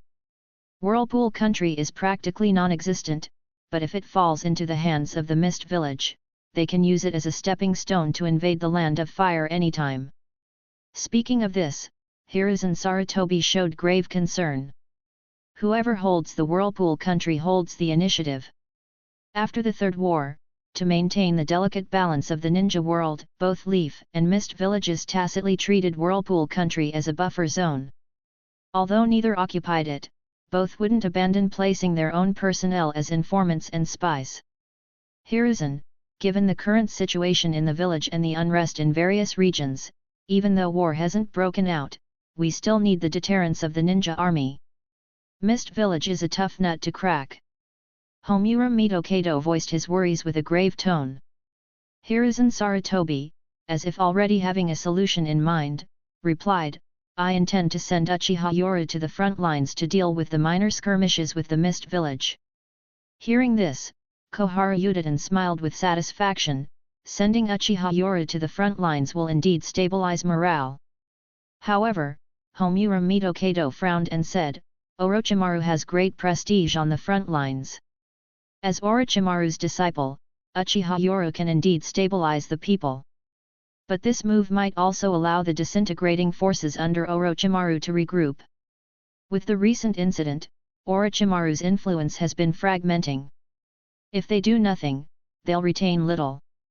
If the Hokage's line pushes Uchiha Yoru to the forefront, it would be a clear move, marking the end of this matter. Orochimaru's remaining forces will once again rally under Uchiha Yoru's leadership. Although they may not be as powerful as they were at their peak, they are still a significant force. What's more significant is the opponent's surname. Uchiha. Merely this surname has already committed a taboo. There are both advantages and disadvantages for Uchiha Yoru going to the front lines. The advantage is that it stabilizes people's hearts, and he is also one of the outstanding talents of Konoha's younger generation. Faced with this issue, the third Hokage calmly lowered his hat and spoke in a deep voice, "The policies of Kirigakure are evident to the world of shinobi. This time, since Kirigakure has targeted the territory of the land of whirlpools, I fear they won't give up easily." In his eyes, the newly rising Uchiha Yoru is nothing. After all, choosing to accept the inheritance also means bearing Orochimaru's notorious reputation, making him a target in the eyes of many on the battlefield. Utilize. They can also be consumed. Many people now avoid Orochimaru's matters like the plague, but some cannot escape, like the Hyuga branch family. In this situation, the Hyuga branch family's influence is a hot potato. They can't get directly involved because their involvement would signify the Hokage's line's intentions towards the Hyuga clan. What about the main family? In short, the Hyuga clan within Konoha is now very tricky. If you recruit the branch family, the main family will be angered. If you accept the main family, then the branch family can only pretend not to see. Hiruzen, once Uchiha Yoru takes power, he is an Uchiha," said Homura Midokado, emphasizing the surname with a more serious tone. Hearing this, Hiruzen Sarutobi gently lowered his Hokage hat and rasped, "Come in." The door of the Hokage office creaked open, and an Anbu member stepped aside, allowing a Konoha ninja to enter respectfully. "Chunin Kurane, greeting Lord Hokage." The person was Kurane Ui. At this moment, both advisors, Homura Midokado and Koharu Udaten, flashed a hint of understanding in their calm faces, looking at each other knowingly. Seeing Kurane, Hiruzen Sarutobi spoke in a raspy, deep voice, "Kurane, it's been hard on you. No one wanted to see these things happen in the village, but the village needs you." Kurane, kneeling on one knee below, had a pained expression in her crimson eyes, torn between her loyalty to the village and her close classmates. But as a ninja, after years of teaching and loyalty to the village, Kurane bit her lip and said firmly, "Lord Hokage, rest assured, I will report every move of Uchiha Yoru to you." The pain and difficulty in Kurane's expression didn't escape the eyes of the three in the room. Hiruzen Sarutobi showed a hint of melancholy and sighed, "Kurane, I too hope I'm being overly cautious. This way, the village can have one more elite ninja. I hope you don't blame me, the village can't afford more turmoil. Uchiha Yoru is a good kid. I believe he understands the will of fire. But I can't guarantee the intentions of the Uchiha clan behind him, especially with the events of the Nine Tails attack still fresh in memory." Sarutobi skillfully expressed trust in Uchiha Yoru, reminded Kurane of her painful past with the mention of the Nine Tails, and then cast doubt on the Uchiha clan, giving Kurane the impression that only the Uchiha clan might be plotting something, not Yoru. Indeed, after hearing all this, Kurane seemed to feel much better and respectfully nodded, saying, "Lord Hokage, rest assured, where there's a village, there's a home." Despite Kurane's firm expression, she felt chills inside. Although she's a woman, she understood the intricacies. At this time, what she could do was to help Uchiha Yoru and also assist the village. "Kurane Ui, you can go now. I hope I'm just overthinking things." "Yes, Lord Hokage." As the door to the Hokage's office closed, Homura Midokado frowned and said, "Hiruzen, it seems Kurane Ui has feelings for Uchiha Yoru. I'm afraid she might cause trouble." However, Hiruzen Sarutobi confidently smiled, "It's normal for young people to have feelings. But like her father, Kurane Ui is a very rational ninja. The village always comes first for her. They represent the village, and from the very beginning, he stood on invincible ground. Just as in the original story, even the Uchiha clan never thought of defecting but rather staging a coup, because the village is already ingrained in their bones." Unfortunately, Sarutobi Hiruzen, Koharu Udaten, and Homura Midokado never thought that today Uchiha Yoru, who is being monitored in the office building like a stray dog, a mere 16-year-old, has already begun to plan to come forward and accumulate his own political power. From the beginning, he never thought of confronting the entire Konohagakure. Uchiha Madara of the past ended up being forced to leave his hometown. Uchiha Yoru always had self-awareness. Konohagakure was founded by the Uchiha and Senju. Would he rebel against his own village? That's nonsense. His purpose has always been clear, and that is to accumulate his own power.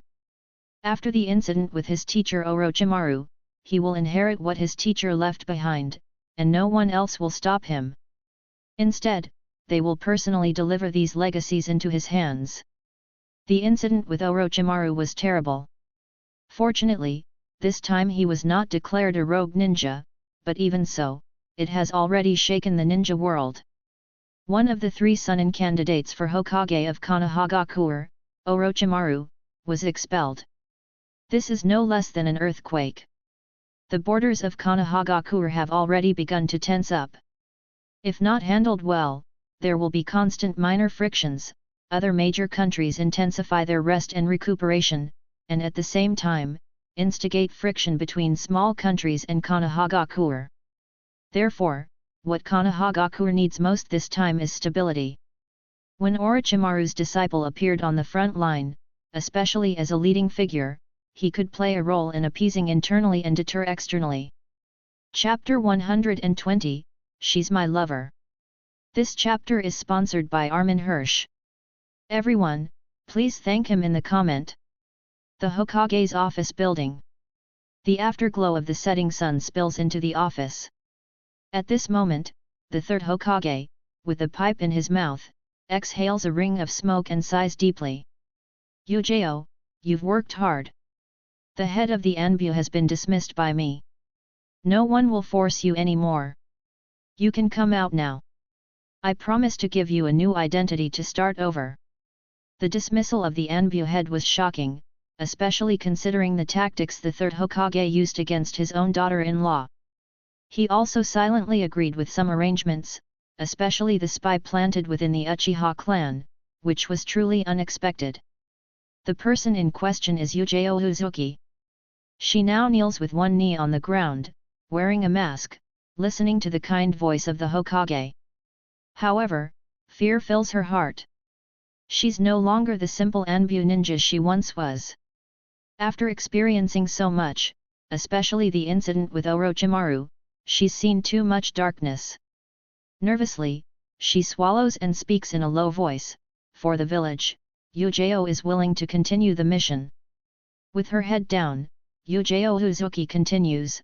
Recently, Uchiha Yoru has been staying in the office building every day. It seems that the recent blow has been too much for him, and he's becoming somewhat indulgent. Uchiha Uzuki reports all the information she has gathered, but of course, she omits certain details, as she's no longer the naive spy she used to be. For instance, she discovered the truth about Orochimaru's affairs, but she didn't mention a word about it. After all, based on the information she knows, the higher UPS are more informed than she is.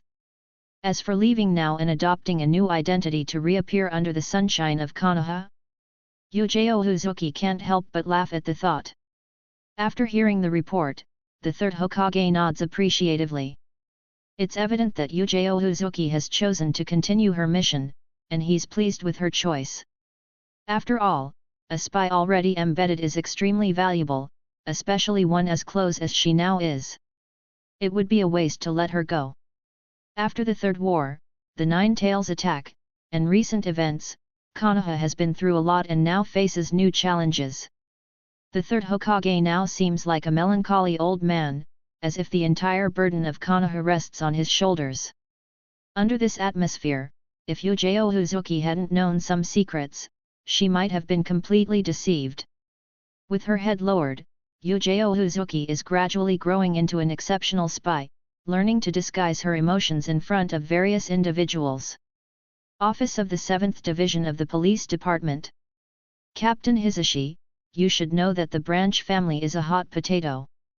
No one dares to take it on, especially at this time. Whoever dares to associate with your branch family will face the hostility of the main family and will also bear the enmity of all the major families of Konoha. Uchiha Yoru sat in the chair, speaking calmly.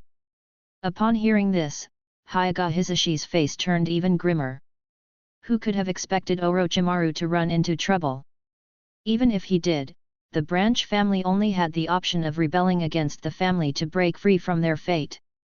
The Hyuga main family is recognized, and even the Hokage doesn't dare to provoke the branch family at this time. If he were to recruit the branch family, then what about the main family? And how would the other major families see it? Has the Hokage's promise been forgotten so soon? Weighing the pros and cons, one will realize that the branch family is indeed a hot potato. Although Master Orochimaru has left Konoha, the 7th Division is not down yet. I, Uchiha Yoru, am still here. This time, Uchiha Yoru didn't hold back at all and directly stated his intentions, revealing his ambitions. His dark eyes sparkled with determination. Hyuga Hisashi watched the scene, his face serious. The 7th Division has taken in the Hyuga branch family, and the branch family is willing to give their loyalty. The branch family is a hot potato, and so is the 7th Division. Thus, maintaining the status quo is the best option. Even without Uchiha Yoru, the best way out for the Hyuga branch family now is to continue living under Orochimaru's banner. Orochimaru was expelled, but the reputation of the Sunin remains, and that's enough. Uchiha Yoru didn't choose to back down but stayed in the 7th Division. He chose to continue walking forward as a disciple of Orochimaru, not shedding the current trouble. The downside is being entangled in this matter's controversy. The upside is that after Orochimaru's departure, this force once again has a leader. Although it's no longer the once unstoppable force aiming for the Hokage's position, it can still barely protect the remaining members. Time flies. No one expected the impact of Orochimaru's incident to be so detrimental. Borders everywhere began to destabilize. Some small nations have started to aggressively provoke Konoha. It's not that they are foolish, but rather they have backers. Additionally, some smaller nations are sending their elite, pretending to be major nations, just to instigate war. The world of the shinobi is immersed in chaos, as if anticipating the advent of a major conflict. Konoha bears the brunt of the malice from the entire shinobi world, facing increasing pressure. Inside the office building of the 7th Police Squad. On the rooftop terrace, Yujao Uzuki practiced tirelessly, her ninja sword clashing crisply with her opponent's. And this opponent was none other than Orochimaru's disciple, Uchiha Yoru, who is currently in the eye of the storm due to recent events in Konoha. By blocking a fellow prodigy of Jiraiya, one of the legendary Sunin, especially with his unknown S-rank lightning ninjutsu, he gained immense fame. To master an A-rank ninjutsu is already considered powerful. Let alone S-rank. Ninjas who master S-rank techniques are rare gems in the 5 major nations. Not only because of the rarity of the techniques but also because of the difficulty in learning them. Countless elite shinobi qualified to learn S-rank techniques can't master them in their lifetime. The Konoha-style sword technique, crescent dance you've mastered is impressive. As expected, I wasn't wrong about you, Yujao. You are a swordsmanship prodigy, Uchiha Yoru praised. During their sparring, upon hearing such admiration from Uchiha Yoru, a blush appeared on Yujao Uzuki's normally cold face. Captain Yoru, you're flattering me, Yujao Uzuki said with a touch of shyness, then hesitated before adding softly, this technique is an A rank. Could this cause trouble? Truth be told, she felt deep guilt towards Uchiha Yoru.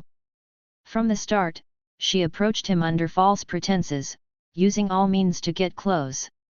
But when she learned the truth, her guilt deepened, even feeling a touch of affection towards him. The young man before her, only a year older than she, had shouldered many responsibilities at the age of 16. Recent events had aged him, adding a maturity to his features. She was aware of the Uchiha clan's vast resources, but she never imagined that Yoru would be willing to share an A-rank technique with her. Typically, these techniques are passed down within families, between master and disciple, spouses, or awarded to those who have done great services for the village. Seeing Yujao Uzuki's concern, Uchiha Yoru approached with a casual smile. With a gentle touch, he brushed aside a few strands of her purple hair, revealing her blushing ear. Facing the young girl before him, Yoru's face broke into a smile. Yujao, between us, there's no need for formality. Just keep practicing your techniques diligently. Soon, our missions might increase. He didn't mention the value of the A-rank technique, instead focusing on his genuine concern for her. Facing Uchiha Yoru's genuine intentions, whether due to her role as a lover trying to make amends or her beauty, the luxury of the A-rank technique moved Yujao Uzuki deeply. Upon hearing the latter part, Yujao Uzuki's brows furrowed in anxiety. However, Uchiha Yoru chuckled softly, soothingly stroking her brow, reminiscent of a young man comforting his beloved. Captain Yoru, what do you mean? With his intimate gesture, although feeling shy, Yujao Uzuki didn't lose her shinobi alertness and asked her question. Uchiha Yoru gently pulled her close, sitting her down next to him on a bench. His fingers, refined from years of chakra practice, yet lacking any calluses, gently stroked her forehead. Orochimaru's incident was abrupt. Some, for their own gain, recklessly endanger the village. Candidates for Hokage were expelled. This is an unprecedented shift for any nation. Especially since the Third War just ended not long ago. Numerous shinobi who are unwilling to accept their defeat, along with ambitious minor villages, seek to incite war between the major nations. Regarding the state of the shinobi world, Yujao Uzuki, like many trained from a young age, might be adept at combat but lacked understanding of the broader geopolitics. However, she grasped one thing: the effects of Orochimaru's incident were far from over. Captain Yoru, are you saying there might be a war? At this moment, Yujao Uzuki's face paled. Any shyness vanished, replaced with shock. Even though shinobi are accustomed to conflict, they still dread wars. It's not the battle they fear, but the devastation wars bring. Seeming to sense the worry of the person in his embrace, Uchiha Yoru smiled gently. He slowly pressed the other person to his chest, while both hands grasped those slender and long fingers. Medical ninjutsu chakras shimmered, continuously mending the fatigue caused by long hours of sword practice, and even the calluses on the palm that were hardly felt compared to when they first met. War between major countries is not easily triggered, especially in the current situation. The shadow of the Third War still lingers in major ninja villages. However, minor border frictions, even local wars, are inevitable. After all, the departure of Orochimaru this time has had a severe impact. The tip of her nose was filled with the unique scent of a man. Yujao Uzuki half leaned against the robust chest before her, enchanted by the gentle smile of the young man, feeling utterly reassured at that moment. Uchiha Yoru was like a drug she couldn't resist. Every time she felt this kind of comfort, guilt of betrayal would overwhelm her. Under these complex emotions, almost every night tormented her. Only when relying on this comforting chest could she forget everything and let down her guard. So, Yujao, you need to train hard. Once you've mastered this Konoha-style sword technique, crescent dance, I will teach you a secret-level ninjutsu. Hearing Uchiha Yoru promising to teach her a ninjutsu again, Yujao Uzuki wanted to refuse, but his finger was already on her lips. Uchiha Yoru, with a gentle smile, placed his finger on her lips, shaking his head slowly, I just want you to survive. You don't need to feel too pressured. If you ever want to leave, I won't stop you. Upon hearing this, a pang struck Yujao Uzuki's heart. Only then did she realize that the young man in front of her was only 16 but had already shouldered so much pressure. His only wish for her was to live. Women are emotional beings. For an experienced female ninja, it might just be a slight touch, but Yujao Uzuki, although a spy, was naive in this aspect.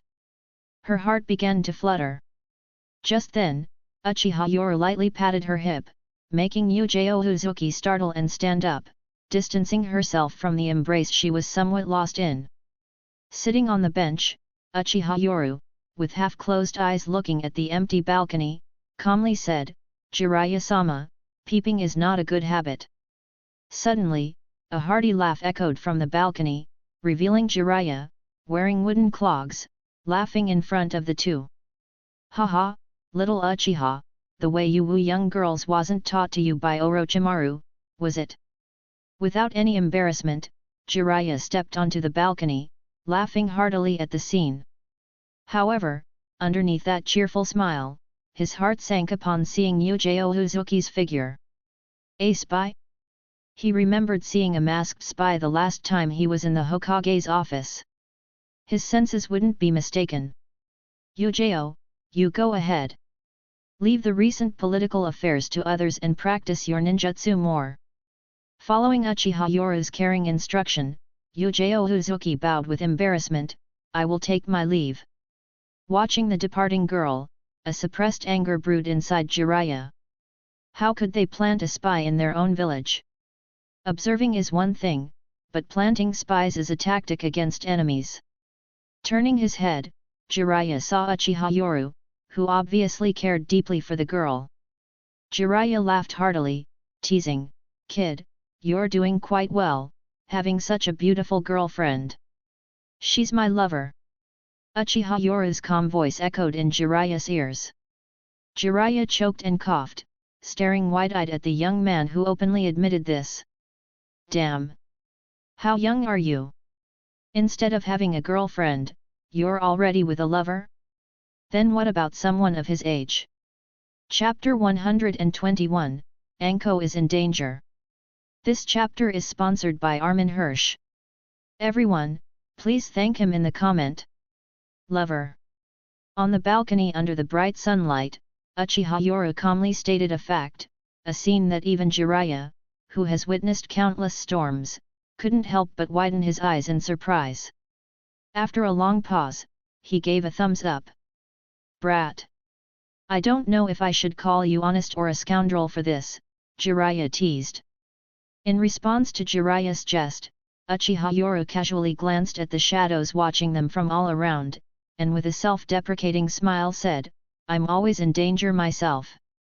Even Orochimaru's current situation was unforeseen. The identity of a lover is good, as it provides an exit strategy. Under Uchiha Yoru's sarcastic gaze, Jiraiya naturally noticed the ANBU members watching from the shadows. For the prominent Uchiha clan, having multiple wives wasn't an issue, but once someone is associated with the Uchiha name, there's no turning back. Jiraiya felt a weight in his heart. The kid has a good heart, risking everything for Orochimaru, and has sacrificed a lot for the girl earlier. Thinking of this, Jiraiya was infuriated by the troubles the Sarutobi clan caused, making the girl act as a spy, hoping no issues arise in the future. "Kid, I heard your analysis about the ninja world. It seems you anticipated its instability." Jiraiya, more curious about his biggest doubt than the romance, was met with a lazy smile from Uchiha Yoru, who pointed to his head, eyes filled with a mocking humor. "Just think more analytically, and everything becomes clear. Brat." Watching Jiraiya's exasperated expression, Uchiha Yoru couldn't help but chuckle. "Jiraiya-san, no one anticipated Orochimaru's situation. A candidate for Hokage being exiled, narrowly avoiding complete ruin. Such instability in the ninja world's history is rare. After the Third Great Ninja War, with the chaos caused by the Nine Tails and the village losing the fourth Hokage, the borders became unstable. Orochimaru's situation arose just when the Konoha had no time to breathe. It would be strange if the borders remained peaceful." Uchiha Yoru continued with a self-mocking smile, "Having experienced the Third War, I understand the smaller nations. They're envious of the great nations but fear them, always wanting to incite war between them. They hope to rise, just like the land of rain. The hatred from the Third War continues. All the great nations want to see unrest at the Konoha's borders. If the Konoha gets stuck in endless minor conflicts, while the other nations recuperate, ambitious individuals would surely capitalize on the current instability.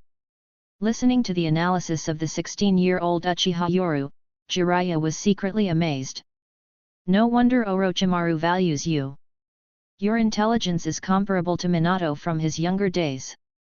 Jiraiya was deeply impressed by Yoru's perspective, which seemed fit for a Hokage. It's just unfortunate his surname is Uchiha.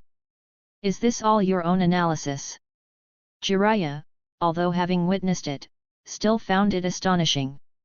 If Orochimaru became the 5th Hokage, Yoru might truly become the 6th. That might bridge the gap between the Uchiha and the village. Uchiha Yoru laughed lightly and waved, having been under constant watch, I've had a lot of time to think. It feels like I'm imprisoned. With only irony and calmness about his situation, Uchiha Yoru's demeanor struck Jiraiya as deeply ironic. A Hokage candidate was exiled, and his student is being watched. Even at his skill level, facing the village's political might, he can only remain silent. Being a shadow-level ninja is just a deterrent. It doesn't mean one can overpower everything. Even Pain with the Rinnegan had to work from the shadows and gather strength. Kid, you're impressive. But don't worry, you'll be free soon. Facing the turmoil that has arisen in the village, Jiraiya feels both frustrated and helpless. On one hand, his comrade Orochimaru has reached a point of no return. On the other hand, there are the family members of his teacher. Although he was furious at what his teacher's daughter-in-law had done, it was too late to rectify things, even if she were to be killed. So, he chose to remain silent. What could he do? He could eliminate his teacher's daughter-in-law and son, but then what? News of Orochimaru's human experiments had already leaked, tarnishing his reputation. Clinging to it would only cause more chaos in the village. It might be better to bring an early end to this matter to minimize the village's losses. Free. Uchiha Yoru showed a meaningful smile as he turned to look at Jiraiya. The three Sunin might have different personalities, but to say they don't understand politics is a stretch. It's to minimize losses, isn't it? The village needs someone with the identity of Orochimaru's disciple, like me, to stabilize the front lines. Especially with the upheaval caused by Orochimaru's exile. My presence and strength could stabilize the situation.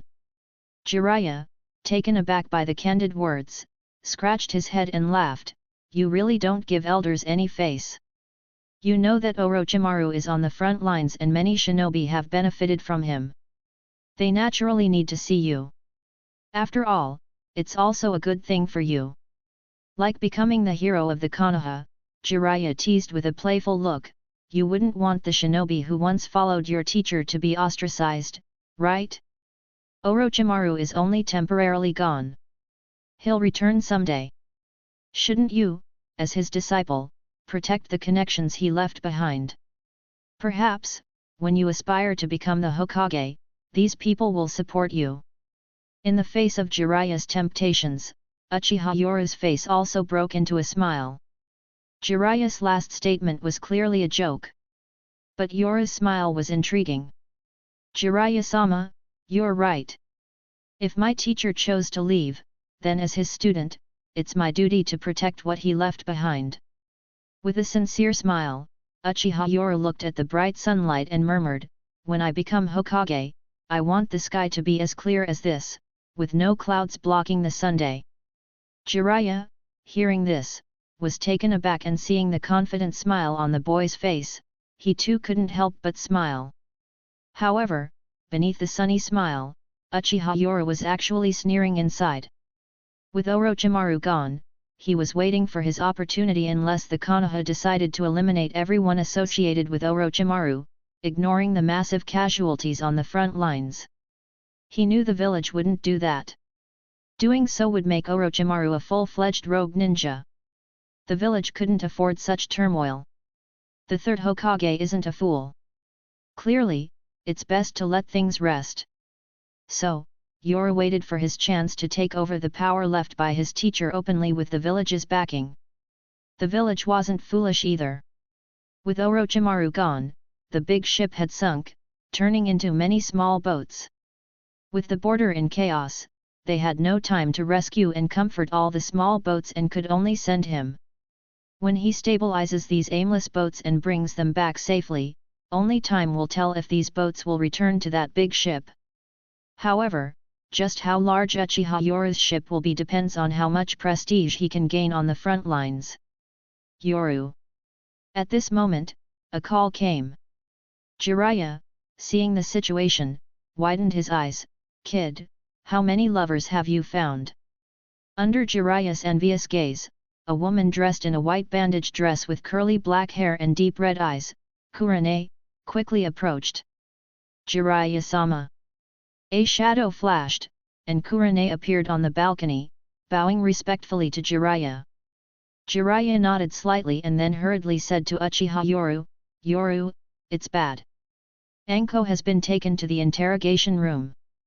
"What?" Hearing the news about Anko, Uchiha Yoru frowned and asked, "What happened? Wasn't Anko on a mission?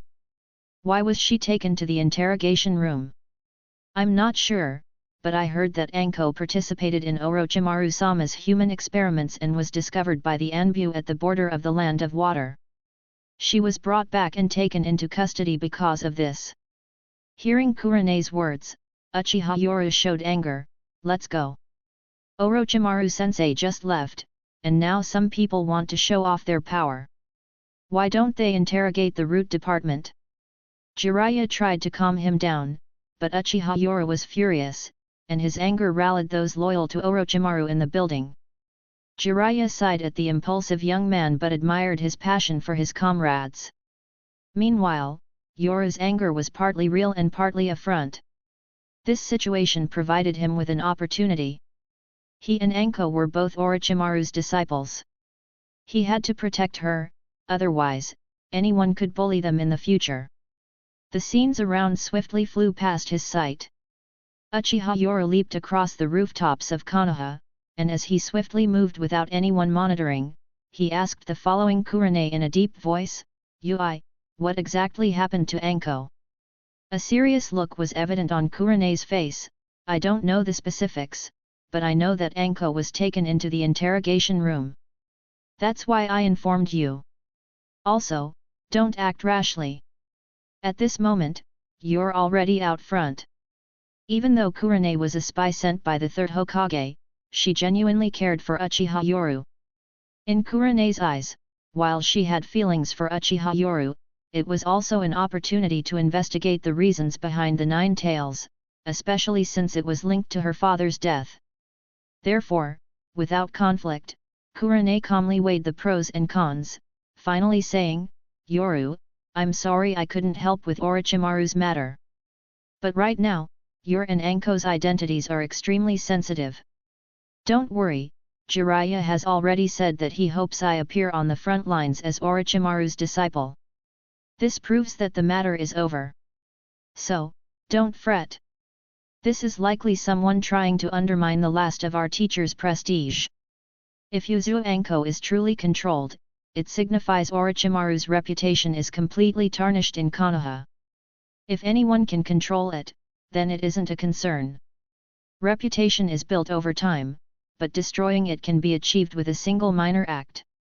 Yoru, your current position is very dangerous."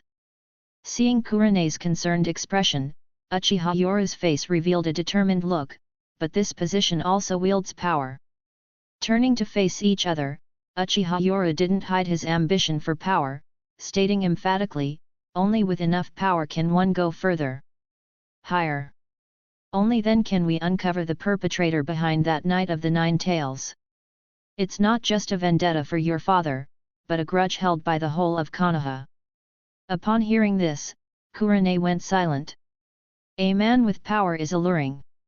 She also knew in her heart she wanted to investigate the figure behind the Nine Tails. Wasn't this also the aim of the mission given to her by the third Hokage? The allure of power is lethal, Yoru. I hope you can maintain your original intention. Being an experienced female ninja, Kurane had seen many ninjas corrupted by power. She sighed softly, and as she swiftly ran, the breeze blew through her black hair, revealing her captivating red eyes. A smile slowly formed, and Kurane, with an alluring laugh, said, "But a Yoru with power is also full of charm." She never hid her feelings. It's in a ninja's nature to admire the strong. Chapter 122, Being Pushed to the Front. This chapter is sponsored by YageH990. Everyone, please thank him in the comment. Konoha, Intelligence Division. The Intelligence Division is responsible for intelligence gathering and has 3 sub-departments: the Interrogation Team, the Torture Team, and the Cipher Team.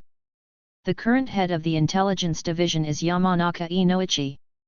What are you doing? The Police Division is too presumptuous. Stop! This is the Intelligence Division. Suddenly, there's a commotion outside the Intelligence Division. The ninjas inside look at the rude person who barged in, filled with angry glares. Get out of the way!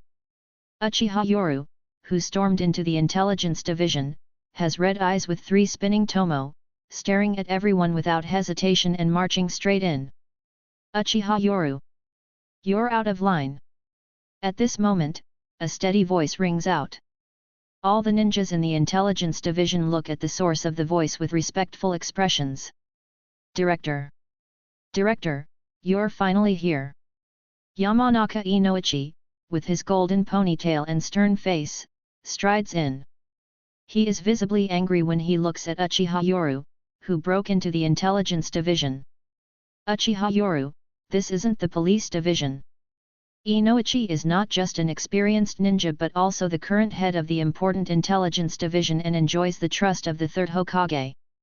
However, facing Yamanaka Inoichi, Uchiha Yoru doesn't back down and coldly says, "When did it become the Intelligence Division's place to interrogate my police force members without any severe crimes? Does Director Yamanaka think the police are a joke, or do you think Orochimaru has become a disgrace to Konoha? You even dared to interrogate Orochimaru's disciple, Mitarashi Anko." Uchiha Yoru confronts Yamanaka Inoichi, first invoking the authority of the police and then mentioning Orochimaru, making everyone uneasy, including Inoichi. This matter should end here. Inoichi lowers his voice and asks his assistant, "Is Mitarashi Anko here?" The assistant confirms, and Inoichi's face turns pale. Damn it! Holding one of Orochimaru's people at this moment is like holding a hot potato. That, Captain Yoru, this was a mistake on the part of the Intelligence Division. Inoichi sheepishly steps forward to explain. Uchiha Yoru understands some things but is even more determined not to back down. Director Yamanaka. I just want to take Anko back to the 7th Police Division now. His cold words echo throughout the building. All the Leaf Ninjas are silently impressed by this young, recently famous prodigy. Frustrated, Inoichi orders, "Why wasn't I informed that Mitarashi Anko was brought here by the Anbu?" Uchiha Yoru smirks and summons snakes from his sleeve. Following their senses, they lead him in a specific direction. Seeing this, Inoichi sighs. This kid is cunning. Inside a dark chamber, the door is suddenly kicked open. Mitarashi Anko is restrained by a metal contraption, only her head visible. 2 ninjas were interrogating her using mind-reading techniques. Who is it? Uchiha Yoru enters, putting the 2 Intelligence Division members under genjutsu and destroying the interrogation device. Inoichi frowns at this. The device is shattered, and Anko wakes up, showing a tired and pained expression. She has been through a lot. Anko. Seeing a familiar face, her eyes welled up with tears. Yoru. Yoru, it's you. Master, he. She can't hold back her tears. Her life has plummeted from heaven to hell.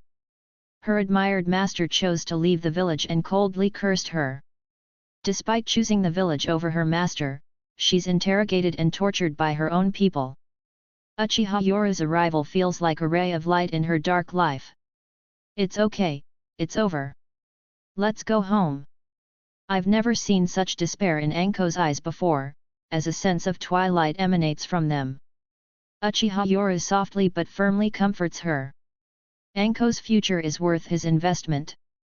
Not to mention that if even he stands idly by, Orochimaru's followers will be looked down upon in the future, something he can't tolerate. What's most important in this ninja world? Talent. Yoru. Anko's eyes fill with uncontrollable tears. Like a stray kitten that has found a new home, she clings tightly to Yoru's clothes, not wanting to leave the warm embrace.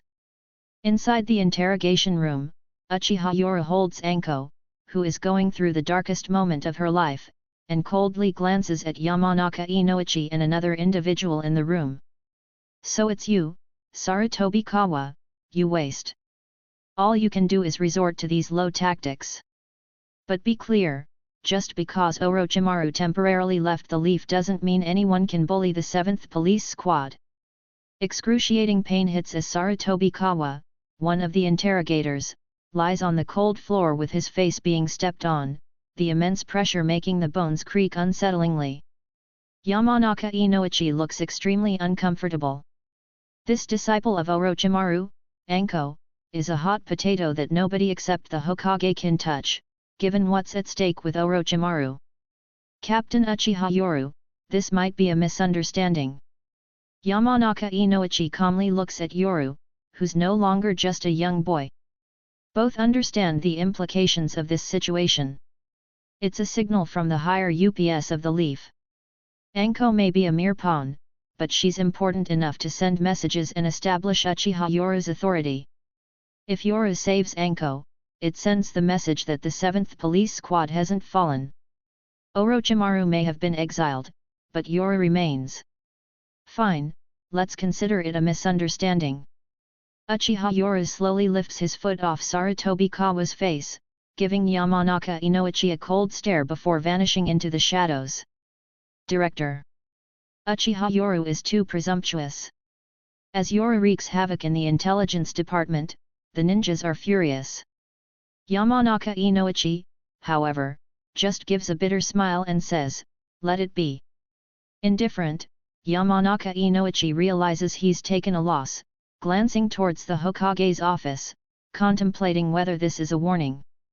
After all, in the Orochimaru incident, his clan wasn't the main instigator but did add fuel to the fire. Clearly, this is a warning from the 3rd Hokage. Hokage Office. Reporting to the 3rd Hokage, Uchiha Yoru forcefully broke into the intelligence division and rescued Mitarashi Anko. This news has now spread throughout Konoha. Hearing the report from the Anbu, Hiruzen Sarutobi calmly nodded and waved his hand. "All right, I understand. You may go." As he looked at the incoming intelligence from various borders, Hiruzen felt a heavy burden on his shoulders and let out a weary sigh. With this, we can finally put an end to this matter. Orochimaru has been expelled, but if he eradicates all forces under his former pupil, it would sever their last emotional ties, turning Orochimaru into a S-rank rogue ninja of Konoha. However, the impact of this incident in Konoha has been huge. Border tensions are escalating. He may not know the saying to defend against external forces, first stabilize internally, but he understands the principle. After this incident, Uchiha Yoru will step into the limelight and inherit his teacher's legacy. Hiruzen, aren't you afraid that elevating Uchiha Yoru's reputation will create another Orochimaru? Mitokado Homura adjusted his glasses, speaking in a serious tone. Hiruzen shook his head. His surname alone means he cannot become another Orochimaru. As long as the suspicions surrounding the Nine Tails incident remain, the Uchiha clan will never advance. I don't object to you taking advantage of the situation to crack down on the Inoshikacho trio, but this kid's power could become another voice for the Uchiha.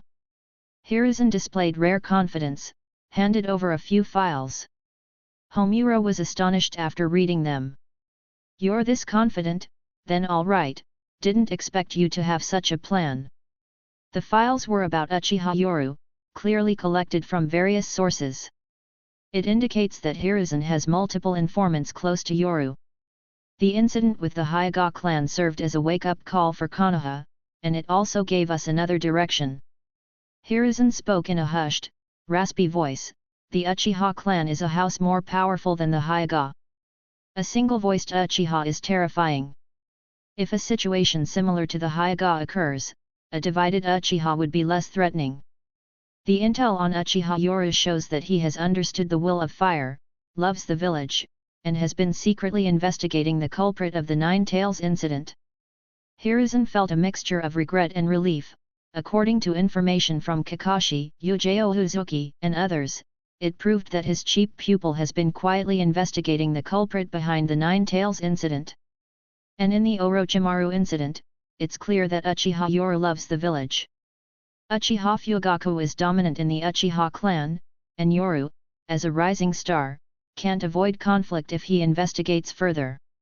His reliance would be on the 7th unit of the police force. 3 birds with 1 stone. Firstly, to stabilize Uchiha Yoru and allow him to inherit Orochimaru's legacy, thus swiftly ending the disturbances caused by the Orochimaru incident. Secondly, to send Uchiha Yoru, a sharp weapon trained by Orochimaru, to the front lines to stabilize the border. Thirdly, to cultivate another voice within the Uchiha clan. Yoru represents Orochimaru's faction, which is different from pure Uchiha, and can be used to execute his plan to weaken the Uchiha clan.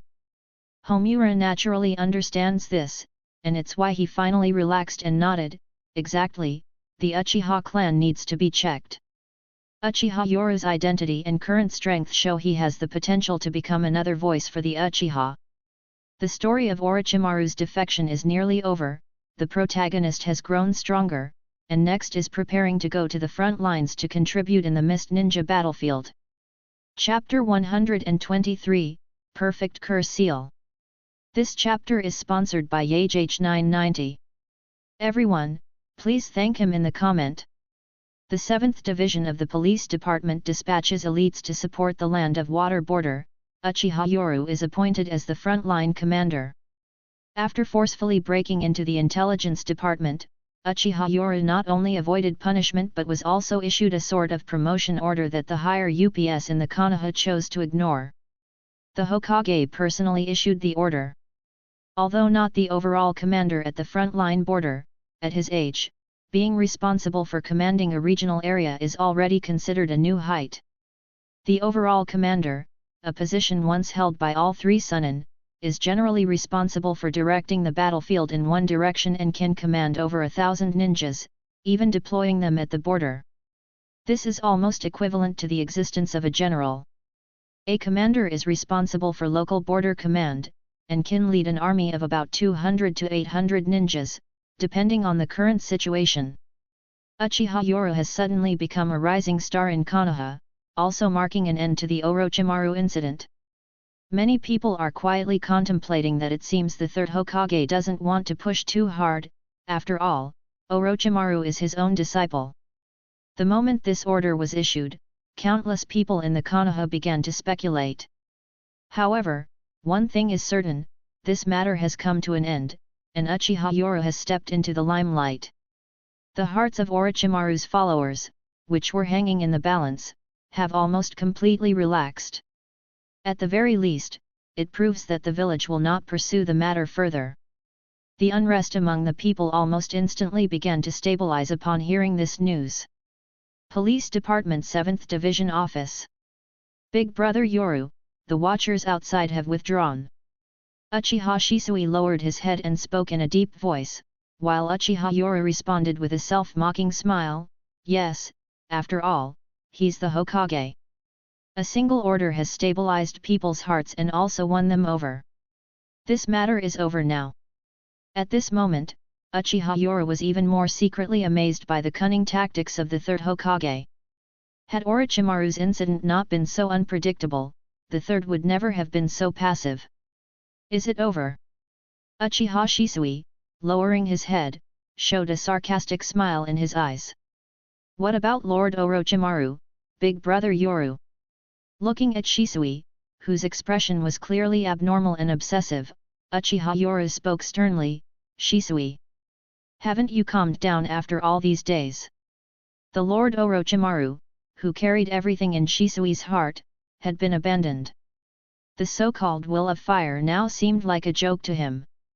Shisui. Let's not talk about this anymore.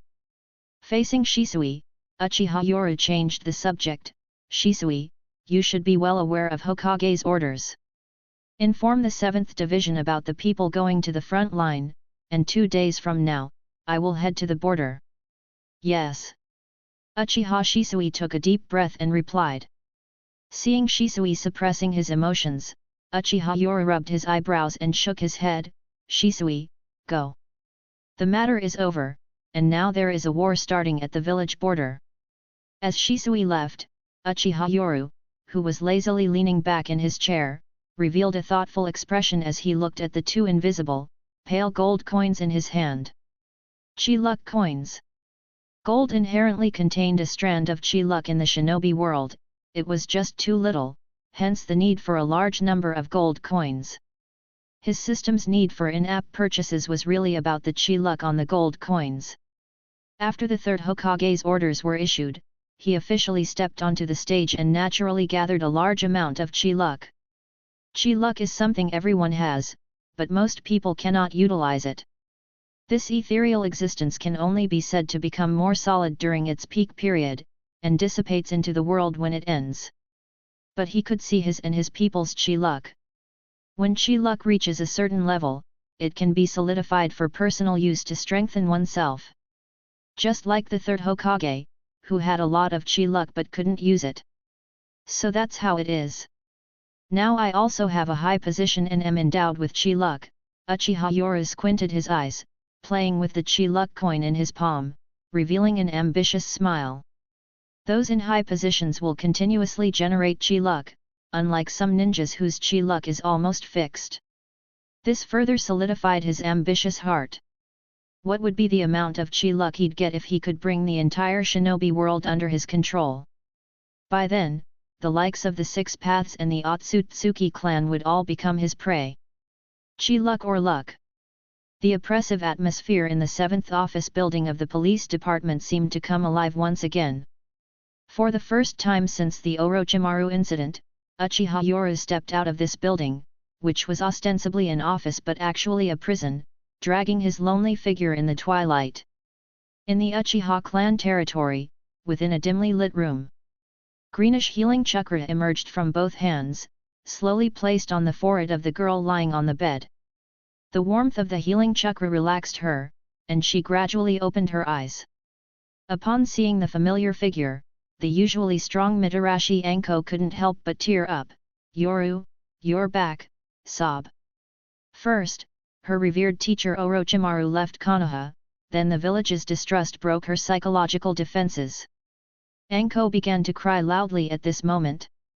The young Anko hugged him, and the waves in her chest made Uchiha Yoru smile, comforting her by stroking her forehead with hands imbued with healing chakra. Anko, it's okay. You're just emotionally hurt right now, but it's fine, the intelligence department hasn't infiltrated your mind, Uchiha Yoru reassured, but in his heart, he sneered at the Hokage and his ilk. For Anko, he didn't pretend to say anything good about Konoha. He stated a fact: she was locked in the interrogation room by the village's intelligence department, and they almost invaded her mind. On her delicate, snow-white neck, 3 black curse marks were particularly conspicuous. From time to time, the corrosive chakra made Anko suffer unbearable pain. But betrayal by the village was more painful than anything else. Yoru, don't leave me behind. Now was the most emotionally vulnerable time for Anko. She lifted her head and showed her tearful eyes. If not for Uchiha Yoru rescuing her, she felt she might be lying in the cold ground. Anko, don't worry. I won't abandon you. Upon hearing this, Anko, who had become extremely sensitive after enduring all the mental trauma, felt a little paranoid. Anko, it's okay now. Comforting the small figure in his arms, Uchiha Yoru finally relaxed, dropping all his guard. In the dimly lit room, Uchiha Yoru stared at the Chi-Luck gathered above Mitarashi Anko's head, mumbling, so that's how it is. Although Anko was not strong, her destiny as Orochimaru's apprentice already made her more fortunate than average ninjas.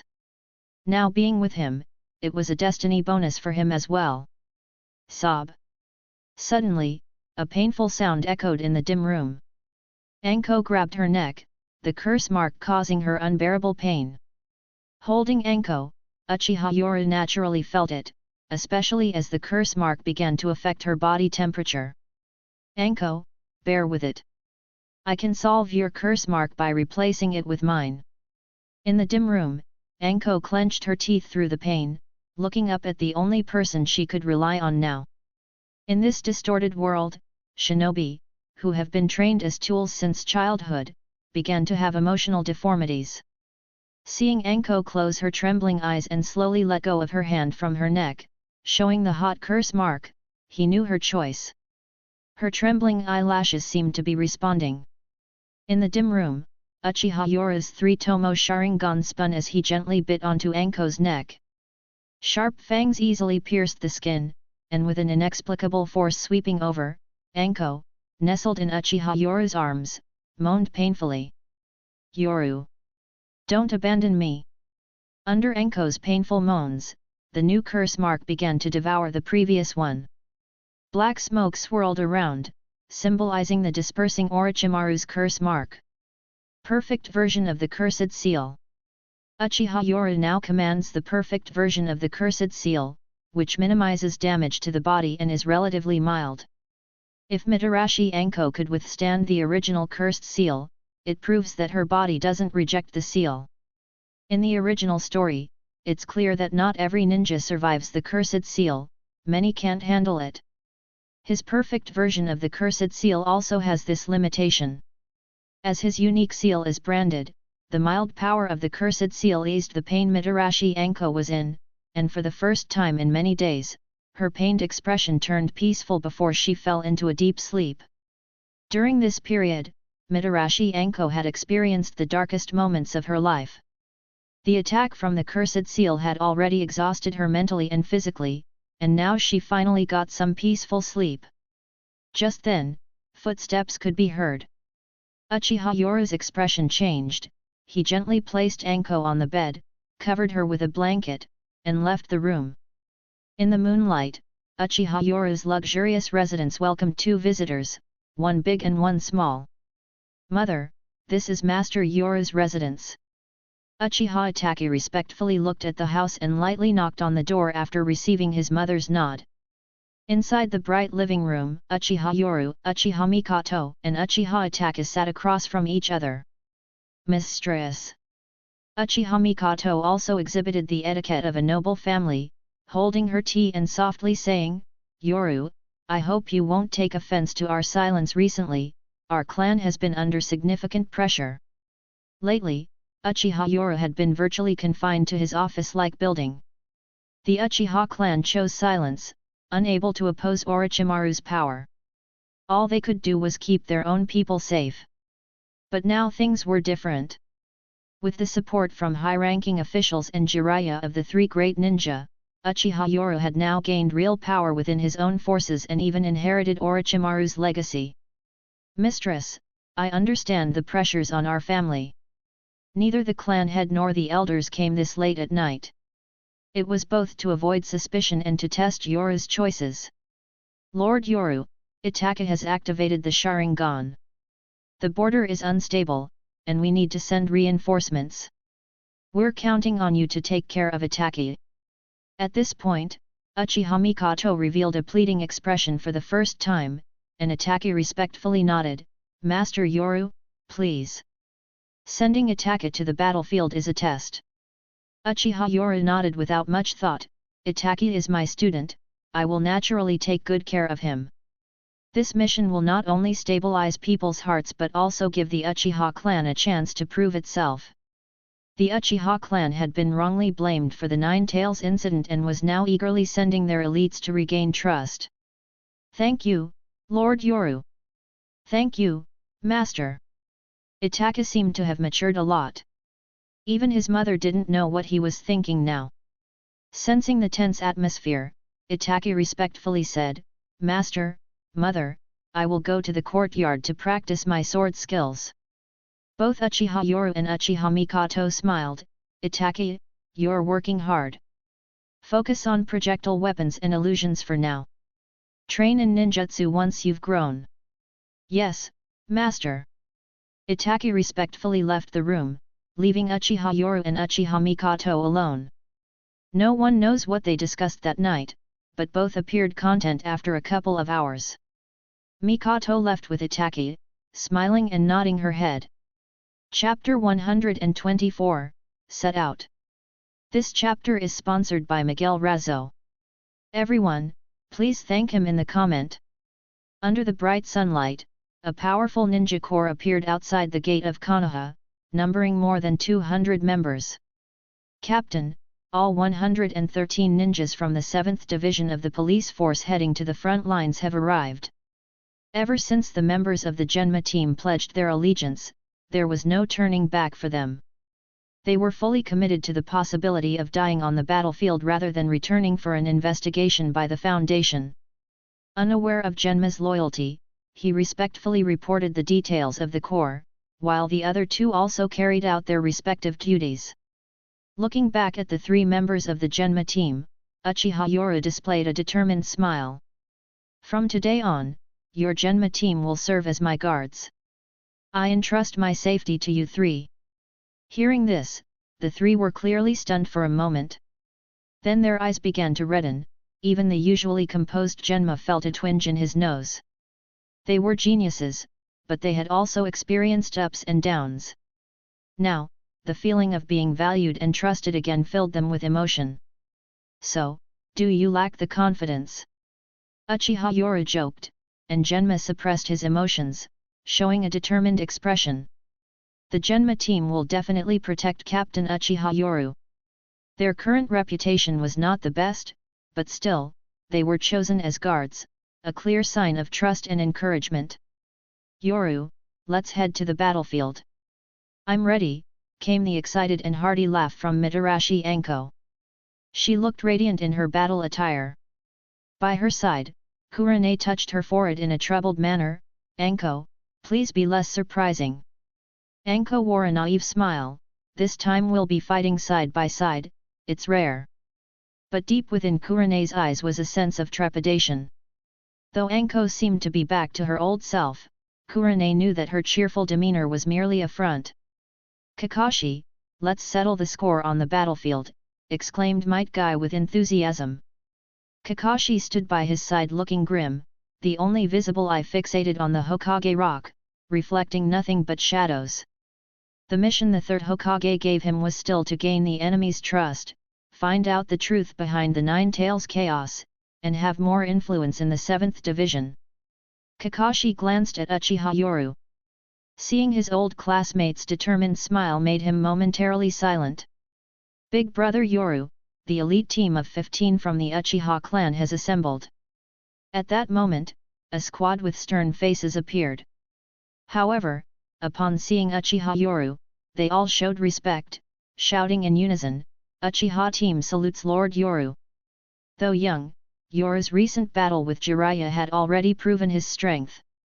The Uchiha clan, who valued strength, naturally held their talented kinsman in high regard. Shisui, you're familiar with the battlefield situation. Let's form a strike team with the elites from the Uchiha in the 7th Division. Yes. This time, Yoru's status had risen significantly. At his command, all the ninjas executed orders respectfully. Those left in the 7th Division were mostly loyalists. Whether they were trapped without options or were loyal to Orochimaru, those who were wavering had already left. How many among them were spies remained unknown. Captain Hisashi, you might want to stay behind to manage the 7th Division. This gathering was an assembly of elites. Yoru turned his head and said with emotion, to which the stern-faced Hyuga Hisashi directly responded, the areas under the 7th Division's jurisdiction will be temporarily handled by other divisions. Only a prison remains, and those of us left are more than enough. Almost all the key elites from the 7th Division had been deployed, including a good number from the Hyuga branch family. Both the Hyuga branch family and the Genma team had no options left, they were trapped. Looking around, Yoru saw determination in everyone's eyes. These ninjas were his foundation, and the next time they returned, he would be powerful enough to truly participate in the village's struggles. Big brother Yoru, we will come back. The ninjas heading to the battlefield had mostly been there before. Although they were numb to it, as they were leaving, some couldn't help but look back at the village, seemingly imprinting its scenery deep in their minds, perhaps fearing they might be on a road of no return this time. As we go to the battlefield, I can't promise you anything, but when we return, I, Uchiha Yoru, assure you, I will aim to become the Hokage, fulfill Master Orochimaru's regrets. I, Uchiha Yoru, will surely bring you all into the light of peace. Under the bright sunshine, Uchiha Yoru emanated a charming glow. At this moment, he was full of determination and raised his hand high to swear his ninja way to everyone present. This was also the first time anyone had publicly mentioned Orochimaru since the incident. Almost everyone here had once served under Orochimaru. Regardless of the reason, the personal charisma of the son in Orochimaru was undeniable. They could never wash away the mark of son in Orochimaru, but this matter has already become a regret. This time, when Uchiha Yoru candidly spoke, the numb and disheartened hearts of countless ninjas seemed to be activated. Pairs of unbelieving eyes eventually showed tears. They all firmly believed that Lord Orochimaru would become the fifth Hokage of Konoha. However, nobody had expected this to happen, and Uchiha Yoru, as the heir, shouted, causing some commotion in the crowd. Long live Lord Uchiha Yoru! Long live! After the first person vented, a second followed, and then more and more suppressed people began to vent loudly. Haha, then let's wait and see Lord Uchiha Yoru become Hokage. Go for it, we believe in you. The ninja corps seemed to regain their fighting spirit instantly, each shouting excitedly, while Uchiha Yoru showed a smile. He wanted to send a signal that Orochimaru's actions were never wrong but merely a failure. He wanted everyone to lift their spirits, this was also his political capital. By taking on his teacher's legacy, if he were to dismiss his teacher's past actions, it would seem like admitting guilt, when they were clearly not in the wrong. Hence, he wanted to send out a signal that they were not wrong. Even if they were wrong, he would step up to acknowledge the mistakes of his predecessors. Everything he did was for the quickest inheritance of his teacher's legacy. Depart! With a loud shout, Uchiha Yoru waved his hand, and instantly more than 200 ninjas shouted spiritedly, turning into black dots, leaping through the forest. Hokage Tower. Through the crystal orb, the third Hokage Sarutobi Hiruzen observes everything outside the gates of Konoha. He watches the departing figures and exhales a ring of smoke. If only you weren't an Uchiha, Hiruzen murmurs, dismissing the thought. Unbeknownst to him, the Uchiha he underestimates will eventually subvert his rule over Konoha. Uchiha Yoru is skilled, but on the front lines, he's more of a mascot. A symbol emitted by Konoha's high-ranking officials to stabilize people's hearts. Reputation something intangible but real. Orochimaru has led countless shinobi into battles over the years. Especially on the front lines, his prestige is unparalleled, and this too stirs people's emotions. Even those close to Orochimaru worry about their futures, some are angry. The elevation of Orochimaru's disciple to a high position and his deployment to the front lines bring stability. This marks the end of the matter. Time erodes all. Who now remembers the once godlike shinobi? I hope the border wars end soon, Hiruzen muses, reviewing battle reports from the front lines. Konoha faces malice from the entire shinobi world. No ninja village is idle, even the hidden sand village makes discreet moves. Small villages are even more malicious. Danzo, the hidden mist is getting aggressive, skirmishes have already begun. Danzo storms in, throwing a scroll on the Hokage's desk. Hiruzen advises restraint, citing this as a test from the hidden mist village. Neither wishes for a fourth great ninja war. Danzo coldly snorts, insisting the territory of the land of whirlpools must not fall to the mist. He also mentions covert activities by the Hidden Cloud Village to provoke conflicts. The Hidden Cloud Village is most conspicuous, Hiruzen observes, maintaining his composure despite the hostile environment. Danzo agrees. Both know what must be done. Aren't you worried about sending an Uchiha to the front lines? Danzo questions. Hiruzen is confident. Orochimaru's influence is strong but also a double-edged sword. In the worst-case scenario, Hiruzen has plans to involve the Uchiha as well. Danzo scoffs at Hiruzen's cunning ways. You always manipulate people. Hiruzen points out the village urgently needs economic recovery due to Orochimaru's influence. Keep the atmosphere of war suppressed on the front lines. Konoha needs peace, even if it's just an illusion, for rapid economic recovery. Orders are given to allocate more forces for trade protection and eliminate internal disturbances. Hiruzen finalizes his plans. Danzo breathes a sigh of relief, only to be caught off guard by the next order. Danzo. Starting today, the wood-style users from the Root Division are to be transferred to the Anbu. Danzo is furious. Hiruzen slams the table and yells, "I'm the Hokage. The Root secretly restarted the wood-style program, and I've yet to hold you accountable." Hiruzen. Fine. You're ruthless. Danzo's teeth grind in anger. Chapter 125, Reinforcements. This chapter is sponsored by Miguel Razzo. Everyone, please thank him in the comment. The Land of Whirlpools. Once, this was the territory of the Uzumaki clan, one of the powerful families in the ninja world. Unfortunately, the Land of Whirlpools has vanished into the annals of history, leaving behind only a name whose origins are now unknown to people. Even the bloodline of the Uzumaki clan is on the brink of extinction. The Land of Whirlpools is a large island, closely neighboring the Land of Fire. It's only 250 miles away from the Land of Fire's mainland. Should Hidden Mist Village take control of this place, their ninja forces could easily use it as a springboard to attack the Land of Fire at any time if war breaks out. Similarly, if the Land of Whirlpools falls into the hands of the Hidden Leaf Village, it would effectively thwart any advances from the Land of Water toward the Land of Fire. If you dare bypass it, I'll dare cut off your retreat. Ever since the Land of Whirlpools was destroyed, this island has become a crucial strategic point between the Land of Fire and the Land of Water.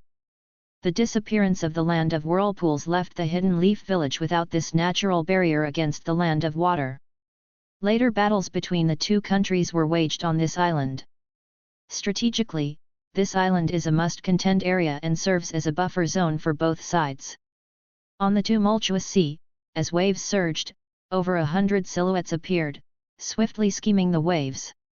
The sounds of rapid footsteps echoed crisply on the sea, as a group of stern-faced ninja from the Hidden Leaf Village looked toward the now visible island with determined expressions.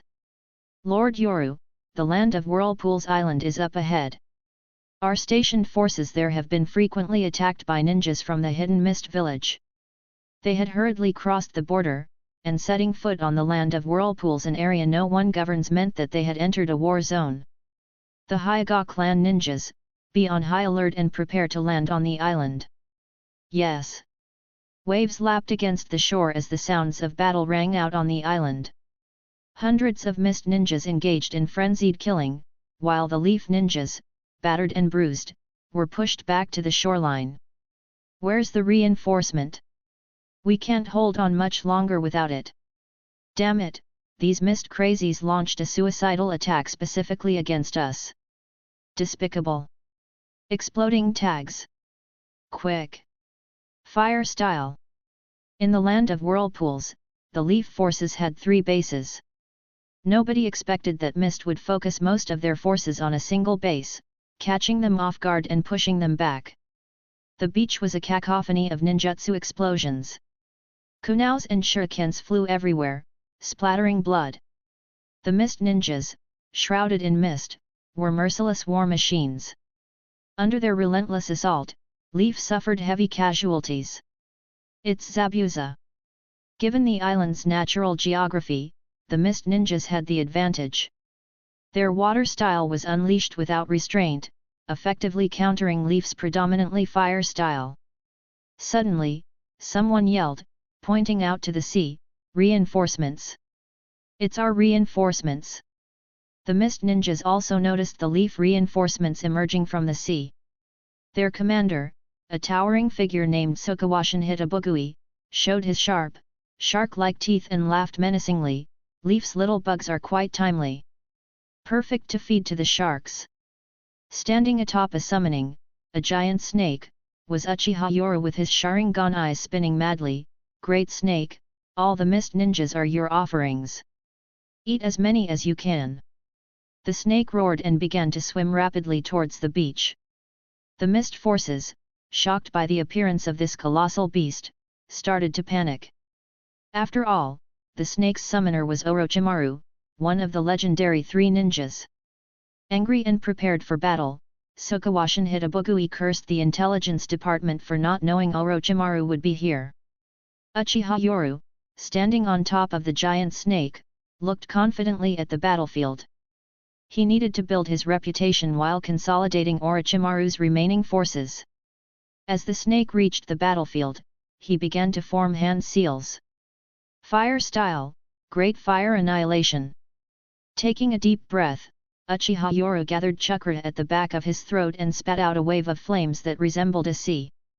The flames fell like a waterfall from the sky, instantly becoming the most dazzling sight on the battlefield.